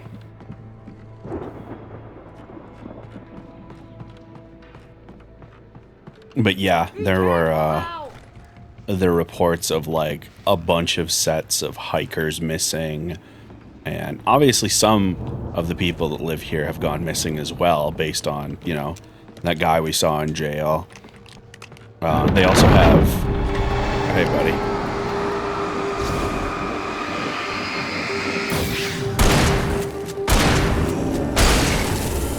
They also have Deer Fest approaching. I'm good. Keep your eyes open, okay? Which is a big event for their town, and presumably nearby towns as well. So, it would make sense if they had more people than usual, and people that wouldn't be expected to be heard from for a bit.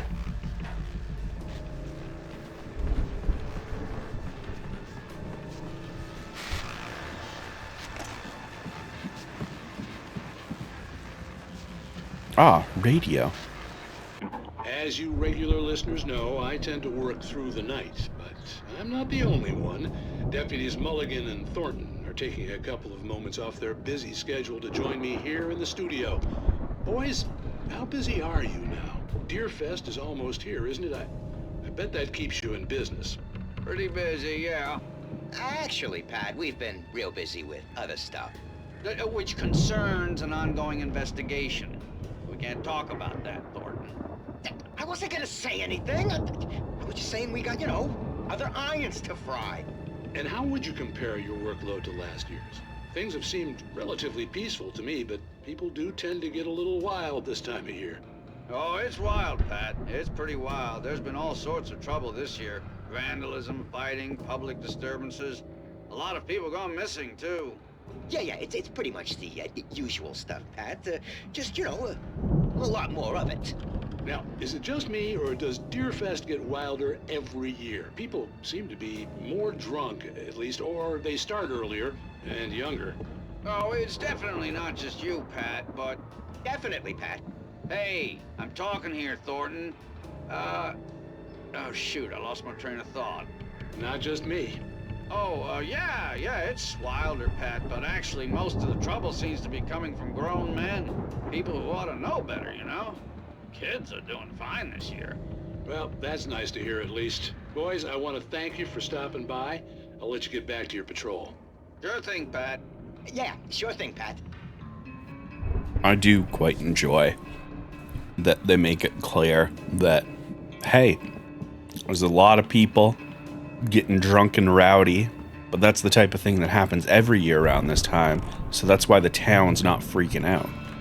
Because it's just like, oh, people are missing, but you know, people get drunk and end up in the middle of the woods and shit all the time, so it's the same as every year, just more. Absolutely brilliant. I could see the building that had to be the Andersons' home on the other side of the field. It wasn't far now. I wasn't worried about trusting the ramblings of two burned-out geriatric wrecks. They had the goods. They did have the goods. Kick.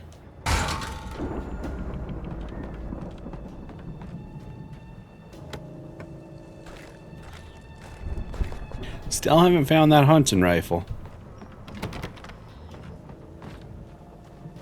Would have loved to have found that hunting rifle.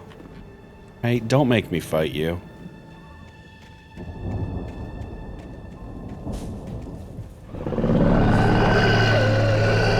What did I just fucking say?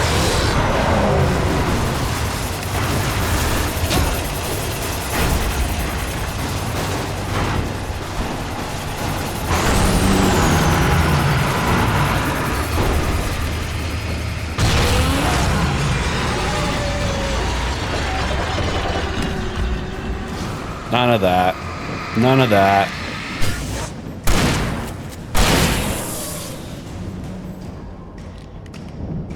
Oh, do I gotta finish dealing with y'all before I can get Barry?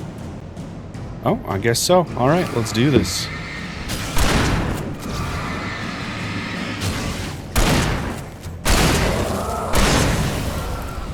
Anybody else?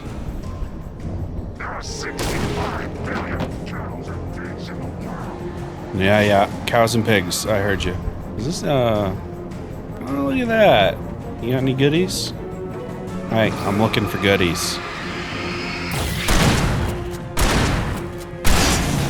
Punk. You know, I'm starting to think maybe I missed the hunting rifle.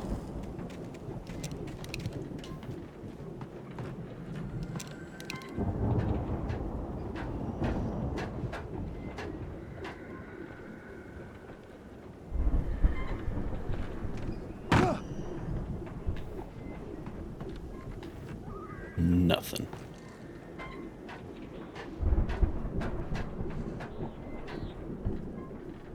Oh, yep. Hey, Barry. You, oh, that's not good for my eyes or anyone's. Okay, really? Alright, fine. I guess that one's empty. Fucking rude. Oh, here's the silo door. Excellent. Al? Is that you out there, buddy? Hey, buddy. Yeah, it's me. Hey, let's go, man. Yeah, let's just get to the house. Let's, do you have to open this for me? I think we're gonna have to work together to open this gate, Al. Looks pretty heavy. Ah. Can I... Ah. I need to attack it from opposite sides. Hey, I think that's the farm on the other side of the field. We're almost there.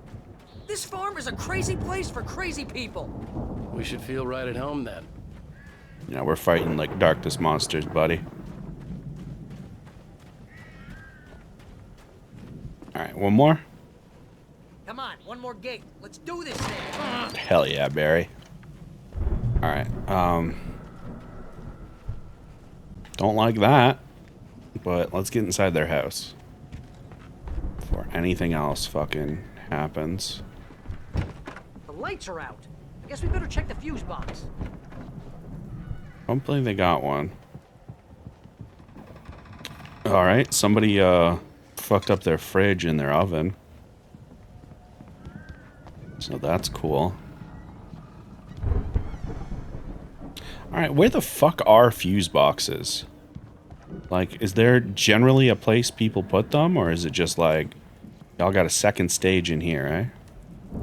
The power downstairs was out, but I was sure I could fix that at the fuse box. I gotta go in the basement, Cosmo thinks. Basement door? No, it's just a bathroom with coffee. Alright, well, maybe there's... This place looks kind of lived in. I thought the Andersons were in the booby hatch. Yeah, I don't think they keep too close an eye on them at the clinic. They seem to slip away a lot so they can get wasted. Old gods know the truth. Those guys sound awesome. I like your guitar. Come on, Al, let's get the lights on, huh? Ah, manuscript. Again, Alice's screams rang in the stillness of the night. I saw myself run toward the cabin, flashlight in my hand. I followed my past self. I was an out-of-body observer, a time traveler in a crazy drunken dream. This was the beginning. The night Alice had disappeared. The mystery of what had happened during the missing week was about to reveal itself. Ah, interesting. Fuse box. Where you at, Mr. Fuse box? Ah, fuse box.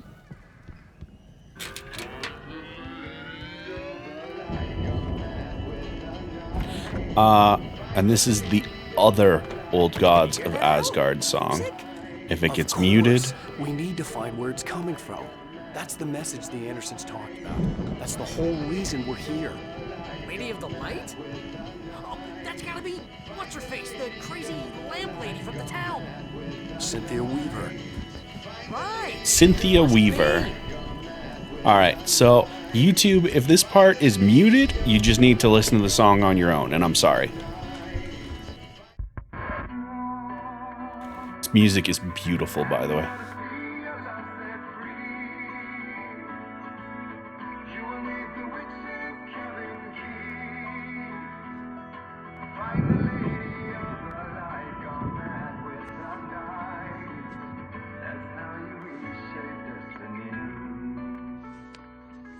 Okay. We need to find Cynthia Weaver. We'll stay here for the night and head back to town as soon as it gets light.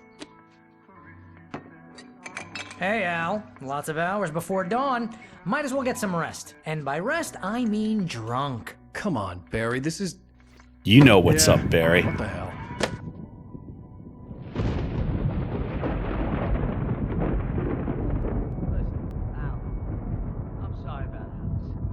Seriously, because I know we don't get along, but we're gonna find her, right? And even though you're a crazy bastard, I'm gonna stick by you, no matter what, ever, Al. Sure, like a brother. I'm a writer, goddammit. Correct.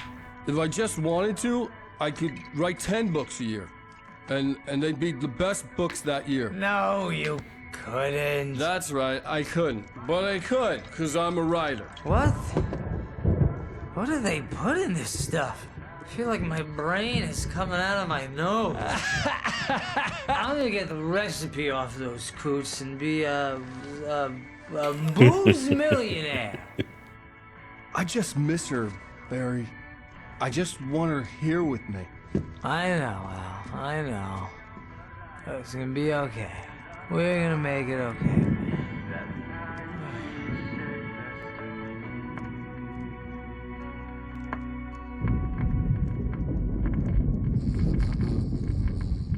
Good night, Mojo. We're going to be wrapping up in a moment anyway, because this is the end of the chapter, I believe.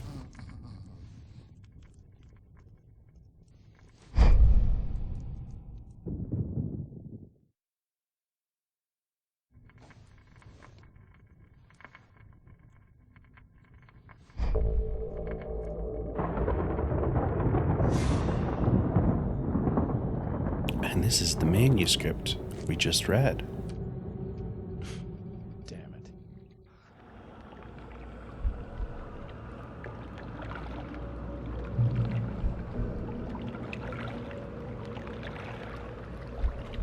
There's Alan.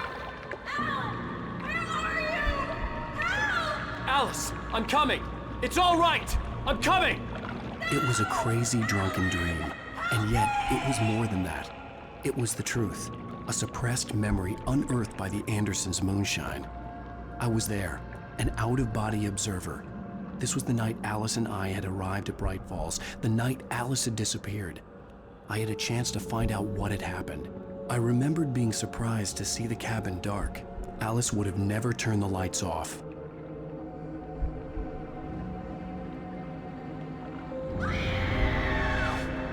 Alice? Alice!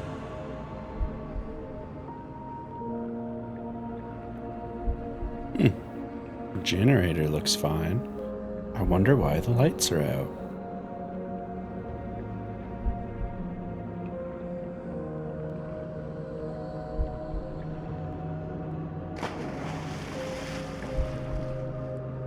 I remembered thinking I caught a glimpse of her form underwater, sinking into the darkness. Diving after her was the last vague memory I had of that night. After that, the next thing I could remember was waking up behind the wheel of the crash car and finding the first pages of the manuscript.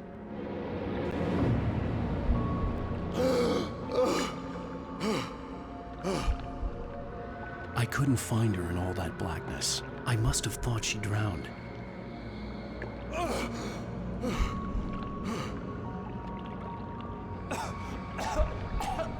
Alice! Jagger had Alice, and so she had me. Alice!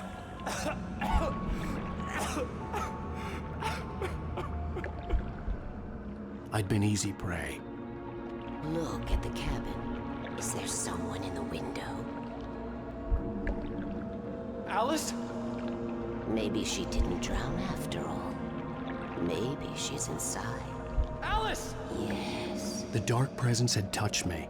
She had dug her nails into my brain and used me, made me her puppet.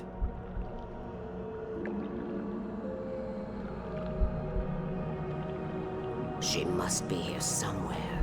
Maybe upstairs in the study. Alice! Yes, that's where she is. You can apologize. Alice! You'll laugh at the whole thing together and put it behind you. Alice? She's not here. You were foolish to think so. No, she's dead. She drowned. No, no, no! It's your fault your wife is dead. You are guilty. All she wanted was to help you right. You killed her. Oh, hush. There's still hope. Cauldron Lake is a special place. Here, you have the power to change things. She wanted you to write. I will tell you what to do.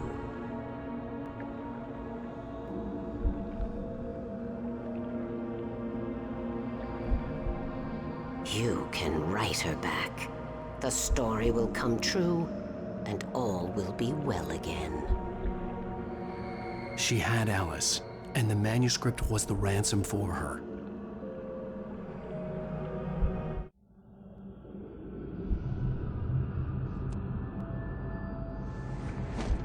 Yes.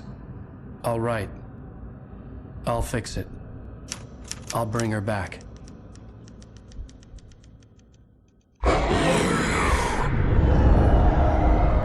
Uh-oh. No. I wrote it. I remembered it all now. In the dark, I'd written for days, a week, almost a complete manuscript of a novel entitled Departure. Jagger had been my editor, whispering in my ear, making sure that the unfolding story would make her more and more powerful. I thought I was saving Alice.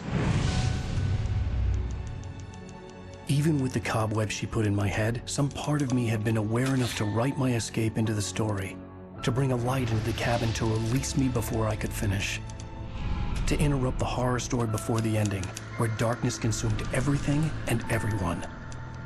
Zane was weak and far away, but I had written him into the story, and his light had been enough to set me free.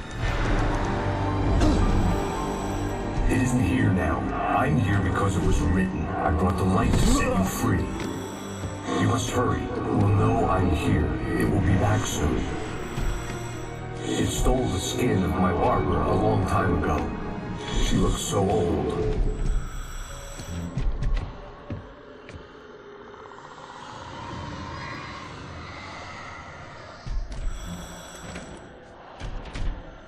I had woken up, confused and groggy, my mind consumed by darkness and fear. All I could do was to escape.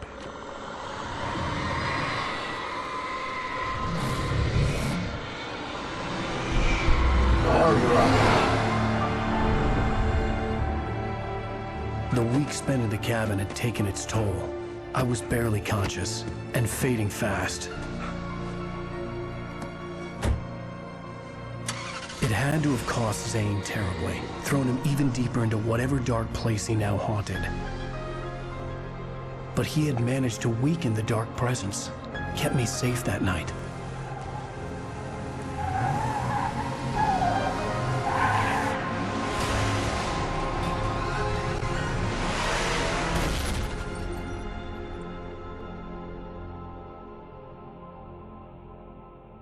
I wrote it.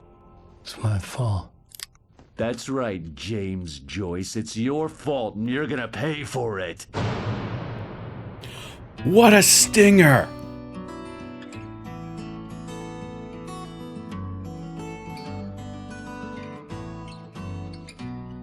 And that's where we're going to wrap up today.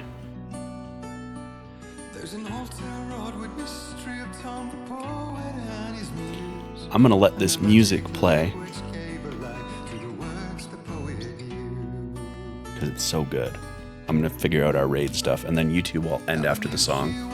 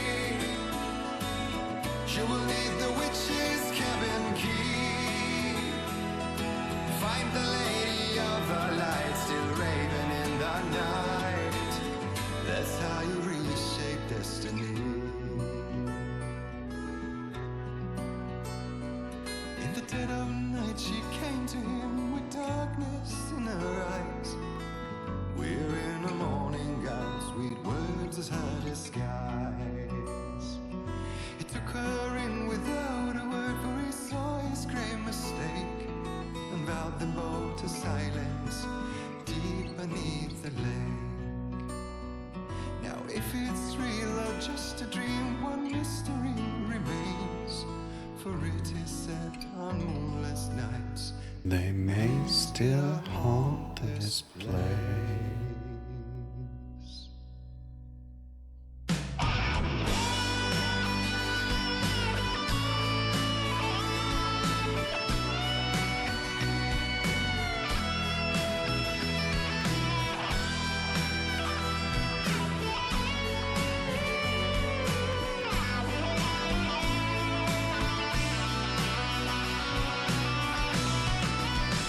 All right. Previously on Alan Wake. We're not doing that. We're going under the influence. Let me Wait, here, I'll go over here for a moment. Actually, YouTube, we're gonna wrap it up there. Today's question is, do you listen to Nordic folk music? And if you do, what's your favorite song, album, band, whatever? I'm kind of just going for it with the question today. Okay, bye.